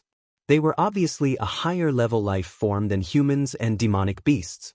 Under normal circumstances, they were already on the verge of ruling the world. If they were given another 60 years of lifespan, perhaps after 60 years, even if the demonic Dao and the righteous Dao joined forces, they would still be suppressed by them. Hearing that this Fulu could increase their lifespan by 10 years, the old dragons present all looked at Li Mu at the same time. Their dragon eyes shone brightly. How much is this Fulu? Do you have any more? I'll buy one. I'll buy one too. After Li Mu took out the heavenly secret talisman, the surrounding atmosphere suddenly changed. The old dragons who were nearing the end of their lifespan surrounded Li Mu, looking at him as if they were looking at a peerless treasure. Then, they all looked at Ao Feng in unison. 10 years was not a short time. Even if it was not enough to break through, they could still enjoy 10 more years in this world. They did not care about the price of this Fulu. Even if they had collected many treasures in their lifetime, they could not take them away after death. Wouldn't it be better to exchange it for 10 more years of lifespan? The savings of ordinary dragons were limited. The common wealth of the Black Dragon clan was in the hands of the Council of Elders. Faced with the expectant gazes of his clansmen, Ao Feng could not refuse. The number of dragons was low to begin with. For thousands of years, the rate of reproduction of his clansmen could not keep up with the rate of death. Any one of his clansmen was very important to the Dragon clan. Even though he knew that Li Mu was after the treasures of the Dragon clan, he had no other choice. Spiritual jades were just numbers to him. They could not compare to the lives of his clansmen. Ao Feng looked at Li Mu and said, "How many heavenly secret talismans do you have?" "I want all of them." Li Mu looked at Ao Feng and smiled. "You know, our Fulu school specializes in writing talismans. We have as many heavenly secret talismans as you want." If it were someone else, Ao Feng might have doubted the authenticity of this talisman. However, this was the Fulu school. In this world, no one knew Fulu better than them. Ao Feng only cared about the price. He looked at Li Mu and asked, "How many spiritual jades for one heavenly secret talisman?" People outside the Fulu school needed to prepare their own talisman liquid and 100,000 low-grade spiritual jades to write a heaven-grade Fulu. In principle, the difficulty of writing a saint-grade Fulu was more than 10 times that of a heaven-grade Fulu. Therefore, Li Mu charged him 1 million low-grade spiritual jades for one heavenly secret talisman, which was 10,000 mid-grade spiritual jades. It was not excessive at all. Li Mu looked at Ao Feng and said indifferently, 10,000. Ao Feng frowned. He knew that Li Mu was going to ask for an exorbitant price, but he did not expect his appetite to be so big. However, there was no market for saint-grade Fulu. Even if one had spiritual jades, they could not buy it. Only the Fulu school could make this item. It was reasonable for the price to be sky-high. In the end, he gritted his teeth and said, 10,000 high-grade spiritual jades it is. However, you are not allowed to raise the price in the future. The heavenly secret talisman will be provided to our dragon clan first. Actually, Li Mu didn't hear Ao Feng's last sentence clearly. His mind was filled with the 10,000 high-grade spiritual jades that Ao Feng said. The 10,000 high-grade spiritual jades he said were mid-grade spiritual jades. 10,000 high-grade spiritual jades for a Fulu. Even if it was a saint-grade Fulu, anyone who heard it would think that the buyer was crazy. Even Li Mu did not come back to his senses for a moment. The Dragon Clan was rich and their default unit of spiritual jades was actually high-grade spiritual jades. In front of Li Mu and the others, they were like beggars who had never seen the world. But thinking about it, although humans and demons occupied land, the ocean was more than 10 times the size of land. The resources at the bottom of the ocean were more abundant. As the master of the ocean, The dragon clan monopolized the resources of the ocean. Who could be richer than them? Ao Feng misunderstood his shock and immediately said, 10,000 spiritual jades, you can't go back on your word. Li Mu came back to his senses and said, I won't go back on my word. If I say 10,000, then 10,000. Originally, according to our Fulu school's rules, you have to provide the talisman fluid for the talisman. This time, the talisman fluid can be provided by our Fulu school. He sold 10,000 high-grade spiritual jades for a talisman. If they had to provide the talisman fluid, he would not feel at ease holding on to the spiritual jades. Unexpectedly, Ao Feng waved his hand and flatly refused, no need. The rules you have for others are the rules for us. If outsiders know, they will think that our dragon clan is so poor that we can't afford. Chapter 627. Li Mu's conscience would be uneasy if he had to provide the talisman liquid after selling it for 10,000 high-grade spiritual jades each. However, Ao Feng was so determined to not give Li Mu any leeway. He had no choice but to sigh in his heart. The world of rich dragons was not something poor people like them could understand. The dragon clan was willing to pay 10,000 high-grade spiritual jades to extend the lifespan of their clansmen by 10 years. Who knew how many spiritual jades they were willing to pay to extend the lifespan of their clansmen by 60 years? Such a generous customer might not be found in the entire cultivation world. If he were to activate the sky-stealing array for Ao Feng and those extremely talented experts of the dragon clan, Li Mu would think carefully and weigh the pros and cons. If the extra 60 years allowed them to advance to the 8th level, wouldn't he be causing trouble for himself? However, if the target was these old dragons who were still alive, Li Mu wouldn't even hesitate to kill them. Even if they were given another 60 years, they were destined to not have great achievements. Using a large amount of spiritual jades in exchange for 60 years of lifespan was naturally a waste of the dragon clan's resources. However, to an individual, living was more important than anything else. One of the most painful things in life was that when one died, one's money would still be there. It was the same for dragon life. There were countless mineral veins under the sea. To the dragon clan, spiritual jades were just stones that they could pick up anywhere. Who wouldn't be willing to exchange stones for lifespan? Li Mu initially thought that Ao Feng was showing concern for the old dragons in the clan in the spirit of humanitarianism. However, when he left the West Sea, he realized that things weren't as simple as he thought. Ao Feng, this old dragon, wasn't as stupid as Li Mu thought. In front of the dragon palace, Ao Feng looked at the group of old dragons and said, the clan spent countless resources to buy the divine secret talisman for you to extend your lifespan. I hope that you won't waste these 10 years. Before your lifespan ends, pass down another seed to the clan. Li Mu realized that Ao Feng didn't give them the divine secret talisman because he wanted them to break through before they died.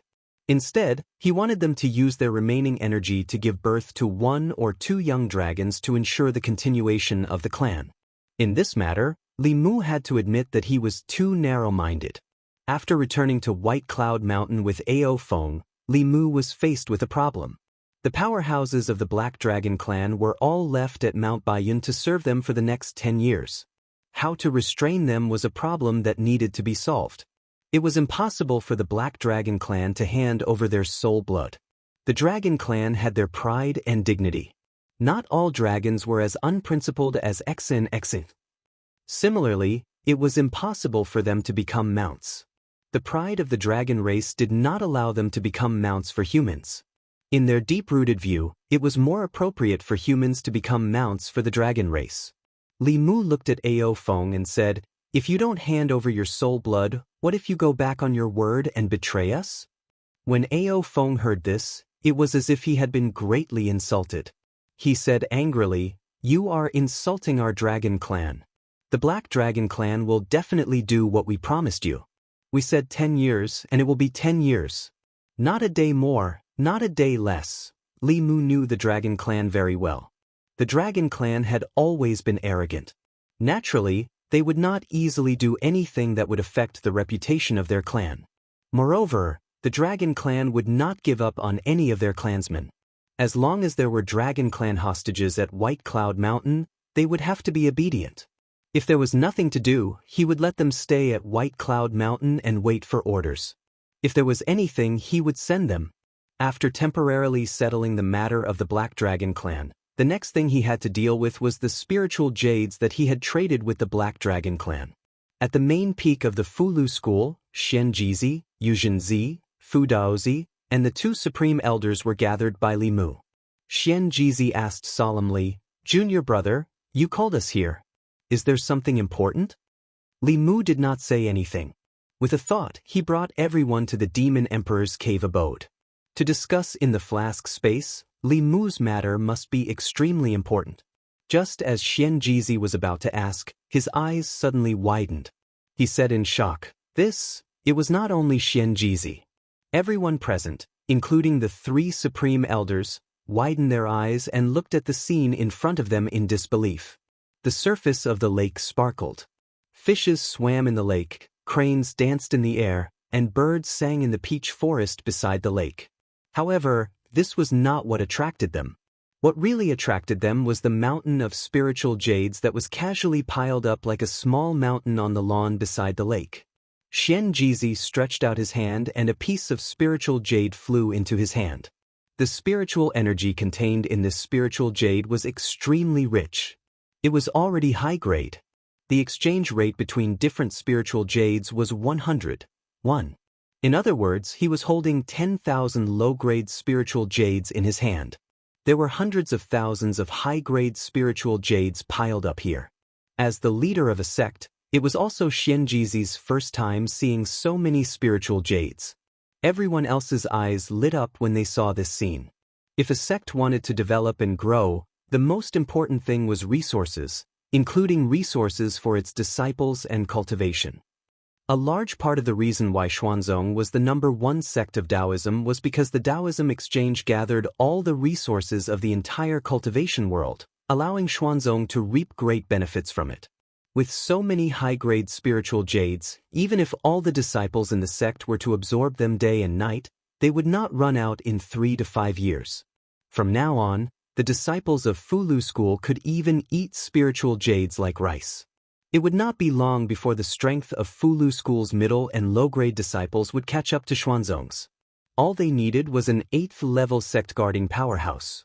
Whether it was in terms of strength or influence, Fulu school would replace Xuanzong's position as the #1 sect of Taoism. The spiritual jades obtained from the Black Dragon clan were given to Xianxia to distribute. Li Mu then turned his attention to the other dragon clans. Li Mu had yet to come into contact with the dragon clans of the 4 seas.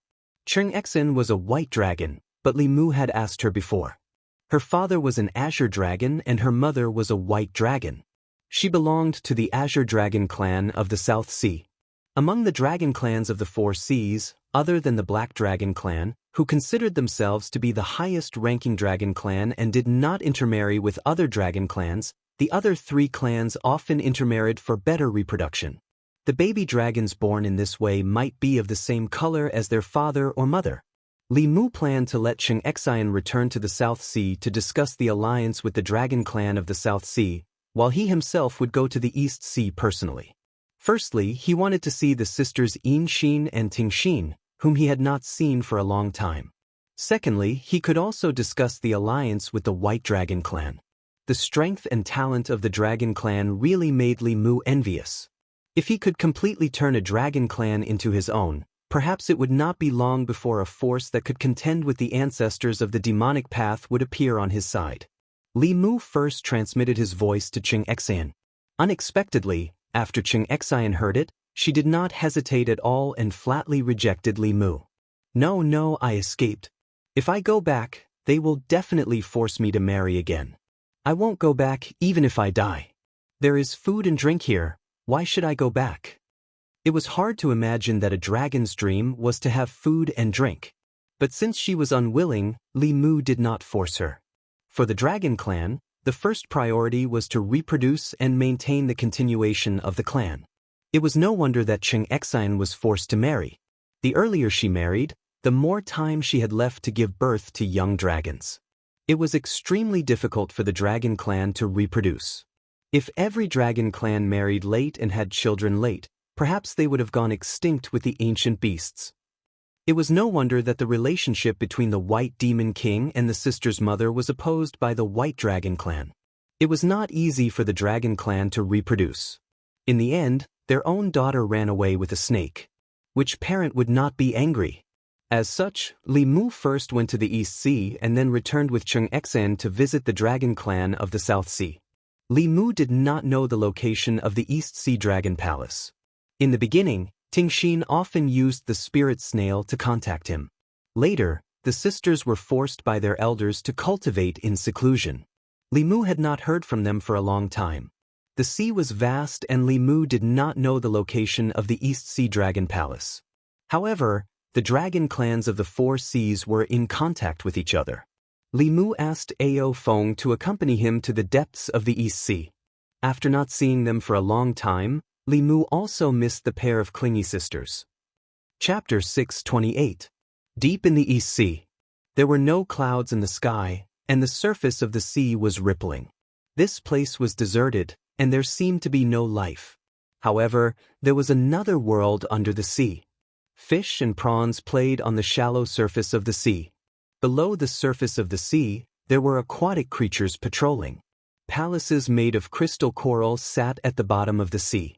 This was the dragon palace of the East Sea's white dragon race.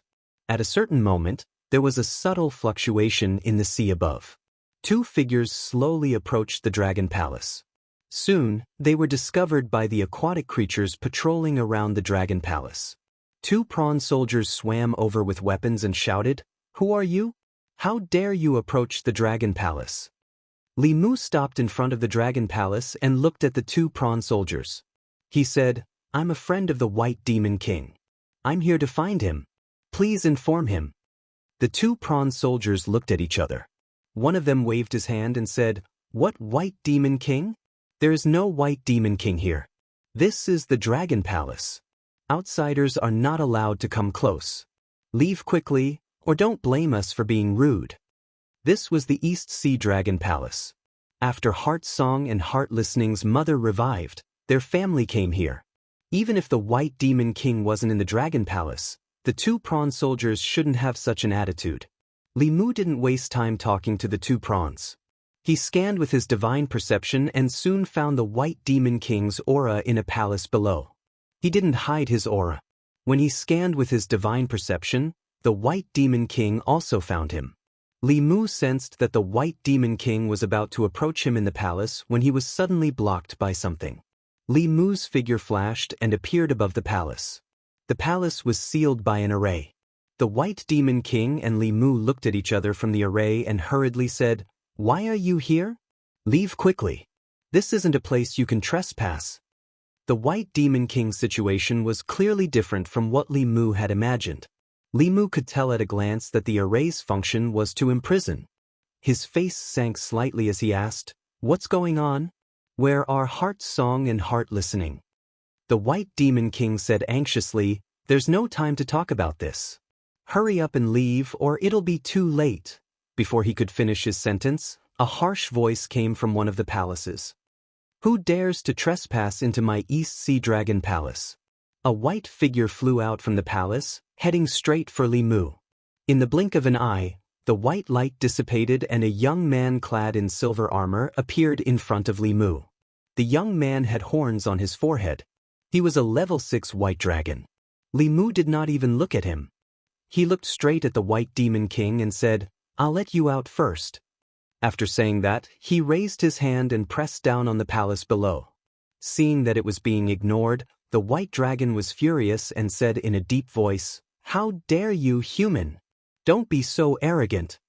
He quickly condensed two huge ice hammers in his hands and smashed them towards Li Mu's head. Li Mu pressed one hand against the array formation while his other hand slapped the white dragon. Boom! Under his palm, the formation that enveloped the palace didn't even last a breath before it collapsed. Bang! At the same time, the silver-armored young man's giant hammer also shattered. The white dragon felt a terrifying aura lock onto him and was choked without any resistance. His eyes were wide open, filled with shock and fear. This was the deepest part of the East Sea. Less than 10% of human cultivators remained here. With his level 6 dragon cultivation, he didn't even fear a level 7 transcendent human. However, he couldn't even withstand a single blow from this young man. Ao Feng stood silently behind Li Mu and watched. Li Mu's attack confirmed his guess. He must have received Ao Qing and Ao Xian's inheritance. Although he still looked like a human, he was no different from a dragon. His body was extremely strong. Not only did he not weaken in the water, he became even stronger. He was more like a dragon than a dragon. After the array formation was destroyed by Li Mu, the White Demon King immediately flew up. He looked at Li Mu in shock and muttered, Your strength." Li Mu waved his hand and said, "Let's talk about this later. Where are Yinxin and Tingxin?" Thinking of Li Mu's strength, a glimmer of hope appeared in the White Demon King's eyes. He said, "They were taken to the North Sea. Go and save them. It's not too late." Li Mu frowned and asked, "Why are they going to the North Sea?" The White Demon King said, "The elders forced them to marry the silver dragon. I didn't agree, so they trapped me here. The elders have already gone to the North Sea. They want to help Yinxin and Tingxin form a half-dragon body first." Not long after, in the East Sea, two figures sped through the water. The experts of the White Dragon race had gone to the North Sea first. There were only some young and old dragons in the East Sea Dragon Palace. After Li Mu helped the White Demon King suppress the rebellious dragons, he immediately went to the North Sea. Ao Feng had already transformed into his dragon form. At this moment, he was panting heavily as he followed behind Li Mu with difficulty. He said weakly, slow down. I can't keep up." As a dragon, the absolute overlord of the water, his speed in the sea was actually inferior to a human's. At this moment, Ao Feng's heart was filled with humiliation. Li Mu had already informed Xian Jizi to have the experts of the Black Dragon race on standby in the North Sea. Then he rushed to the North Sea with Ao Feng. He had already learned the details of the matter from the White Demon King. Their family had lived very well in the East Sea in the beginning. They thought that the East Sea Dragon race had already accepted them, but they didn't expect the elders of the White Dragon race to have other plans. It was extremely difficult for the dragon race to reproduce. Tingxin and Yinxin's mother had already been engaged to the Silver Dragon race. Later on, she didn't want her fate to be arranged and escaped from the East Sea. After she met the White Demon King, what happened next happened. The White Dragon race had always been brooding over this matter. On the surface, they accepted them, but secretly, they had ulterior motives. There was a huge difference between the Dragon Clan and other clans. Clans with the bloodline of the Dragon Clan could transform into a true dragon through continuous transformations. In legends, carps leaping over the Dragon Gate wouldn't happen in reality. However, flood dragons, snakes, and other races with the dragon bloodline could only retain the pure dragon bloodline in their bodies through the dragon race's secret arts. Although their strength was still inferior to a true dragon after the transformation, the children they gave birth to would have the pure dragon bloodline. Even though the dragon race was very proud and viewed all races other than the dragon race as inferior races and didn't want the noble bloodline of the dragon race to be contaminated with their reproductive ability, if they didn't do so, the dragon race of the Four Seas would have gone extinct long ago. Yinxin and Tingxin had half snake bloodline and half dragon bloodline. After removing the snake bloodline in their bodies, they would become true dragons. This was naturally a good thing for the White Dragon race. It meant that they could send the two sisters to the Silver Dragon race for marriage. However, at that time, Yinxin and Tingxin wouldn't be the green snake and white snake sisters that Li Mu knew. In addition, on this trip to the North Sea, other than saving the two sisters, he also had to save their mother. Back then, she had angered the Silver Dragon race by running away from the marriage. Although more than 20 years had passed, the Silver Dragon race still wanted the White Dragon race to fulfill the marriage agreement and forced her to marry the Silver Dragon race. As a result, the White Demon King was imprisoned. Ao Feng used all his strength to barely keep up with Li Mu. He couldn't help but say, the White Dragon race didn't do anything wrong in this matter. Every dragon has the heavy responsibility of inheriting the race on their shoulders. As a dragon, she betrayed her race. If all dragons were like her, the dragon race would have long ceased to exist. If this happened to the Black Dragon race, I would definitely punish her according to the race's rules. Regarding this matter, Li Mu didn't argue with Ao Feng. As an individual, every dragon had the right to pursue happiness and love freely. However, for a race, the most important thing was to reproduce and strengthen. Regardless of whether it was the human race, the demon race, or the dragon race, it was the same. Li Mu didn't care about the other dragons, but he wouldn't sit by and watch Yinxin and Tingxin be forced. Even though he knew that the transformation couldn't be so fast and he still had enough time, Li Mu was still impatient. He glanced at Ao Feng behind him and said coldly, "Can you hurry up? You're still so slow in the sea. You're really embarrassing the dragon race." Chapter 629. North Sea Dragon Palace. There were 4 major dragon clans in the 10 continents, each occupying a sea region. The Silver Dragon clan ruled the North Sea, and the billions of water clans in the North Sea all submitted to the Silver Dragon clan. It was a joyous day for the Silver Dragon clan. All the water clan masters gathered near the North Sea Dragon Palace. There weren't many dragons, and it was difficult for them to reproduce. Therefore, marriage and reproduction were very important. As the overlord of the North Sea, the Silver Dragon clan had 2 joyous occasions. All the famous water clans in the North Sea came to congratulate them. Among them, there was no lack of great demons with 6th realm aura. A human-looking old man with a turtle shell on his back walked to the Dragon Palace. After the guard recorded it, he said loudly, "Surging Waves Island's Master Rashi sends a spiritual armor." Then, a skinny man with a human head and a human body with 8 tentacles and a muscular man with a black dorsal fin on his back walked over. "Commander Mo Yuanzhang sends 100,000 spiritual jades." White Shark Clan sends 10 beauties. The North Sea Water Clan masters all gave their gifts and walked into the Dragon Palace. This time, the Silver Dragon King and the 3rd Prince were getting married at the same time. It was a rare happy occasion for the Silver Dragon Clan. They were connected by marriage to the White Dragon Clan of the East Sea. It was said that the Silver Dragon King, who was still the Crown Prince at the time, had a marriage agreement with a White Dragon Clan more than 20 years ago. However, the White Dragon had escaped before the wedding. This incident had once made the Silver Dragon clan a laughingstock in the North Sea.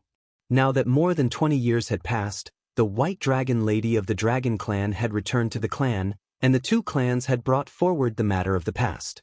However, after so many years, the Dragon Lady had married into the Silver Dragon clan again, and her status was naturally not as high as before. The Silver Dragon King was already at the 7th realm, and he already had several spouses.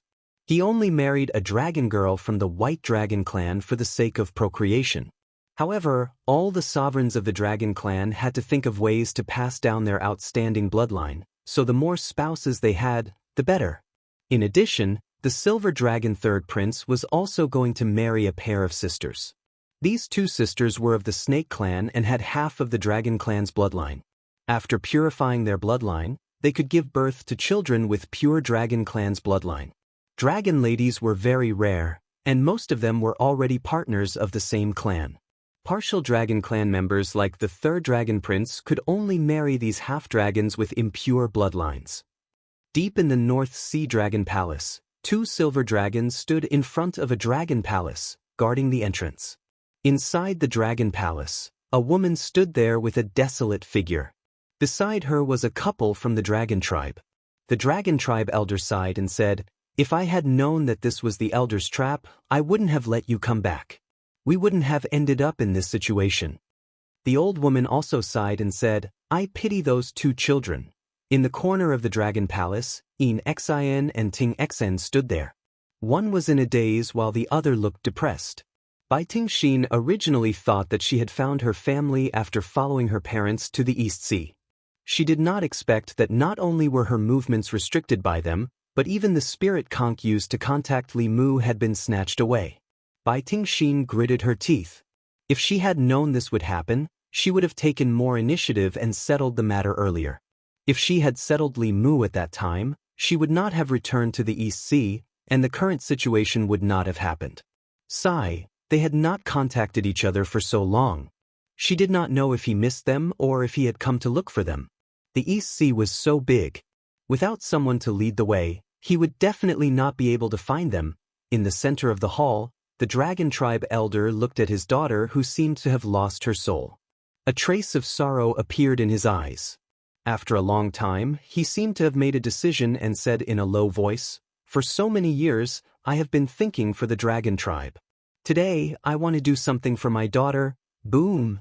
In the North Sea Dragon Palace, one of the dragon palaces suddenly collapsed. Several figures flew out from it.